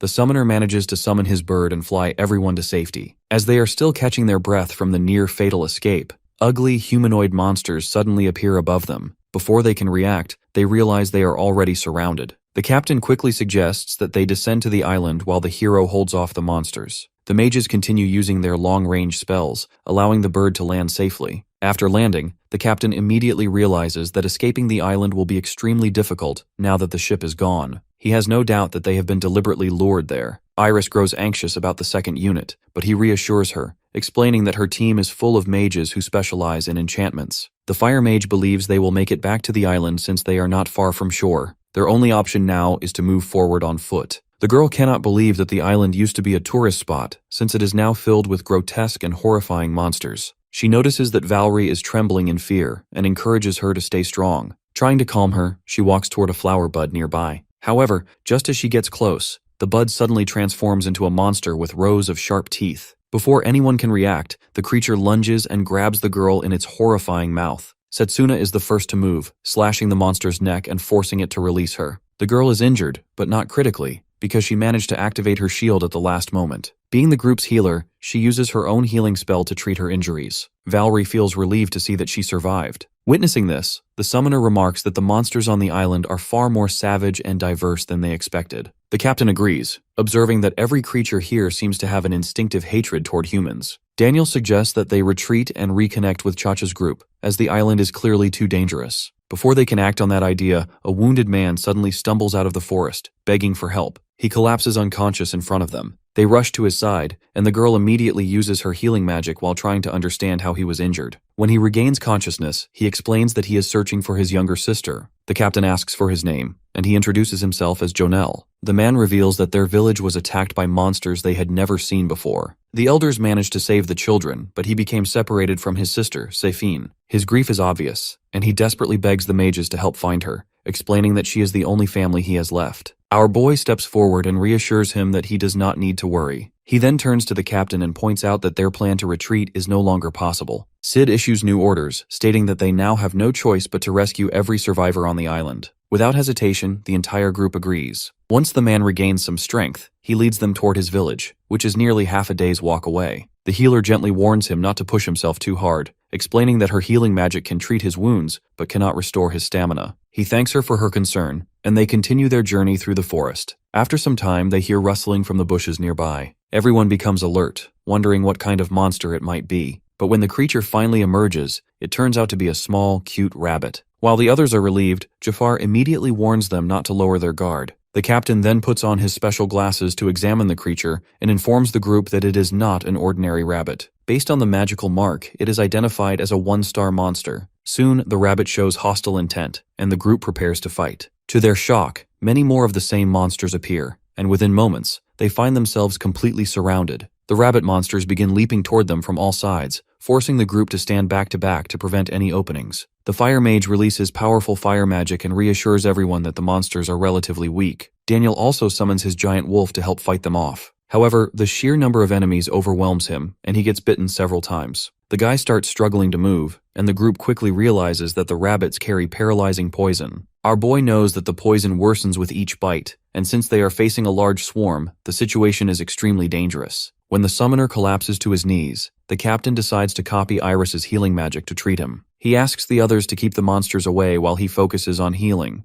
The team takes this seriously and launches continuous attacks, pushing the rabbits back and gaining a brief moment to recover. The hero believes the fight is over and walks back toward the group, unaware that one rabbit monster has survived and is creeping up behind him. Han notices the monster but chooses not to tell him. Just as the monster is about to bite him, Valerie reacts instantly and uses magic to restrain it, saving him. This makes the other trainee furious. After the battle, Jonel expresses his admiration for the team's strength. The summoner also mentions that he feels much better thanks to their support. Setsuna, however, grows curious about the captain's glasses and asks about them. Sid explains that the glasses are a magical tool used to measure the danger level of creatures based on their magical power, behavior, and appearance. He demonstrates by scanning nearby flying birds and identifies them as 3-star threats, while the 4-legged bird is 2-star, and the man-eating plant that attacked them earlier is only 1-star. Since Valerie is responsible for support, the captain gives her an extra pair of the glasses. As night approaches, he tells the group to set up camp and encourages everyone to rest as much as possible because they will need their strength for the next day's journey through the forest. During all of this, our boy notices the survivor shaking and tells him that he can stay close to him if he is scared. While gathering firewood, the guy tells him that he finds the other trainee scary. The hero reassures him and thinks to himself that Han must have noticed the monster behind him earlier and deliberately chose not to say anything.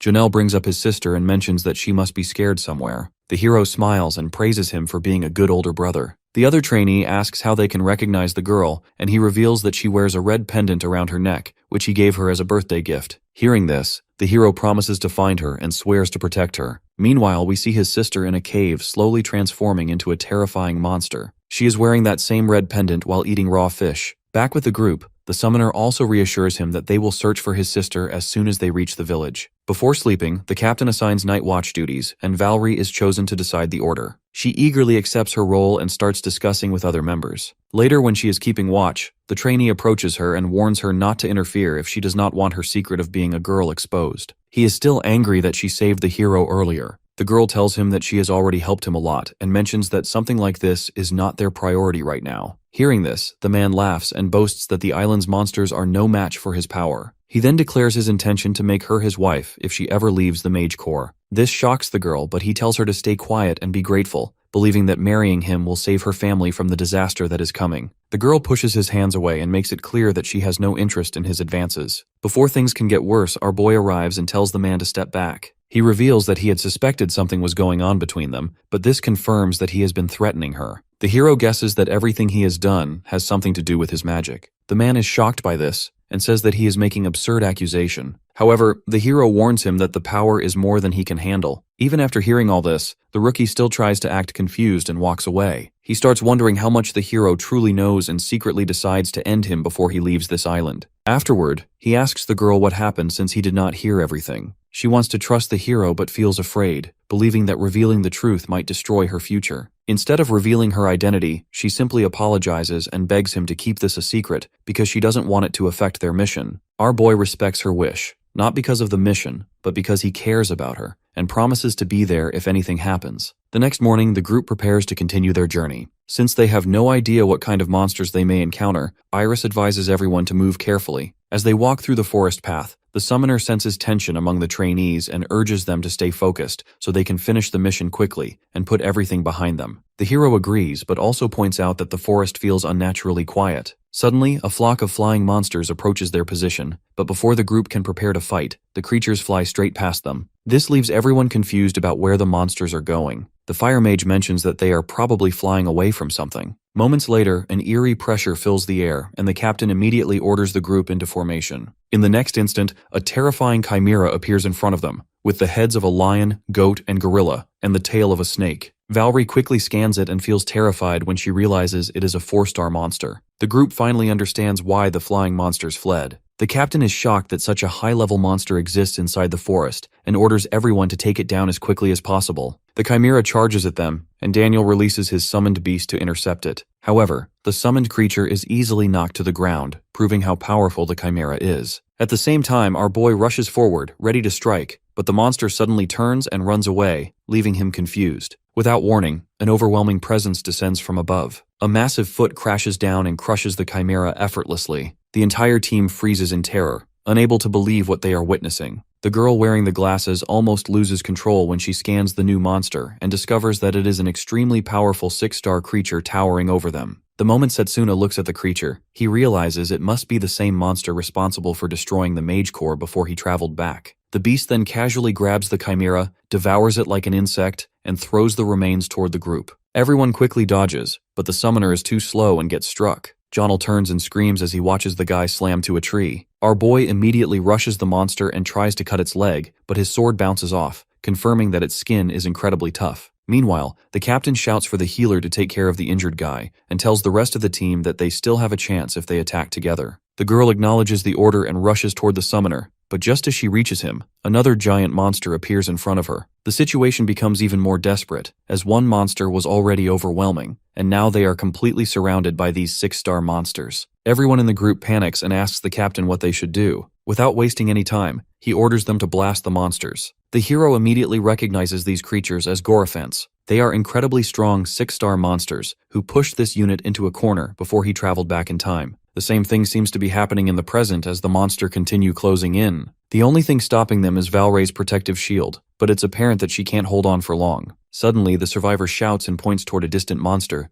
realizing it is his sister. Overcome with emotion, he runs toward her without thinking. The captain tries to stop him, but he realizes that it will break their formation and make the situation even worse. Jafar immediately volunteers to stay behind and hold off the monsters while they retreat. However, the girl refuses to leave him and insists on fighting by his side until the end. He scolds her for being reckless and reminds her that she still has a family to rebuild. The girl watches as he smiles and tells her that she can't die on this island. The hero is not surprised by this, knowing that he is actually kind-hearted despite pretending otherwise. He even remarks that Jafar is the kindest yet most misunderstood among them. The fire mage plays it off and insists that they leave since he finally found some monsters worth his time. With no other option left, the captain finally gives the order for everyone to split up and chase after Janelle, while the fire mage stays behind to cover them. Before anything else, our boy moves at full speed to retrieve Daniel from where he fell. He then follows the others as they retreat, leaving the fire mage behind. With no allies nearby to worry about, he unleashes massive waves of fire, pouring all his strength and pride into the attack. Meanwhile, the group catches up to Johnel near a cliff. When they ask about his sister, he points toward the forest, saying she disappeared there. While they are still arguing about what to do, the cliff suddenly collapses, and everyone falls into the water below. The captain suspects the collapse is caused by the tremors from the earlier battle. Elsewhere, the man responsible for creating the monsters watches from the island, observing the group's suffering with interest. He treats their struggle like a game, wanting to test how strong they truly are when they are separated from each other. Our boy eventually washes up on the shore and realizes he is separated from the others. As he tries to find his teammates, he becomes surrounded by chimera-like monsters. Somewhere else, the healer and the trainee end up trapped together. While the girl is busy fighting off the monsters, she turns around to make sure the trainee is alright, only to find out that he has vanished. Bro ran away when he realized that they couldn't fight those monsters. Meanwhile, Valerie is being chased by monsters. The captain is also nearby fighting a group of enemies when he hears her voice calling out. He calls back, asking where she is. The girl hears the captain's voice coming from inside a cave, but something feels wrong. The voice lures her closer, and just as she approaches the cave entrance, she realizes it is a trap. A group of humanoid monsters is mimicking his voice to deceive her. Hearing her scream, the captain senses that she is in danger and turns toward the source of the sound. This moment of distraction costs him, as a giant monster suddenly attacks from behind. He barely manages to leap away, and the monster's strike shatters the ground instead. The captain tries to fight back, but the creature slams him into a tree with overwhelming force, leaving him exposed. Badly injured, Sid admits to himself that the monster is far too strong, and that tricks and strategies alone are useless. He realizes that only elite mages like Jafar might stand a chance against a Gorfant. Even so, he reminds himself that he is a commander of the mage battalion and refuses to give up. He snaps his fingers and activates his copy gear overdrive skill that allows him to combine multiple spells. Sid stands up again, combining healing magic, formation magic, and long-range magic, pouring all his power into a single spell. The energies merge into a massive lightning spear, which he hurls at the monster. The strike pierces the monster and finally brings it down, giving him a brief moment of pride. However, the victory comes at a cost, as he is now unable to use magic for some time. It seems as if fate is especially cruel to him. Two more monsters suddenly appear behind him, and one of them punches him hard. Without any magical support, the captain takes the full force of the blow and crashes to the ground. He is about to be killed when our boy rushes in and blocks the attack with his bare fist. The mana-filled punch from the hero causes intense pain to the monster, forcing it to clutch its arm. It turns out that he saved the support girl first before rushing to protect the captain. He apologizes for arriving late and unleashes the full power of his fire spirit. With this, our boy is ready to go smash some 6-star monsters. Without wasting any time, he leaps at one of the monsters and slashes its head off with his flaming sword. As he continues fighting the Gorfants, flying monsters appear in the sky, mocking him and claiming that all his efforts are meaningless. The hero becomes furious at the way these creatures lure victims by imitating humans, and slashes them apart. One giant monster tries to grab him, but he tears off its arm as a warning. He then chases it down and cuts off its head. Before finishing it, he tells the monster that it will experience the same despair he once felt before returning to the past. Without mercy, he burns the monster from head to toe. After the battle, Setsuna checks the pulse of both the captain and the girl, and finally relaxes when he realizes that they are not in danger. He creates a warm shelter and places both of them inside. The girl wakes up first, and he quickly goes to check on her, asking if she wants him to check on her wounds. In order to save her identity, the girl immediately refuses and mentions that she will do it herself. Soon after, the captain also wakes up. He thanks the hero for saving his life, but is confused about how he managed to defeat those giant monsters. Our boy hesitates to answer, and the captain chooses not to press further, understanding that he does not want to share everything. He then mentions that they need to find the others. At that moment, Jafar arrives, covered in blood, with the trainee behind him. All three are shocked to see him alive, and the girl cannot believe that he defeated the monsters on his own. The guy simply smiles and treats it like light exercise. The trainee explains that he used a cloaking item to avoid monsters on the way, but lies about losing contact with Iris. Hearing this, the captain realizes that 3 of their team members are missing. Moreover, they also need to regroup with the other unit. Han mentions seeing a village on the way, and the captain guesses it might be Jonel's village, believing there may be survivors there. The trainee suggests investigating the area with the hero since the 2 of them are the only ones in good shape. Hearing this, the support girl also insists on joining since it's dangerous to go alone. The trainee quickly leads them to a cliff and says the village is beyond the forest. The hero is a bit surprised that a village exists in a place like that. However, while he is not paying attention, Han prepares to attack him from behind. Valerie notices this and rushes forward, taking the hit instead. The trainee is annoyed that she ruined his plan and reminds her about protecting her family's name. The girl makes it clear that she has no intention of betraying the hero to protect her family. Unfortunately, the trainee's attack tears her clothes, revealing that she is actually a woman. She apologizes for not telling Setsuna earlier and explains that her brother failed the Magic Academy exam, and so she had to take his place to revive her family's legacy. The hero isn't upset that she kept something like this from him and comments that everyone has their own secrets. He assures her that he will protect her secret and will not allow the trainee to keep threatening her. As our boy draws his sword, the guy uses his cloak and vanishes from sight. The girl becomes anxious, but he tells her not to move. Our boy locks in and starts sensing any trace of mana he can find. When the man finally attacks, he easily sees through it and catches the source of the attack. Turns out the trainee was pouring mana into the small golem and then sending it flying, tricking people into thinking he was a ranged mage. The hero explains that the only reason Han can control the direction of his attacks is because he gives direct commands to the golem. It is normally impossible to achieve the range or power of long-distance magic without special assistance. Using his senses, our boy tracks the trainee's position and throws the golem toward him, knocking off his cloak and fully exposing his presence. This also reveals the source of his special power, Shocking Blazer. He had already sensed that something was unusual about the kid, and it turns out that he was bonded to Zephyrion, a wind spirit. The trainee is stunned that the hero knows this. Although he wonders how Setsuna found out, he quickly decides that killing him is the safer option. The man charges forward and unleashes another attack, but our boy is already highly skilled in spirit magic and easily exploits the weaknesses in his techniques. He repeatedly deflects his attacks. Eventually, Han reveals that the spirit magic he uses is the same ancient magic that once ravaged the Great Mage War. The girl can't believe he is using spirit magic since she didn't think it was real. The trainee launches another attack, but the hero blocks it again. This time, however, the attack suddenly changes direction and strikes the girl, knocking her off the cliff. The hero is forced into a terrible dilemma. If he turns back to save her, Han will easily kill him. If he continues fighting him, Valerie will fall to her death. Without hesitation,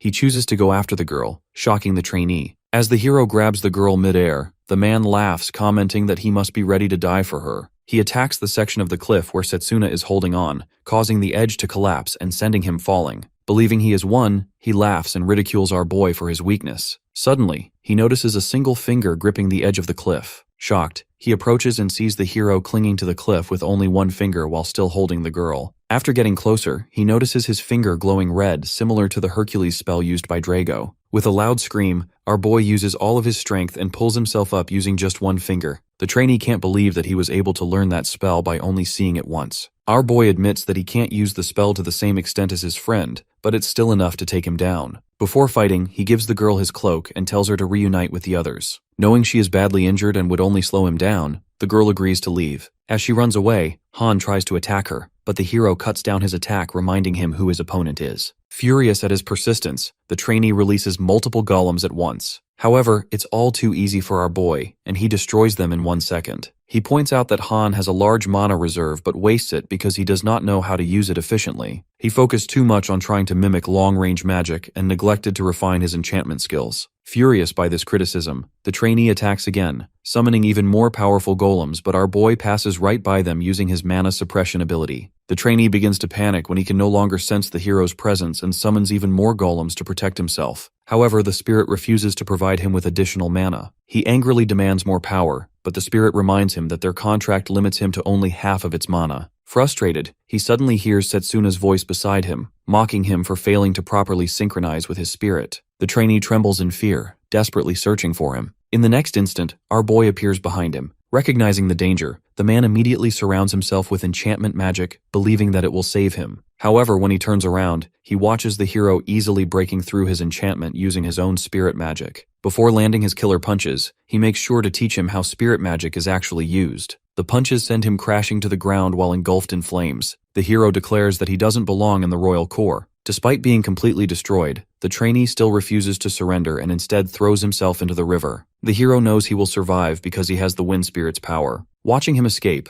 Blazer asks if he will go after him, but our boy dismisses it, suggesting that it's better to rejoin the group. Later, the trainee emerges from the water and stumbles weakly into the forest. He blames the wind spirit for not giving him more power. Hearing this, the spirit asks whether he is ready to undergo another trial. The guy is furious at the limited mana he received, believing himself to be someone extraordinary. It is revealed that his family belonged to a lesser branch of a noble house, making them low-ranking nobles. Because they relied on the protection of higher nobles, they were forced into servitude. Due to his low mana, Han was taught from childhood that those without ability existed only as tools. He was expected to either die or contribute something valuable to the family. His father died a miserable death because of his weakness. Refusing to share the same fate, the trainee chose a different path. He managed to get his hands on an ancient magic artifact through a black market dealer. Somehow, he even managed to pass the Wind Spirits test and used that power to become the top student at his academy. He still can't understand how the hero defeated him after he gained all that power. Eventually, he arrives at a cave. Inside, he finds monsters and strange capsules, leaving him shocked and confused.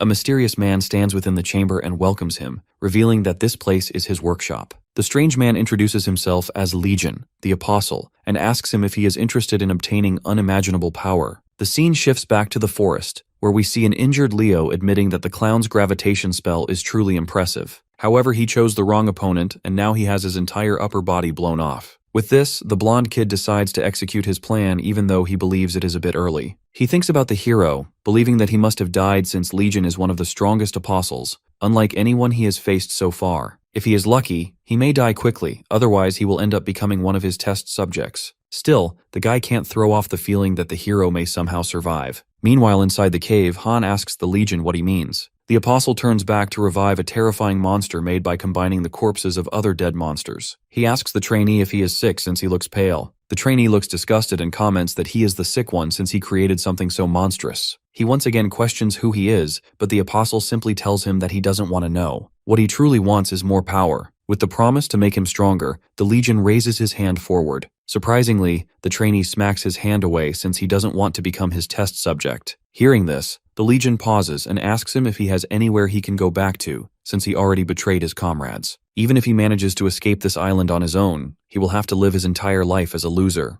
This hits the trainee hard, and he starts blaming Setsuna for everything that has happened to him. While clenching his fist, he finally agrees to take the power and reaches for the Apostle's hand. Before he can touch it, the Wind Spirit warns him not to accept his power since that being seeks to corrupt the world. If he does that, his bond with the spirit will be broken. The trainee doesn't care anymore and tells the spirit to shut up. The Apostle finally lets out an evil grin as the two make the deal. Back outside, the group has finally reached the village and started looking for their missing teammates. They split into two groups to search the entire area. Our boy and the girl are assigned to one group and they start searching. Since it's dark, the girl accidentally stumbles on a piece of wood and almost falls down when the hero grabs her. She thanks him for the help and he simply smiles, telling her that they need to work together. As the two continue walking, they find Janelle in the distance, looking completely exhausted. They rush to help him, and he mentions seeing his sister going inside the cave. However, he was too scared to talk to her. Valray is confused and asks him why he was scared. The guy explains that when he saw her last time, she had wings on her back. This makes them even more confused, but our boy knows that something is not right. He immediately tells the girl to take the kid and join the other group while he goes ahead. Hearing this, the girl expresses her worry, but he mentions that wasting more time will only put the little sister in more danger. When the girl finally leaves, our boy stands there thinking to himself how this situation doesn't make sense. The sister didn't have any powers yet. She still managed to survive on the island filled with monsters. Moreover, whenever she appeared, their group always got separated. This makes him believe that there is an apostle involved, and they may be hiding in the cave. Before he can even step in, Blazer already starts encouraging him to let his power loose since he doesn't have his teammates around him anymore. When the girl regroups with her unit, Jafar starts scolding her for letting the hero go off on his own.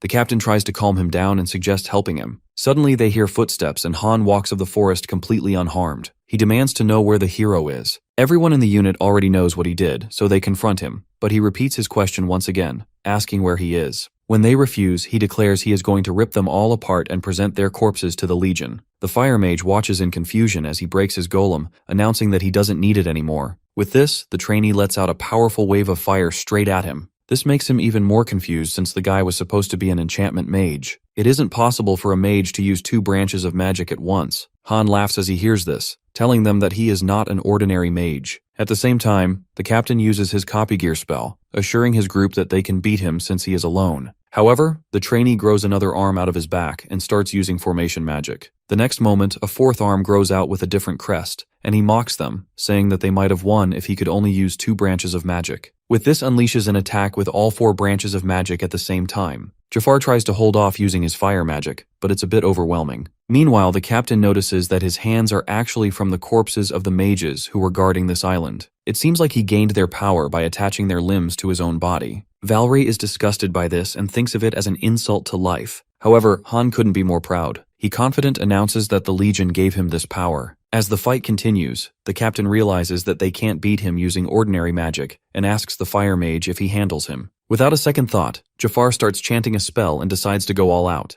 The captain knows that it's difficult to stack these spells on top of each other, but if the Fire Mage can manage to pull it off, they might still have a chance. Han notices this and grows a fifth arm to try to stop him before he can fire all of his spells together. Suddenly, the offensive power becomes too much, and it almost seems like the fire mage can't hold on. However, just at the last second, our boy Drago jumps in and shields him from the firepower. The captain shouts in excitement as he realizes that this is the other unit. Cha-Cha also arrives and tells him that they found the other two members of their unit and are treating them at a safe location. Still, the scene in front of her is a bit confusing, and she questions what is going on. The captain tells her that he will explain it later, but for now, they need to buy time for the fire mage to combine all of his spells. The girl knows it won't be easy, but she agrees, and they all start buffing Drago while he tanks the damage. Han is still confident in his power and asks them if they really think they can beat him. To his surprise, the fire mage has already finished channeling his big spell, and he prepares to fire it. Just then, the trainee grows 3 more arms and starts blasting all kinds of spells towards him. This throws off his balance and misses the powerful spell. The trainee laughs, mocking them for wasting their only chance. Now with nothing left to fear, he goes wild and starts spamming all kinds of spells. Bro starts venting about his childhood in the middle of the fight, says that he won't die like his father. Meanwhile, the captain can't think of a way to defeat him since it's like fighting 8 mages at the same time. Suddenly, Valerie calls out to him from behind and mentions that she noticed something important while she was supporting them. After listening to her plan, the captain agrees that it's worth trying. She starts off with her flower garden, which makes the guy believe that she is about to fire off her Hecaton bolt spell. Even though it's quite powerful, he believes he can simply stop her before she can launch the spell due to its long casting time. However, when he tries to attack her, Drago quickly jumps in front of her to take the blow. He tanks the entire attack and falls down,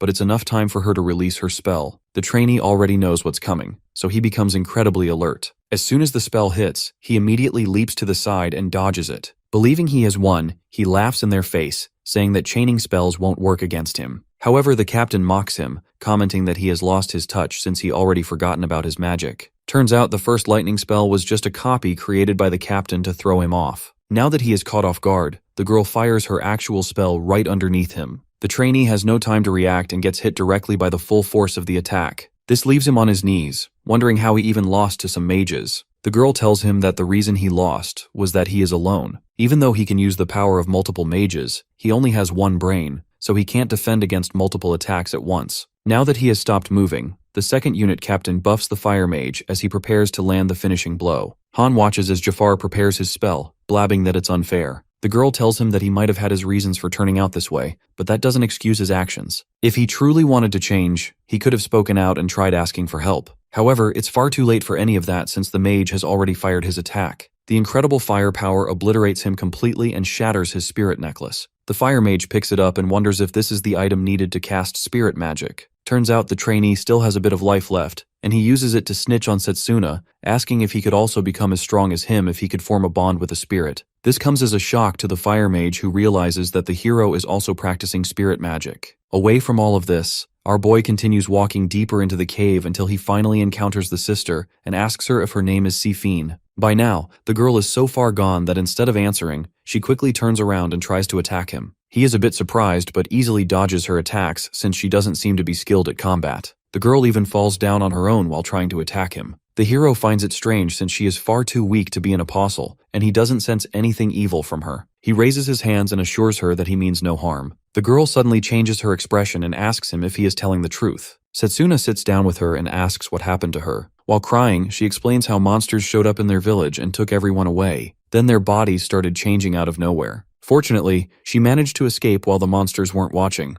The hero reassures her that everything will be fine since her brother is with them. Hearing this, the girl starts trembling and tells him that her brother actually died while trying to save her. Our boy is in shock, but he quickly figures out what is going on. If his guess is correct, his comrades are in deep trouble. Back with the unit, the group begins to treat the injured members. Seeing all of this, Jonel suddenly starts clapping with an evil grin on his face. He is impressed that they managed to defeat an opponent stronger than themselves by simply combining all of their strengths. Valerie is confused and walks over to him trying to figure out what is wrong. The fire mage recognizes the danger and tries to warn her, but it's too late. The guy stabs her with his arm, leaving her on the ground. It isn't long before the captain figures out that this guy is actually the legion that Han had mentioned. The apostle confirms it and reveals that he was the one responsible for creating all the monsters that roam this island. The captain then asks if he was also lying about the sister, but the apostle reveals that it was actually true. He took that girl as a test subject and tried converting her into a monster. Surprisingly, she managed to retain her humanity despite being converted, so he couldn't lose her as a valuable test subject. He then proceeds to show them the face of her brother, who is fused with his body. Apparently, her brother's soul is still inside him. This is possible thanks to his ability called life fusion,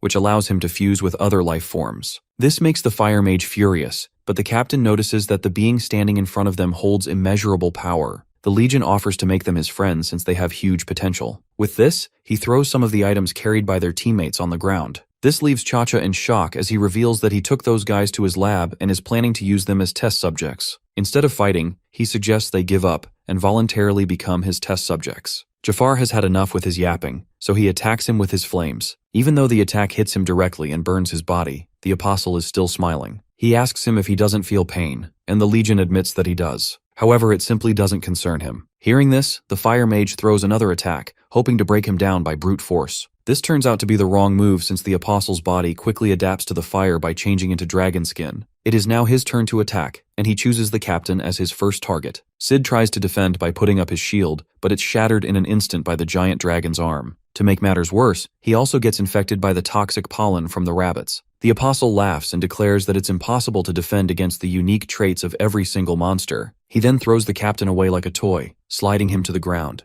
The other captain tries to help him, but he catches her with a huge tentacle and starts squeezing. Fortunately, the fire mage is quick to slash off his arm, and she survives. The Legion notices that he has only been using simple spells all this time and guesses he might be at his limit. With all of his comrades on the ground, Jafar realizes that this is life or death. He gathers whatever strength he has left and prepares another powerful spell. While doing so, the Apostle tries to grab him with his dragon arm, but he dodges. Moments away from casting his spell, the Legion notices an opening and cuts off his left arm. Without an arm, he can't finish his spell anymore. The Apostle even offers to spare him if he becomes his test subject, but the fire mage isn't the one to back down without a fight. He starts using his other arms to cast his spells and attacks him once again. This time, the attack lands directly and blows up his face. The fire mage is confident that he killed the Apostle since no one can survive without their head. Unfortunately for him, the guy simply grows a new head and stands back up. The next moment, he uses his dragon arm to attack again, but Drago comes in clutch and saves the fire mage. Jafar shouts at him to stop since he has already sustained heavy damage, but the buff guy assures him that he won't have to hold on for long. Suddenly, our boy Setsuna arrives at the scene and cuts the Apostle clean in half. He stands between his unit and the Legion, announcing that he will take things from here. Turning to the fire mage, he asks him to protect the others while he goes for the Legion. As he gets close, the Apostle tries to catch him using his giant tentacles, but the hero easily cuts them in half. Immediately after, the guy uses his plant hand to grab him, but our boy destroys it too. It seems like the Apostle has a less supply of monsters since he continues growing something new. Everything he destroys is a part of his body. Even though the Legion is impressed by his mana control, he knows that the hero is still not showing him the power that killed the other two Apostles. Hearing this, our boy finally confirms that the being standing in front of him is also an Apostle. The Legion proudly introduces himself as the fifth Apostle, and the hero can already tell he is strong just by looking at him. Without wasting any time, he rushes in to attack him with a charged bullet and lands a direct hit. The Apostle morphs his body again and excitedly asks if the hero wants to fight one-on-one. Our boy continues chasing after him until they get out of the forest. After getting far enough, the Legion stops and asks him if he will now showcase his entire power. The hero gladly complies and releases all the flames inside him. Without giving him a chance to react, he appears behind him and punches him straight in the face. His head is blown off, but the hero continues punching and throws him away. Even the Apostle is impressed as he realizes that the hero is using spirit magic. He stands back up and admits that he has already used over 100 monsters in this battle, but he has over 10,000 more, so it doesn't matter. Setsuna can't believe what he is hearing since his spirit magic only has a short duration, and he needs to finish the guy before it runs out. He continues fighting with everything he has, but it's still not enough. Eventually, the Apostle's body adapts to grow wings, and he starts flying. Our boy leaps in the air to try to catch him, but he shoots him down using one of his monster heads. Despite being strong, the hero can't do much from the ground with melee magic. Recognizing this, the Legion combines the abilities of several monsters at once and releases a powerful attack called Sacrifice Spout. It shreds through the ground, hitting directly at the spot where the hero was standing, but fortunately, he managed to escape at the last second. Our boy knows that he only has a small amount of time before the Apostle spots him, so he quickly needs to find a way to close the distance. Just then, he notices the fire mage with both of his arms still attached to his body. The guy explains that it's all thanks to the two captains. When he went to check on them, Captain Cha-Cha suddenly woke up and started healing him. she was able to reattach his arm and treat his wound using her large mana reserve. Even she was shocked when she noticed how quickly he was healing until she looked back and noticed Sid helping her. After healing the fire mage, he told him that he was the only one capable of defeating the apostle and gave him all of his remaining mana. Hearing this, the hero declares that they can't let the captain's mana go to waste. Before he can say anything, the guy asks him if he is a user of spirit magic. Our boy knows that there is no point in hiding it, so he confirms it. Jafar tells him that it's his duty as a member of the Mage Corps to arrest him,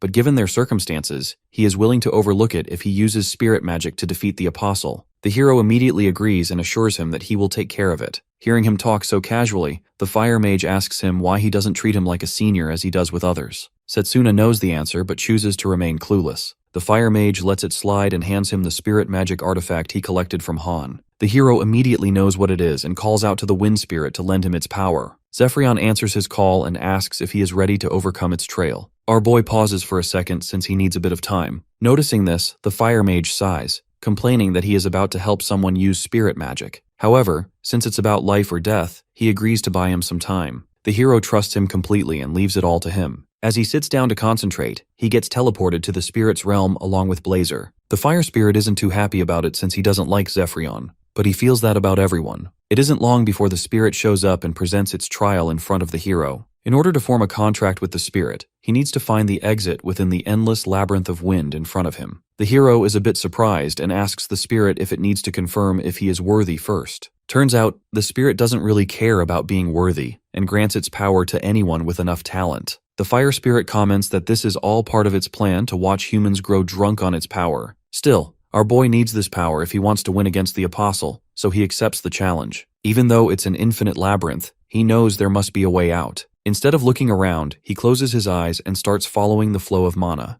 This makes the wind spirit impressed, realizing that the hero has already figured out how to cross the maze. Moving through the labyrinth doesn't seem too hard until he reaches a fork in the path ahead. He can sense the mana moving through both paths, but one of them is more violent, almost like a storm. Following his instincts, our boy decides to choose the path where the mana is stable. Both spirits watch him curiously as he stops just right before entering that path. He knows that the trail can't be this easy, and since Han could only obtain half of its power, it must mean that this isn't the actual solution. Realizing this, he quickly runs in the opposite direction to face the storm head-on. He knows that the wind spirit is looking for someone strong enough to face and overcome a raging storm. Zephyrion confirms this and says that if he wants its full power, he needs to find the real exit. Meanwhile, in the real world, the Legion is getting bored fighting the fire mage. He lunges at him with a couple of his monster heads, but the guy uses skunk fog to destroy them. Jafar laughs and tells him that he might possess the traits of a lot of monsters, but he also has their weaknesses. This still isn't enough to put down the Legion, as he simply grows more monster heads and attacks again.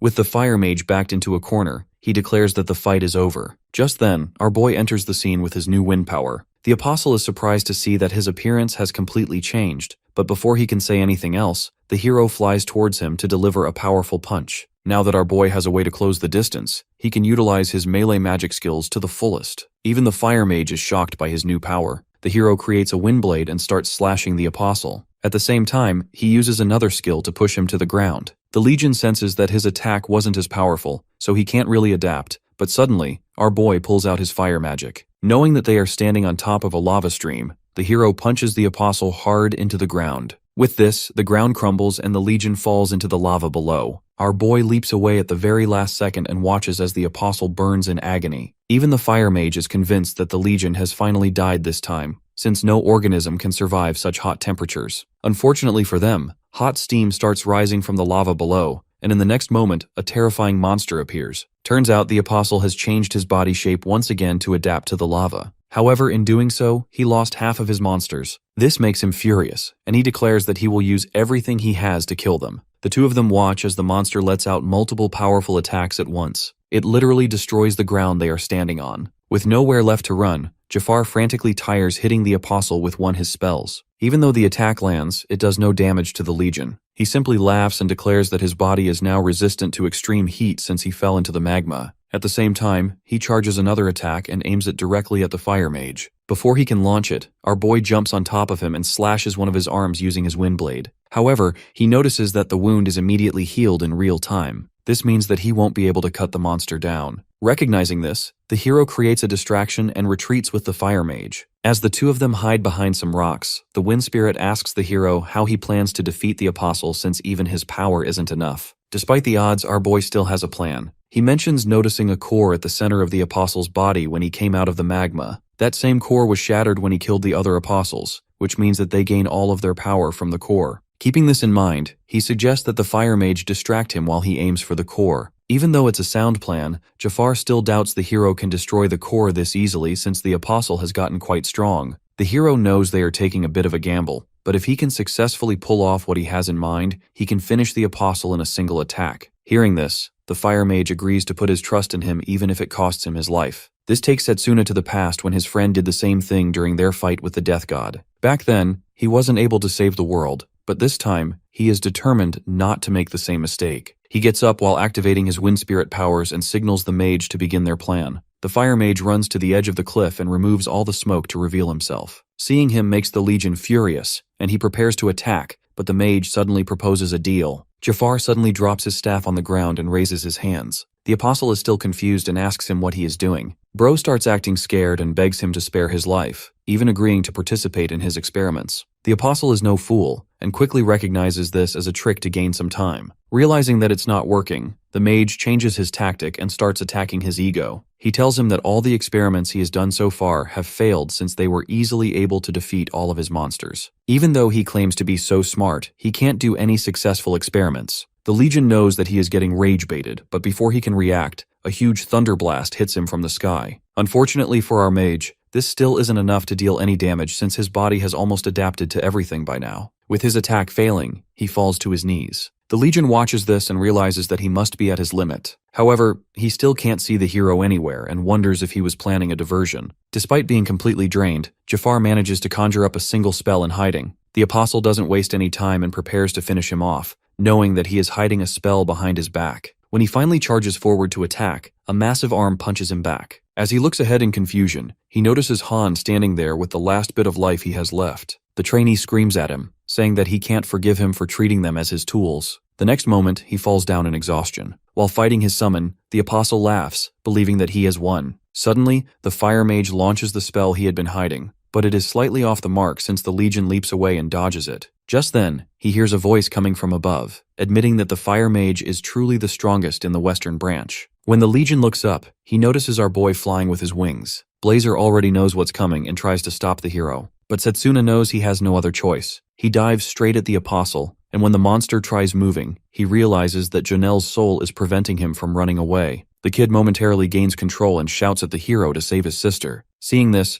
our boy comments that the apostle might have fused with his body, but he still hasn't taken over his spirit. The hero stakes everything he has on a single strike and continues diving. At this point, even the Legion has figured out that he is aiming for his core, but he doubts the hero can pierce through his body in his current state. Getting closer, our boy takes out his flaming sword, which only makes Blazer more nervous. He then apologizes to him and summons his wind blade as well, using the power of both spirits at the same time. The apostle is shocked as he watches this, and can't believe that the hero is trying to control such immense power at the same time. As expected, this isn't easy at all, but the spirits of his mother and the orphanage founder push him forward. With newfound determination, our boy morphs into something completely different, leaving the Legion in disbelief. While the guy is yapping, the hero crosses both of the swords and dives at full speed to land his finishing blow called Crimson Tempest. The attack is so strong that it completely cuts the apostle's final form in half, along with his core. It even creates a giant crack in the ground behind him. The fire mage shields his eyes as he can't stand the intensity of the light. Meanwhile, the Legion is still in disbelief and questions how his ultimate body was defeated. Our boy stands on top of him and comments that he may have taken their bodies by force, but he couldn't bend this wills, which is the reason he failed. After defeating the Legion, his spirit power finally comes to an end, and he goes back to normal. At that moment, he notices a bunch of spirits leaving the apostle's body. Among them is Jonel's spirit, who smiles and asks him to take care of his sister. The hero smiles back, realizing that he has finally freed all of these spirits from their misery. The fire mage walks over to him and mentions that it's finally over. He raises his fist forward and tells the hero that his last attack was truly impressive. Our boy gives him a fist bump,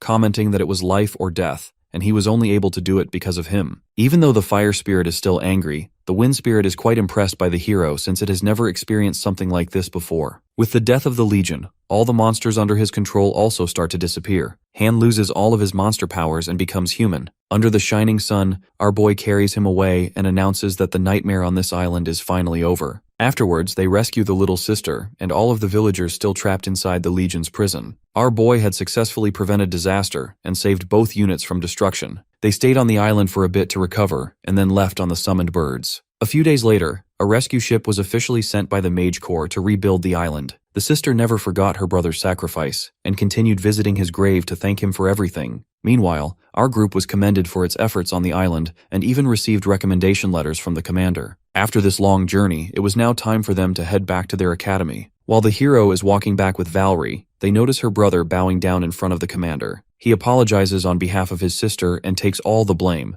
insisting that they let him join the army instead of her. Hearing this, the fire mage gets furious and shouts that his sister is now a valuable member of their unit, so he can't just come here to replace her. Still, the brother continues insisting that they let him join. Just then, the sister taps him on the shoulder and assures him that she likes working in the Mage Corps. The next moment, both of them bow down and request the commander to let them both join the unit. Seeing this, our boy jokingly turns to Jafar and says that he can't really say no to them. The captain reveals that he has been promoted to commander, so he is planning to make the fire mage the captain of this unit. Since they have a vacancy, he can take his brother as a trainee. However, he refers to him as the sister, so there won't be any complications for them. As both siblings thank the commander, Setsuna thinks to himself that they will surely restore the previous glory of their family. Before letting him in, the fire mage warns him that the training won't be easy, but the brother seems determined. While the three of them are talking, the commander turns to the hero and asks if they can talk in private. The scene changes to his office, where he is informed about Han's condition. The man lost his spirit magic and is recovering in a hospital under strict supervision. Since the crest on his arm disappeared, they don't have any proof that he used spirit magic, so he won't get the death penalty. He then changes the conversation to our boy, mentioning that he already knew there was something going on the island. This makes him curious, and he questions how he knows about all of this. After a brief moment of silence, the hero decides to reveal everything to the captain, including the world-ending threat looming over their head. The commander is understandably shocked by everything. However, it now makes sense to him why the headmaster of Elmridge Academy warned everyone about this disaster during the emergency meeting. Having witnessed the power of an apostle himself, the commander has no choice but to trust the hero. Our boy reveals that the next incident to occur is the death of the silent dragon. This means that the ancient dragon guarding the city will die, tainting the water with its blood and obliterating the entire city. Hearing this, the commander assures him that they will increase security around the area to make sure that doesn't happen. Afterwards, Setsuna tells him about the fourth incident involving the disappearance of the capital. According to him, the capital literally disappeared overnight without leaving any trace.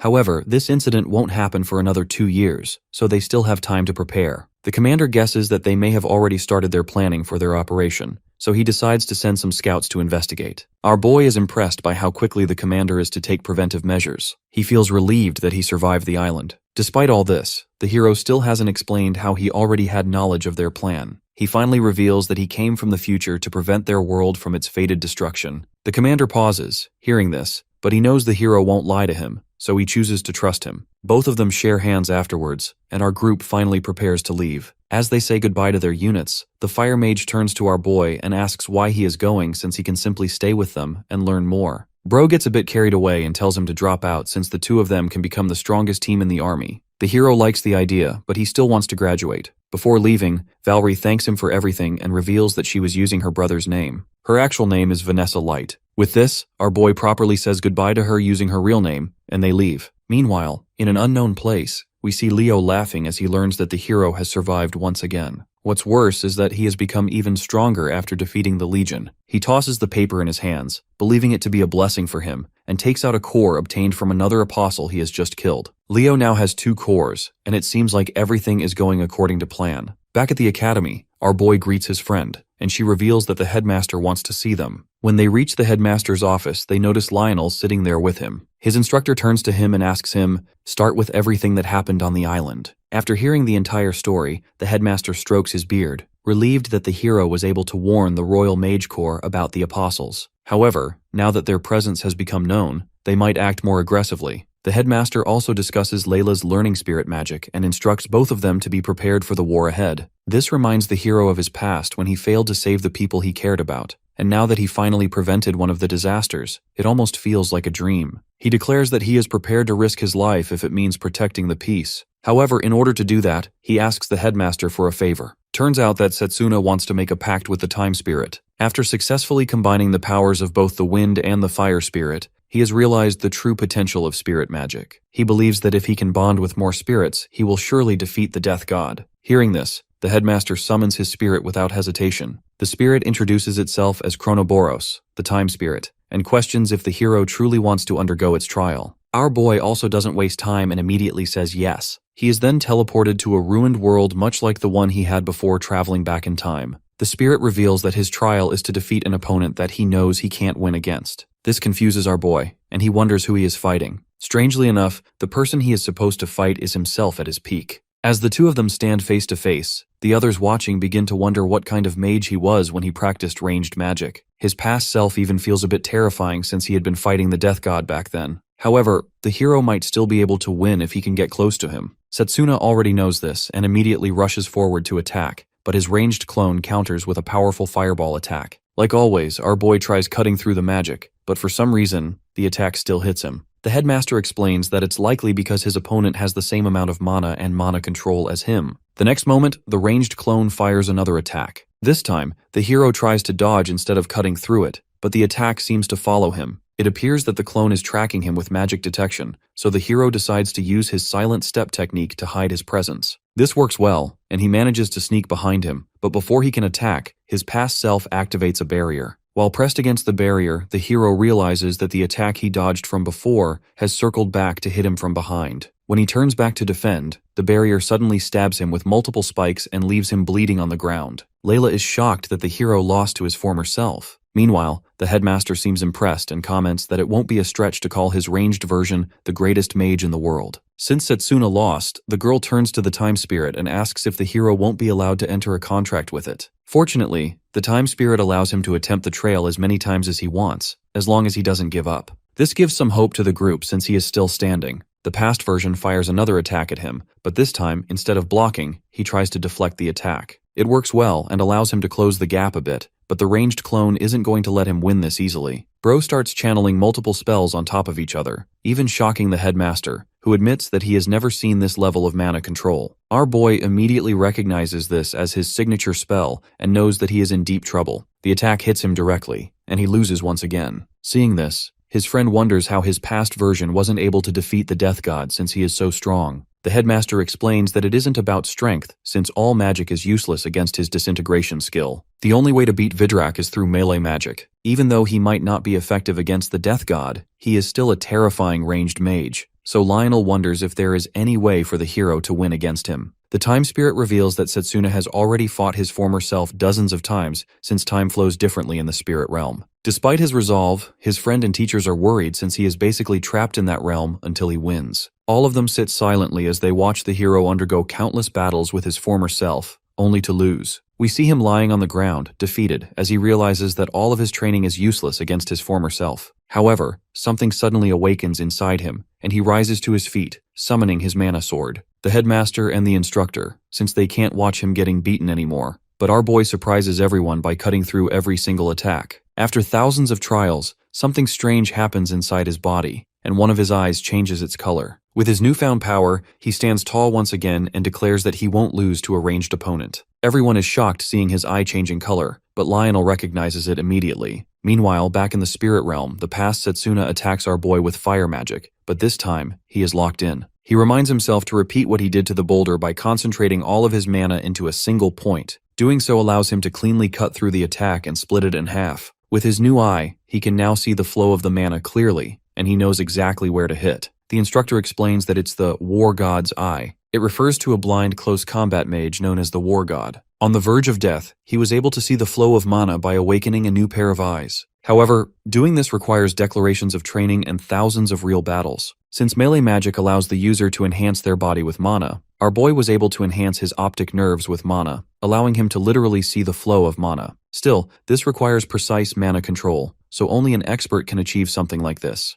The time spirit explains that the hero has been fighting his former self without rest or sleep. Since time flows differently inside the spirit realm, he has used this opportunity to gain years of training in just a few hours. Hearing this, Lionel mentions that it takes normal close combat mages years to train their bodies and master martial arts. Only then can they focus on mana control, but most of them are past their peak. In Setsuna's case, he had already mastered mana control in his previous life, and now, using the spirit realm, he has also gained years of experience in martial arts, making him the ultimate close combat mage. Recognizing his new power, his past self starts spamming all kinds of spells, but our boy can see through the mana. He masterfully slides past all of his attacks, thinking to himself that close combat magic may have a short range, but within that range, it is almost unbeatable. With this, he cuts through another spell and gets closer to his opponent. Seeing this, his friend starts cheering for him since he might win for the first time. Meanwhile, the ranged clone starts compounding his spells on top of each other to release the same blast from before. The group is worried for the hero since this is the attack that takes him down every single time. Instead of panicking, our boy stands confidently in front of it, trying to analyze the attack. The attack has all 6 elements intertwined, and his opponent plans to release all of them once the projectile is close enough. The hero calmly waits for it to get closer and sees right through the flow of mana, cutting through the attack before it can hit him. Everyone is left with their mouths wide open since they can't believe what they have just witnessed. With little distance between him and his former self, he slowly walks towards him and raises his sword forward. His past self smiles and immediately surrenders. The hero smiles back in return and assures him that he will defeat the death god with his new powers. With this, his friend and teachers can finally take a sigh of relief since he has successfully completed the trial. The time spirit appears in front of him and officially declares that he has passed its trial. The two of them finally enter a contract after shaking hands, and our boy wakes up back in the real world. Now he has the power of 3 elemental spirits with him. That, combined with the power of the war god's eye, puts him above, or at least equal to even the high-ranking apostles. Still, our boy knows that his final goal is to defeat the death god,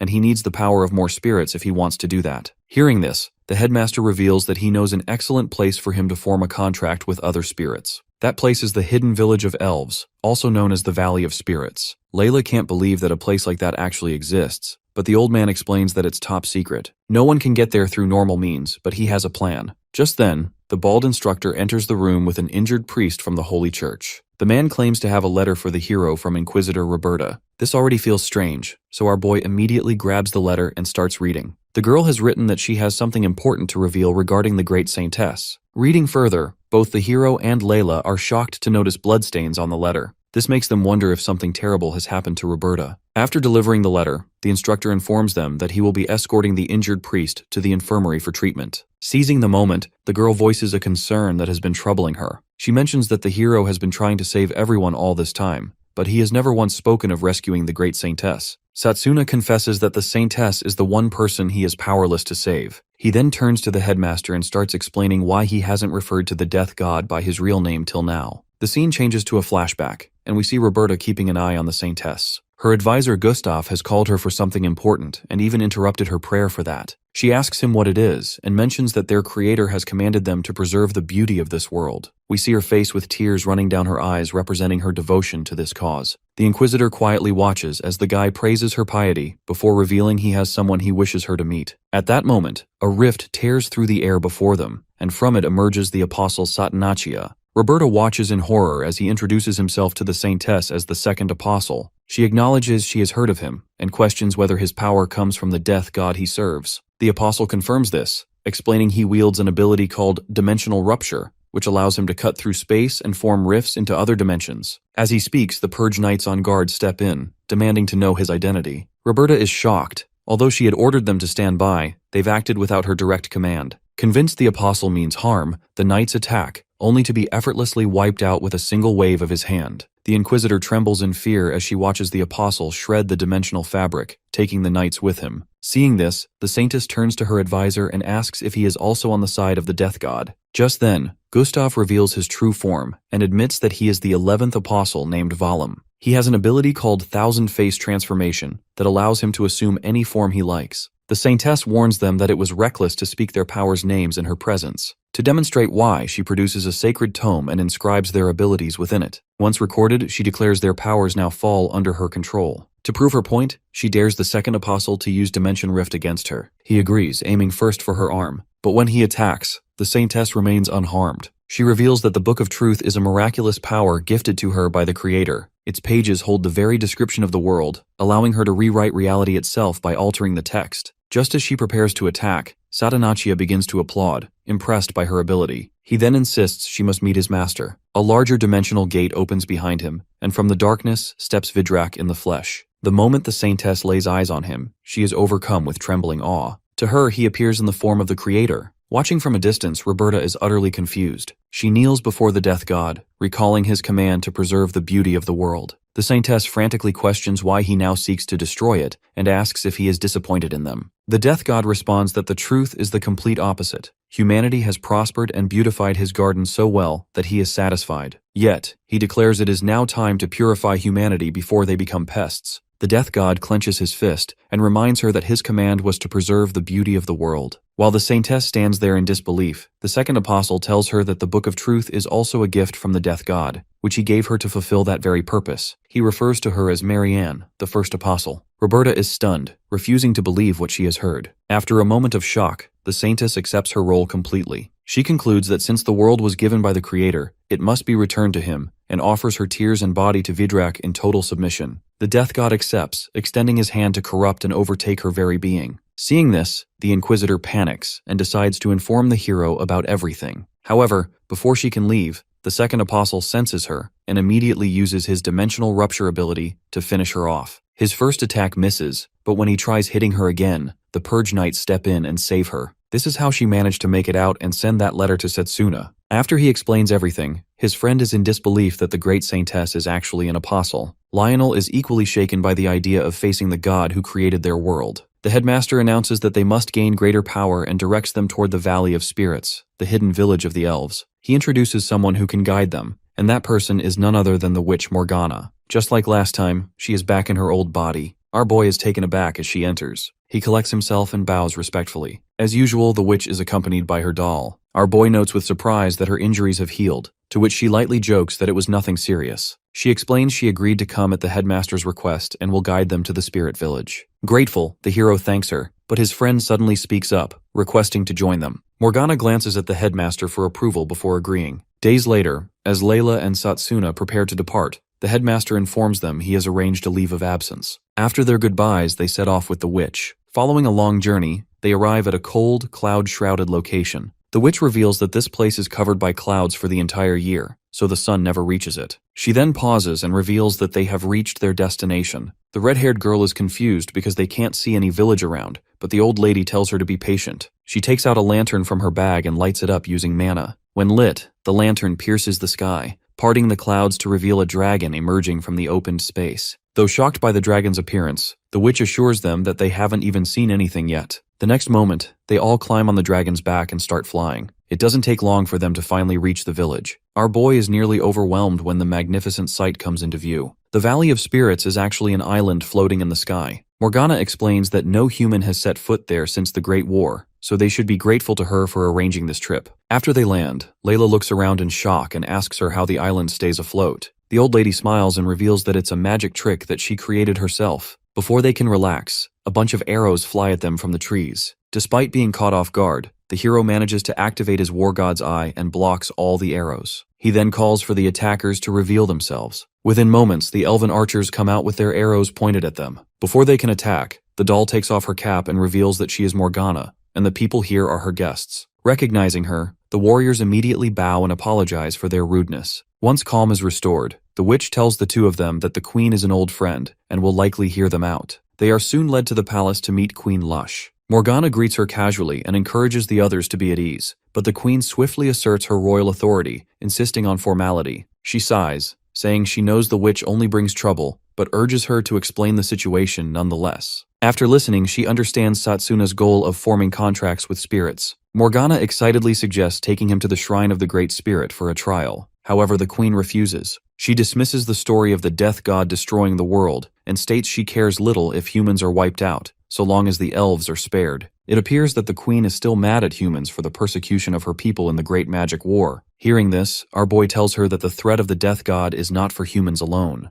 The apostles are already making plans against spirit magic users, and it won't be long before they find this valley. To demonstrate his spirit magic powers, he summons Blazer, which shocks the queen. The hero stresses that the apostles are ruthless and should be feared. Instead of concern, the queen grows angry that he addressed her so casually. She insults him, saying that the only reason he struggled against the death god is that he is weak. According to her, humans can never wield the true power of spirit magic, and even during the Great Mage War, their incompetence caused a lot of deaths. Annoyed, our boy reminds her that it was one of her own people whose selfishness sparked the Great Magic War. This makes her furious, and she rises from her throne, accusing him of justifying the persecution of elves. She tries to restrain him with her magic, but he uses the war god's eye and breaks free effortlessly. As she watches in shock, he calmly tells her that humans have also improved in their usage of magic. The queen grows even angrier and prepares to hit him with a spear, but her associates hold her back. Morgana sighs as she watches this, realizing that it's much worse than she expected. Meanwhile, the queen shouts that she can't stand the sight of humans and will never allow the hero to enter the shrine of the Great Spirit.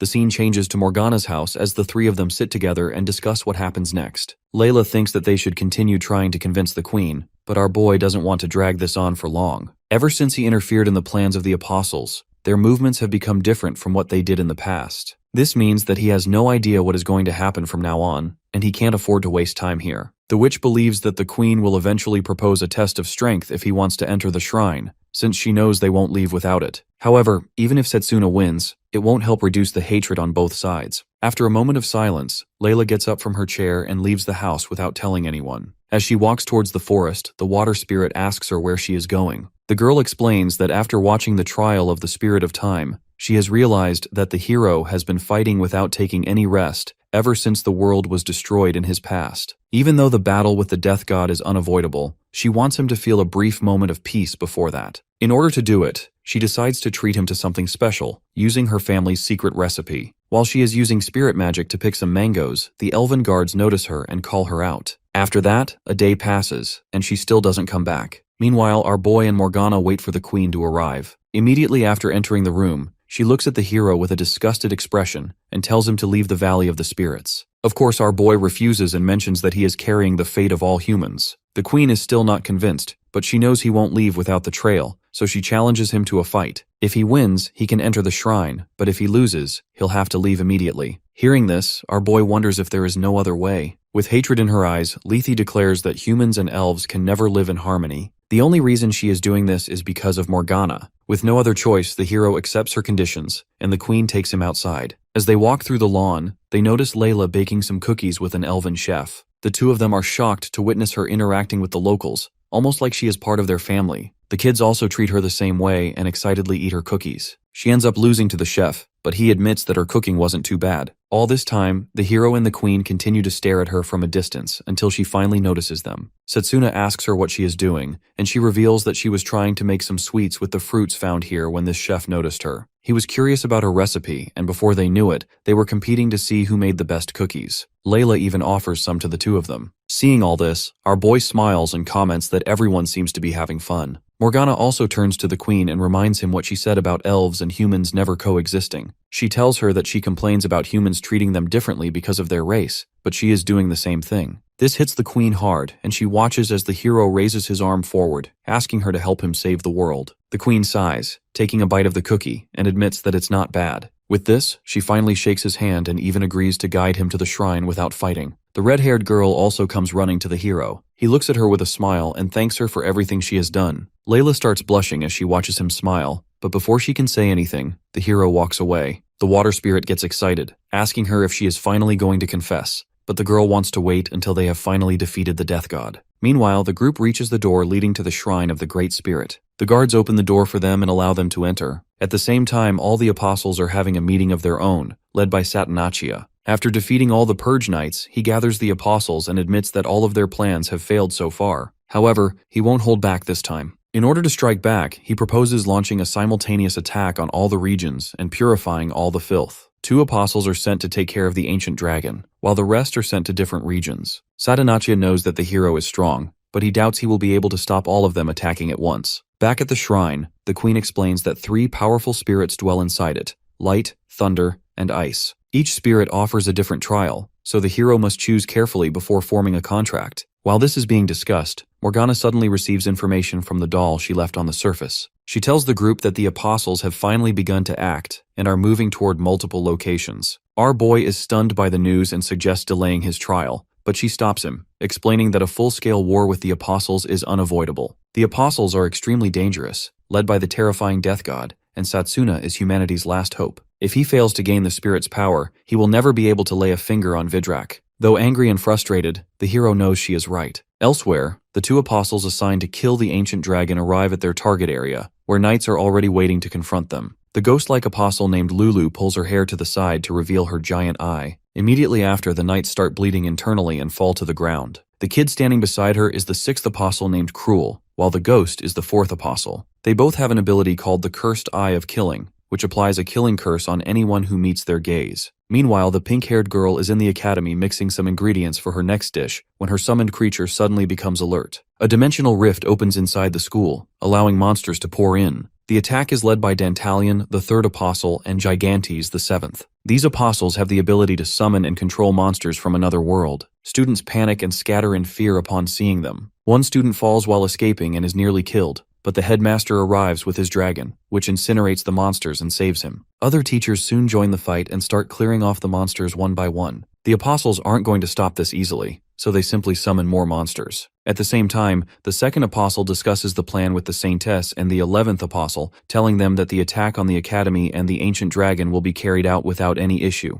Their next target is the Royal Mage Corps, since they are the main fighting force of humanity. Hearing this, the 11th apostle asks what their mission is, and the guy reveals that they are going to destroy the royal capital. However, instead of going to the capital, he opens up a dimensional portal to the Valley of Spirits. In seconds, he gets bombarded by dozens of arrows, but he absorbs them all using his portals. He then uses his dimensional rupture skill to cut through the elven warriors, as he did with the Purge Knights. Before they all die, the queen and the rest of the gang arrive at the scene to save them. Seeing the red-haired girl and the With, the apostle guesses that the hero must also be here. This makes his job easier since he can destroy the capital, eradicate the elves, and kill himself at the same time. Layla is confused upon hearing this since she can't understand how he intends to destroy the capital while being here. Morgana, on the other hand, is worried since she knows what he is planning to do. The apostle asks them about Setsuna, but the queen refuses to move and challenges them to a fight. At the same time, the red-haired girl activates her spirit abilities and prepares for battle. Seeing this, the Saintess gets furious, calling her a heretic, and starts chanting some spells. Morgana asks the spirit to help the girl and takes out all of her magical tools. She attacks the Saintess using one of the tools, but she dodges. The witch laughs, telling her that her tome of sealed truth can't control anything unless she writes its actual name. All of these magical tools are her own creation, so there is no way for her to know their name.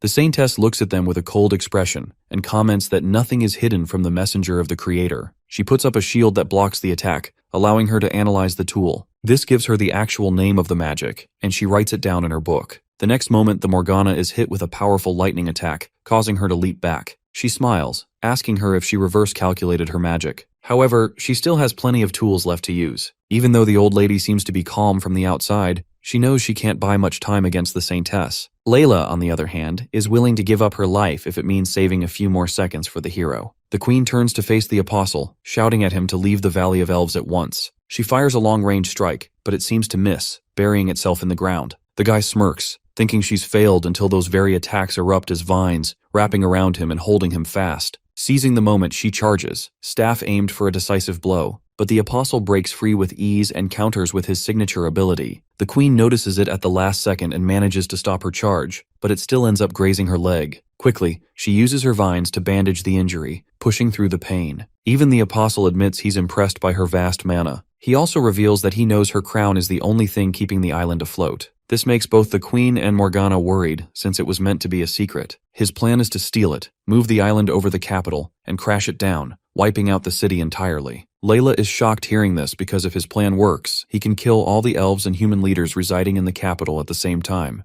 The queen shouts at him for even suggesting this, but he only taunts her, questioning how long she can last with that injured leg. He starts shooting those dimensional portals at her, but she can't dodge, so she has to take them head on. Meanwhile, the witch and the red-haired girl are preoccupied with the great Saintess, so it's not like they can help. To make things worse, the 11th apostle also joins the fight and transforms into a fearsome beast. Before he can reach them, the elven warriors step in to stop it. Things aren't looking too great, and the queen is completely exhausted. Not being able to block any more attacks, she falls to her knees. The apostle uses this opportunity to release another portal directly aimed at her head, but before it can hit, our boy comes in clutch and saves her. His hair is green, which means he is using the powers of the wind spirit. Satnachia doesn't seem surprised upon seeing him since he was also on their target list. While the hero furiously challenges him to attack him, the 11th apostle pounces on him from behind. Without even looking back, our boy obliterates the beast with a single punch. The apostle is shocked that he managed to kill Valim with a single strike, and wonders if he was using different spirit powers at the same time. He admits that his mana control is impressive and questions if anything happened in the past few days. Our boy knows that it's all thanks to his trial with the time spirit, but he refuses to answer. Despite him becoming stronger, the apostle still doubts he can stop all the apostles from carrying out their plans. Setsuna mentions that he has already suffered enough in his previous life, but things are different now. This time they have also prepared for the fight and won't let them win easily. With this, the apostle prepares to attack, and the hero quickly rushes forward.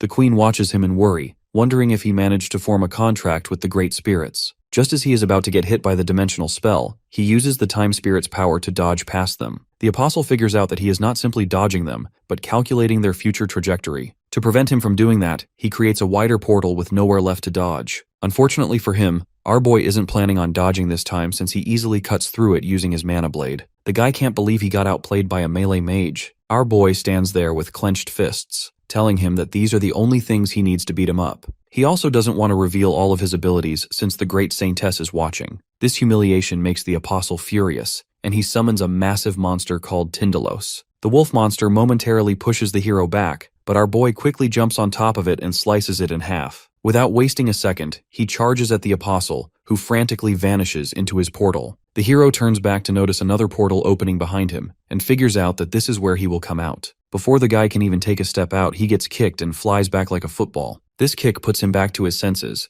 and he realizes that Setsuna might actually be on par with his master in terms of strength. With no other way out of this, the apostle desperately tries to go for the queen's crown in an attempt to destroy the island along with the hero. The hero is quick to pick up on this and rushes at him full speed in order to stop him. He even uses the ability of one of the great spirits to further increase his speed. Satnachia realizes that he is too close and puts up his dimensional wall to stop him. However, our boy punches right through it like glass and continues pushing forward. The apostle is in disbelief that a kid like him can hold such power, but the hero corrects him, revealing that he isn't a kid, but a mage who has traveled back in time to take his revenge. Bro is on his second playthrough right now. With this, our boy finally manages to strike the apostle in the face and put him down. As he stands over him, his friends cheer for him, and even the queen is impressed that he managed to form a contract with the lightning spirit. However, the hero knows it's too early to celebrate since the queen is still standing. Even though she has managed to analyze all the tools of Morgana one by one, she is still having trouble trying to analyze her staff. This gives them some hope of winning since the hero has also arrived to help them. But the saintess suddenly starts writing in her book and reveals that she has finished analyzing the queen's gravity crown. The next moment, her crown flies right off her head and lands directly in the hands of the saintess. Seeing this, the witch realizes that the saintess wasn't analyzing her staff but the crown all this time. She replies that her main objective was the crown, so she couldn't care less about them. Now that she has the crown, she can crash the island on top of the royal capital and finish them all at once. Hearing this,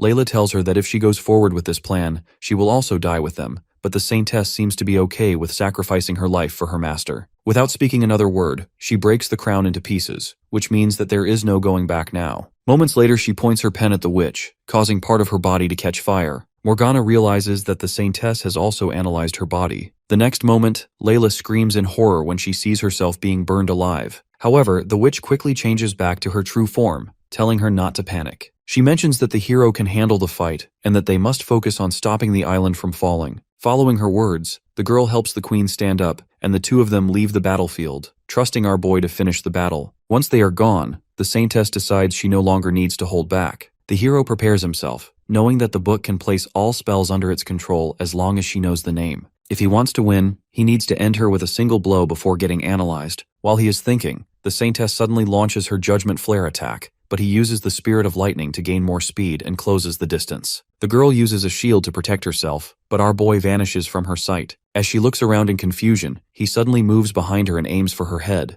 However, she completes her analysis at the last second and seals his lightning power. She explains that she learned the skill earlier when he used it against the second apostle. The hero is stunned, realizing that the powerful book she carries has taken away his ability. Confident that he is now weakened, the saintess pushes him into another brutal exchange. Creating a barrier around him, she starts bombarding him with judgment flares from above. Somehow our boy continues to dodge and narrowly avoids getting hit by all the flares. But in doing so, he has to utilize all of his spirit's powers. He admits that she is strong, but it is now time for him to strike. Using multiple spirit powers at the same time, he hits her with his Trinity Raid Slash, causing a huge explosion. Still, it's not enough to break through her defense. The Saintess laughs and reveals that she deliberately left an opening to lure him in. She admits that switching magic elements was a clever move, but she has already analyzed the other remaining attributes. Certain of her victory, she declares the fight over. After she is done with all her yapping, our boy simply smiles, telling her that she is wrong. The girl is confused as she hears this, and he declares that he has won. Believing it's a bluff, the Saintess mocks him for even suggesting this, and starts writing down the name of the time spirit in her book. However, just when she starts writing, her hands start freezing along with the book.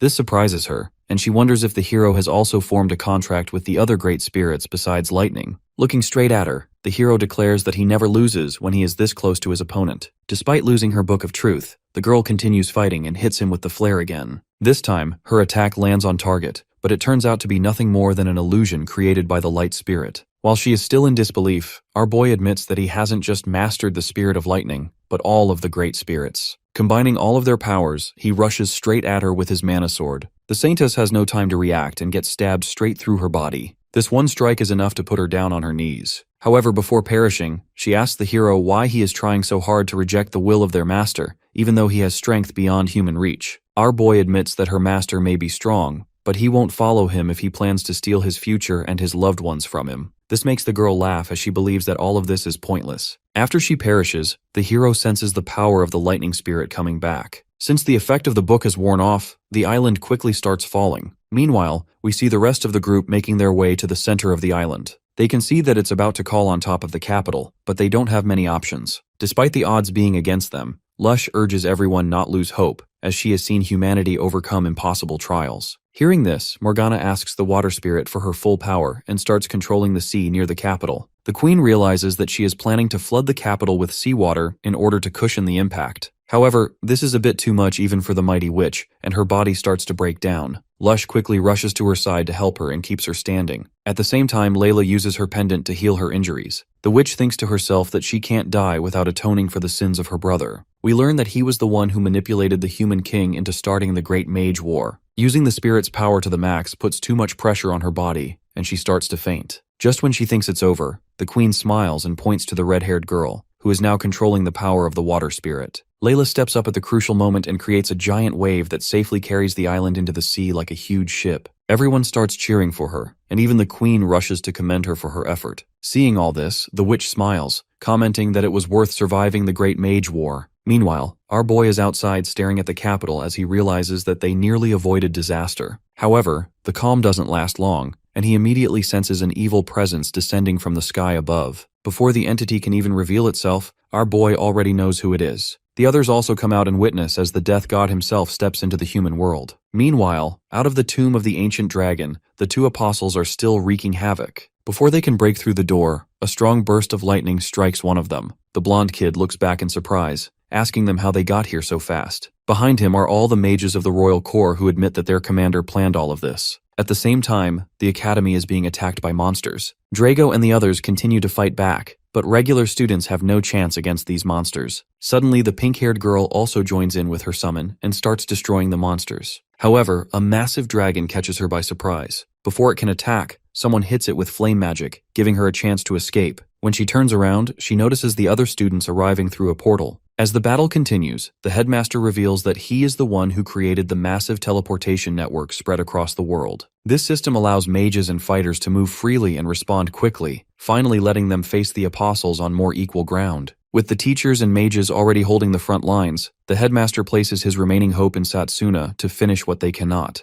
At that moment, the death god appears and immediately mocks humanity, calling them nothing more than insects crawling in his garden. He finds it irritating that humans are even able to resist the apostles. Without hesitation, he summons a massive black sun, intending to erase everything nearby. As the sun begins to descend, everyone starts running for their lives. It's so massive that it can even be seen from the academy, making people believe that it's the end. However, our boy isn't going to let history repeat itself. Without hesitation, he flies straight toward it and releases a powerful spell. Combining all of his spirit powers, he cuts right through the giant sun and comes out the other side. To everyone's shock, the black sun shatters in midair. The hero then rises to face Vidrak directly and questions why he would destroy a world he created himself. The death god calmly replies that this world is no different from countless others he has made before. He claims that humans grow slowly, but given enough time, they become troublesome. To him, wiping them out is an act of mercy before they become a threat. While he is talking, the queen and all her elven warriors arrive at the scene. Not grasping the current situation, they try hitting the death god with a bunch of arrows, but it doesn't matter. As expected, he disintegrates their magic and starts gathering mana around his eyes. Realizing what is coming, the hero shouts for everyone to retreat. He warns them that magic is useless against his ultimate ability, mana decomposition. Once the power fully gathers, the death god activates a deadly curse meant to kill the hero instantly. Instead of retreating, our boy closes his eyes and charges forward at lightning speed. The death god is stunned to see him cutting straight through the curse and closing the distance. In the next moment,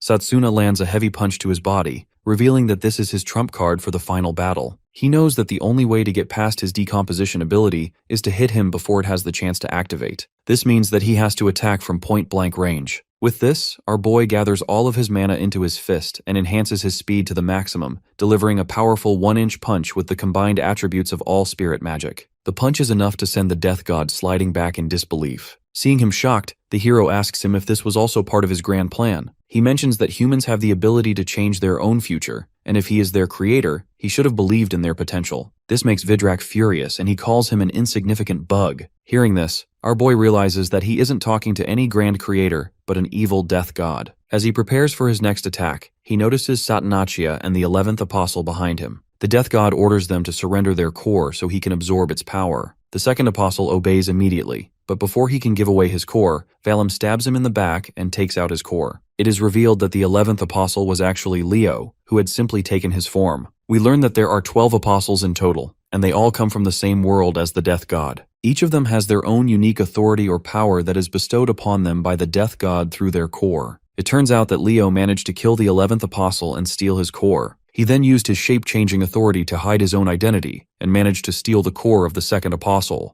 Our boy is shocked to see his former best friend once again. The guy reveals that the death god also destroyed the world in which all the apostles lived. Moreover, in exchange for their hearts and loyalty, Vidrak gave them a core along with the authority. All the other apostles swore an oath of loyalty except him. Now with the power of 4 cores at his disposal, he directly challenges Vidrak and rushes at him. The death god isn't aware that he also has the other cores, so he underestimates his power and decides to absorb them all together. For a moment, Leo is completely overwhelmed by his power as the death god declares that he is the true owner of all these cores. However, the blonde guy suddenly starts using Satanachia's dimensional rupture ability and breaks through his evil magic. He thanks the hero for defeating all the apostles and breaking their cores, since it prevented the death god from retrieving them. Currently, Vidrak has no cores while he has 4 of them. In terms of actual power, he is even stronger than the death god. The two of them engage in an instant's battle of strength, and their magic seems to be equal to each other. However, Leo laughs, commenting that the death god might be powerful, but he is too boring. He suddenly unleashes the power of all 4 cores together, putting the death god under pressure. According to him, the only thing Vidrak has ever done is destroy, and they certainly don't need a god like him. With this, he releases all of his power and literally burns away the decomposition ability of the death god. With his ability gone, he has no chance to defend against this overwhelming power and vanishes into oblivion. When the dust settles, our boy watches in shock as Leo walks out unharmed. The queen and the elves realize that the death god has been defeated and start celebrating. However, Satsuna knows this is far from over. His friend admits that he was the one who defeated and swallowed the death god, but our boy still can't believe he died so easily. Leo mentions that Vidrak was powerful, but he had no personality. All he showed was a childish desire for control, but the world needs someone like him with a heart. Hearing this, the others are a bit relieved since his motives don't seem harmful. The guy continues that he can actually make things interesting and unleashes a powerful curse on everyone around. This causes all of them to scream in pain as it becomes difficult to breathe. Leo laughs proudly, claiming that he can make a chorus containing the agonizing screams of all humanity. Our boy doesn't need to hear any more of this and immediately charges forward to attack. However, he is stopped by a barrier. When he asks what he plans to do with this power, the blonde guy reveals that he wants to destroy the world just for the sake of it and not for any grand motives. The hero still can't accept it and questions why he won't just let everyone live peacefully. Leo sighs, commenting that it's boring, and offers to let them off if he becomes his ally. This is an obvious bait, and the hero knows it too well. The blonde guy laughs, admitting that he saw right through him and activates all of his cores to transform into something truly terrifying. Satsuna realizes that this power is unlike anything he has seen before, since it might even be more than Vidrak. Just then, he notices Layla barely crawling on the ground behind him. This gives him all the motivation he needs to fight back against this terrifying opponent. The two of them are the only ones standing with everyone else already down on the ground. Leo casually declares that he is going to test out his new powers since he went to the trouble of getting them. First, he uses the undead ability, which allows him to control corpses and turn them into undead soldiers. These undead warriors prove too weak for the hero, and he easily defeats them using simple fire magic. The apostle is impressed that the hero has improved enough not to care about regular enemies. To give him something tough, he decides to use the Tome of Truth, but when he begins writing, he realizes that the entire process is a bit too complicated and stops. He then goes to the next power called the Dimensional Rift and attacks the hero. Some of the portals even hit his own undead soldiers, but when they get close to our boy, he simply slashes through them using his War God's Eye. Doing this, he manages to slowly get closer to the guy. Leo admits that it's quite impressive for a melee mage and prepares to use his own cursed eyes. Before he can even activate it, Setsuna uses the Thunder Spirit's powers and dodges. As the apostles look around for him, he notices several different clones of the hero. Using the same curse, he destroys all the clones, only to realize that they were actually illusions created by light. Suddenly, our boy appears right behind him and tries hitting him with his signature 1-inch fist. Despite the impact of creating a powerful explosion, the apostle easily stops the attack. He counters with his own fist and mentions that no matter how many powers he has, fist fighting will always be the best option. Even though the hero manages to block in time, the impact is strong enough to push him back. He realizes that Leo is currently much stronger than the Death God. Meanwhile, in the capital, everyone is being evacuated. As the psycho guy from before tries helping a little girl, she looks up at the sky in shock and comments that there are 2 shooting stars. When the guy looks, he notices the hero and the apostle fighting each other at an immense speed. Even the queen is shocked as she realizes that none of them can interfere in their battle anymore. This makes Layla worried, and she wonders if there is anything she can do to help her friend. Then all of a sudden, something catches her eye. Above, the fight continues as the 2 of them keep pushing harder. Our boy lands another punch using the combined power of all elements, causing a massive explosion. However, it doesn't seem to have any effect on the apostle. The guy simply comes out of the flames, admitting that the hero is smart to conserve his mana by using just a single spirit and only using the combined power of other spirits at the perfect time. But he knows that Setsuna can do much better and provokes him. Our boy starts to get annoyed and tries to shut him up, but the apostle suddenly gains even more speed and starts smashing him with countless punches. While blocking the incoming punches, the hero thinks to himself that right now, he can control 3 spirits at once, but if he goes beyond that, he might be taking a huge risk. He can lose control and destroy himself, or the duration may be too short. However, he also can't continue fighting like this because he will lose. With no other choice, he uses the wind spirit to get on top of the apostle and kicks him to the ground. Then, using the combined power of all 6 spirits, he unleashes his new attack called Hexa Grandia. Leo quickly realizes that he might be in trouble if he gets hit, so he quickly tries to dodge. Still, it's a bit too late, and the impact causes him to lose some limbs. Instead of being scared, he simply laughs and expresses his excitement since the hero is now using his final move. Setsuna only has 60 seconds left to use this power, and he begins to question if he can finish this off in a minute. Now that our boy is locked in, Leo also decides to try his best. He releases a huge surge of energy from his body, restoring his lost limbs in an instant. Without hesitation, he creates 3 massive black suns at once and throws them toward the hero. Using the War God's Eye, our boy calmly weaves through the deadly attacks and slices the black suns apart. He then rushes straight at the apostle. The guy quickly understands that if his attack lands, he might be done, so he decides to retreat towards the sky. Our boy isn't going to let him get away this easily and instantly changes to the wind spirit in order to keep up with him. Even though the hero is too strong right now, the apostle knows that he won't be able to control this power for much longer. Meanwhile, Setsuna is planning on finishing this soon, so he doubles down and begins using multiple spirit powers at the cost of shorten its use time. He does not care, as long as it gives him a chance to defeat Leo. As the timer continues to drop, he charges forward, determined to strike before his trump card expires. Those watching from below silently pray for his victory, knowing that their fate depends on it. He manages to catch up to the guy, but the extreme speed throws off his aim. To make things worse, the apostle summons a demon army, forcing him to fight through the beasts before he can reach him again. While the hero is occupied, Leo prepares his cursed eyes in the background. As our boy finishes off the demons, he tries to blast them with the cursed eye. However, the hero reacts instantly and reflects the attack back. The counter damages the apostle's body and gives him a perfect opening. Seeing that he is in danger, he uses a dirty trick and changes his face into Layla's. Our boy is completely locked in right now, so he slashes right through her face and pushes him to the ground. Even though the attack is insanely powerful, it's not enough to cut through his entire body, and he manages to stop it past his neck. The guy pushes his sword away and heals his face, mocking him for not even hesitating for his friend. Setsuna wonders if he is using the Legion's ability, but he can't feel any leeway coming from him either. He starts sweating as he knows that his options are limited. Meanwhile, Leo is prepared to unleash his trump card. He takes out a huge sword from hell called the Magic Devouring World that grows stronger by feeding on mana. At this point, our boy has only 10 seconds left and is forced onto the defensive. This time also passes quickly, and with just 4 seconds remaining, he bets everything on one final attack. To land it, he plans to first dodge Leo's attack using his foresight skill and then immediately attack with everything he has. Unfortunately for him, the guy sees it coming and immediately puts up his sword to defend. Our boy tries his best to push him back, but it's no use. His timer finally runs out, and with this, all of his mana is completely drained. When the smoke clears, he is shocked to see Leo still standing.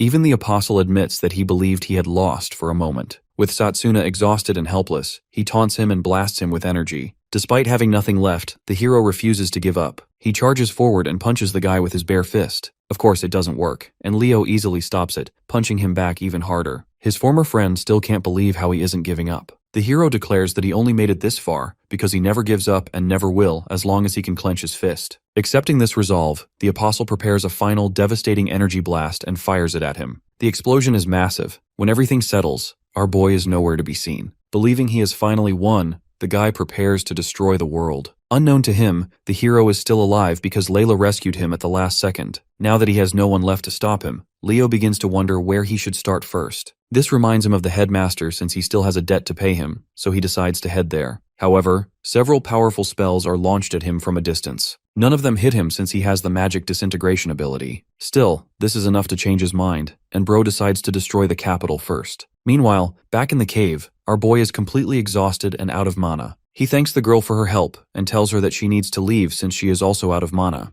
Layla smiles at him and comments that he doesn't have any mana either. After that, she hands him the brooch he took back from the seniors when they first met. She reveals that she managed to get everyone to put their healing magic inside it and asks him to use it on himself. Our boy hesitates to accept it since she is also hurt, but the girl tells him that he is the only one who has a chance to beat Leo. The water spirit also joins in and mentions that the girl managed to avoid getting seriously injured thanks to her power, so he doesn't need to worry about her. Moreover, she admits that his recent fights with the Apostle really moved her since he was putting his life on the line. This means that he has passed her trial and can now form a contract with her. However, if he does that, he will have to control a total of 7 spirits. Seeing as how he was already at his limit with 6 spirits, activating more of them at the same time might even kill him. Despite hearing all of this, the hero agrees to form the contract since it gives him a chance to beat Leo. The water spirit asks Layla if she is okay with sharing her powers, and the girl agrees without hesitation. Still, she makes him promise that he will come back alive no matter what happens. While holding his hand, she tells him that he has been fighting non-stop for the future of this world,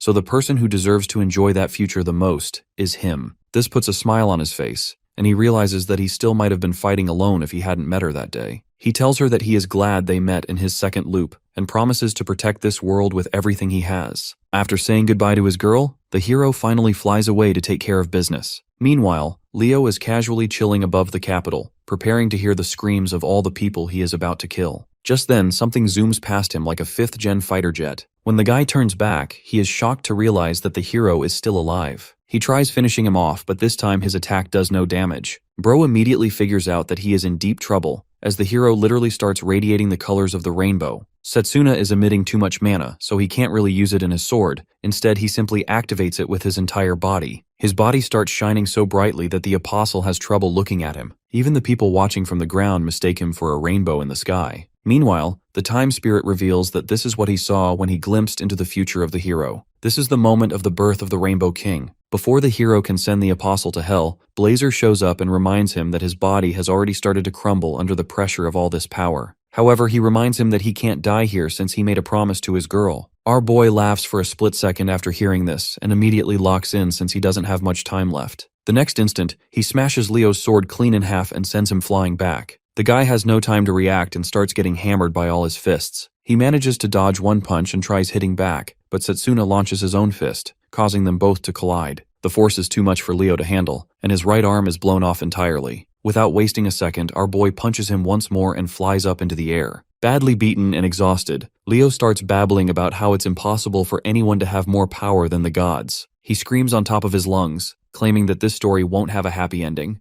The hero turns to him and asks him why he is doing this, even though he already knows the pain of having his own world destroyed. Leo admits that watching his entire world getting obliterated by the death god was devastating for him, but he was more drawn to the overwhelming power of Vidrak as he tore through everything. After that day, it became his life goal to become that strong. Now with that power in his hands, Leo starts releasing all the mana he has. The hero knows that if he continues doing this, he might end up killing himself, but the guy refuses to stop. He declares that he would rather end it all fighting instead of living a long, boring life. Our boy knows what this feels like, so he stops trying to persuade him further, and the two of them charge at each other once more. This time, the apostle misses his attack, and our boy manages to get him in the chest. The power output is so immense that it creates a hole in his body. The guy desperately tries to hit him with his other arm, but the hero blocks it easily. With this, he releases all of the energy he has left and hits Leo at point-blank range, creating a massive explosion that engulfs everything around. We move 1 year into the future when it's finally time for the students to graduate from the Mage Academy. Everyone is fully dressed and excited for their graduation. The bald instructor even starts crying since he is going to miss his students.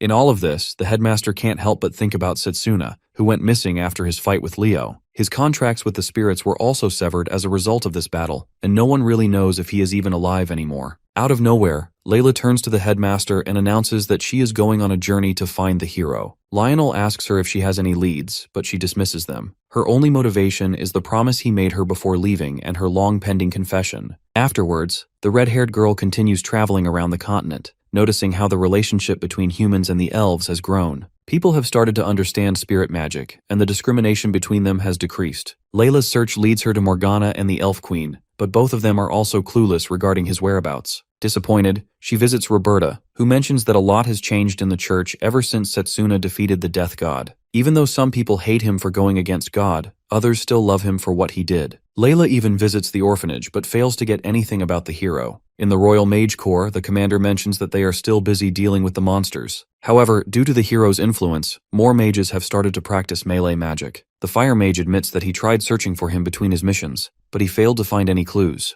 Disappointed, the girl ends up camping in the forest and starts thinking about going back. Just then, the water spirits appear and reveal that they still have some hope. After his battle with the apostle, he wasn't the only one who disappeared. Turns out that Blazer is also missing, which means that he might still be in contract with him. Hearing this, Layla regains her motivation and starts believing that he is still alive. The next day, she decides to take a detour to a nearby village where she heard reports about some monsters. However, when she actually gets there, she is shocked to see everything normal and people enjoying like nothing even happened. When she asks a woman about the monsters, she tells her that they have already been taken care of thanks to a melee mage. This shocks Layla as the woman continues explaining that they have been looking after a young man who collapsed in this village about a year ago. He had lost his memory and only recently started remembering things. Hearing this, the red-haired girl immediately asks them where the man is right now. The lady reveals that they invited him to stay, but he left a little while ago after saying that he had a promise to keep. This is everything she needs to hear. She immediately rushes to find the hero, and it isn't long before she finds a man standing in the distance. He places his palm on a nearby rock and shatters it completely in a single punch. A kid standing nearby is amazed and asks him if he can also become as strong as him someday. Setsuna simply smiles and pats him on the head before walking away with Blazer. Just then, Layla calls out to him with tears in her eyes, and he finally turns back. With the sun shining directly above them, he finally fulfills the promise he made to her in that cave.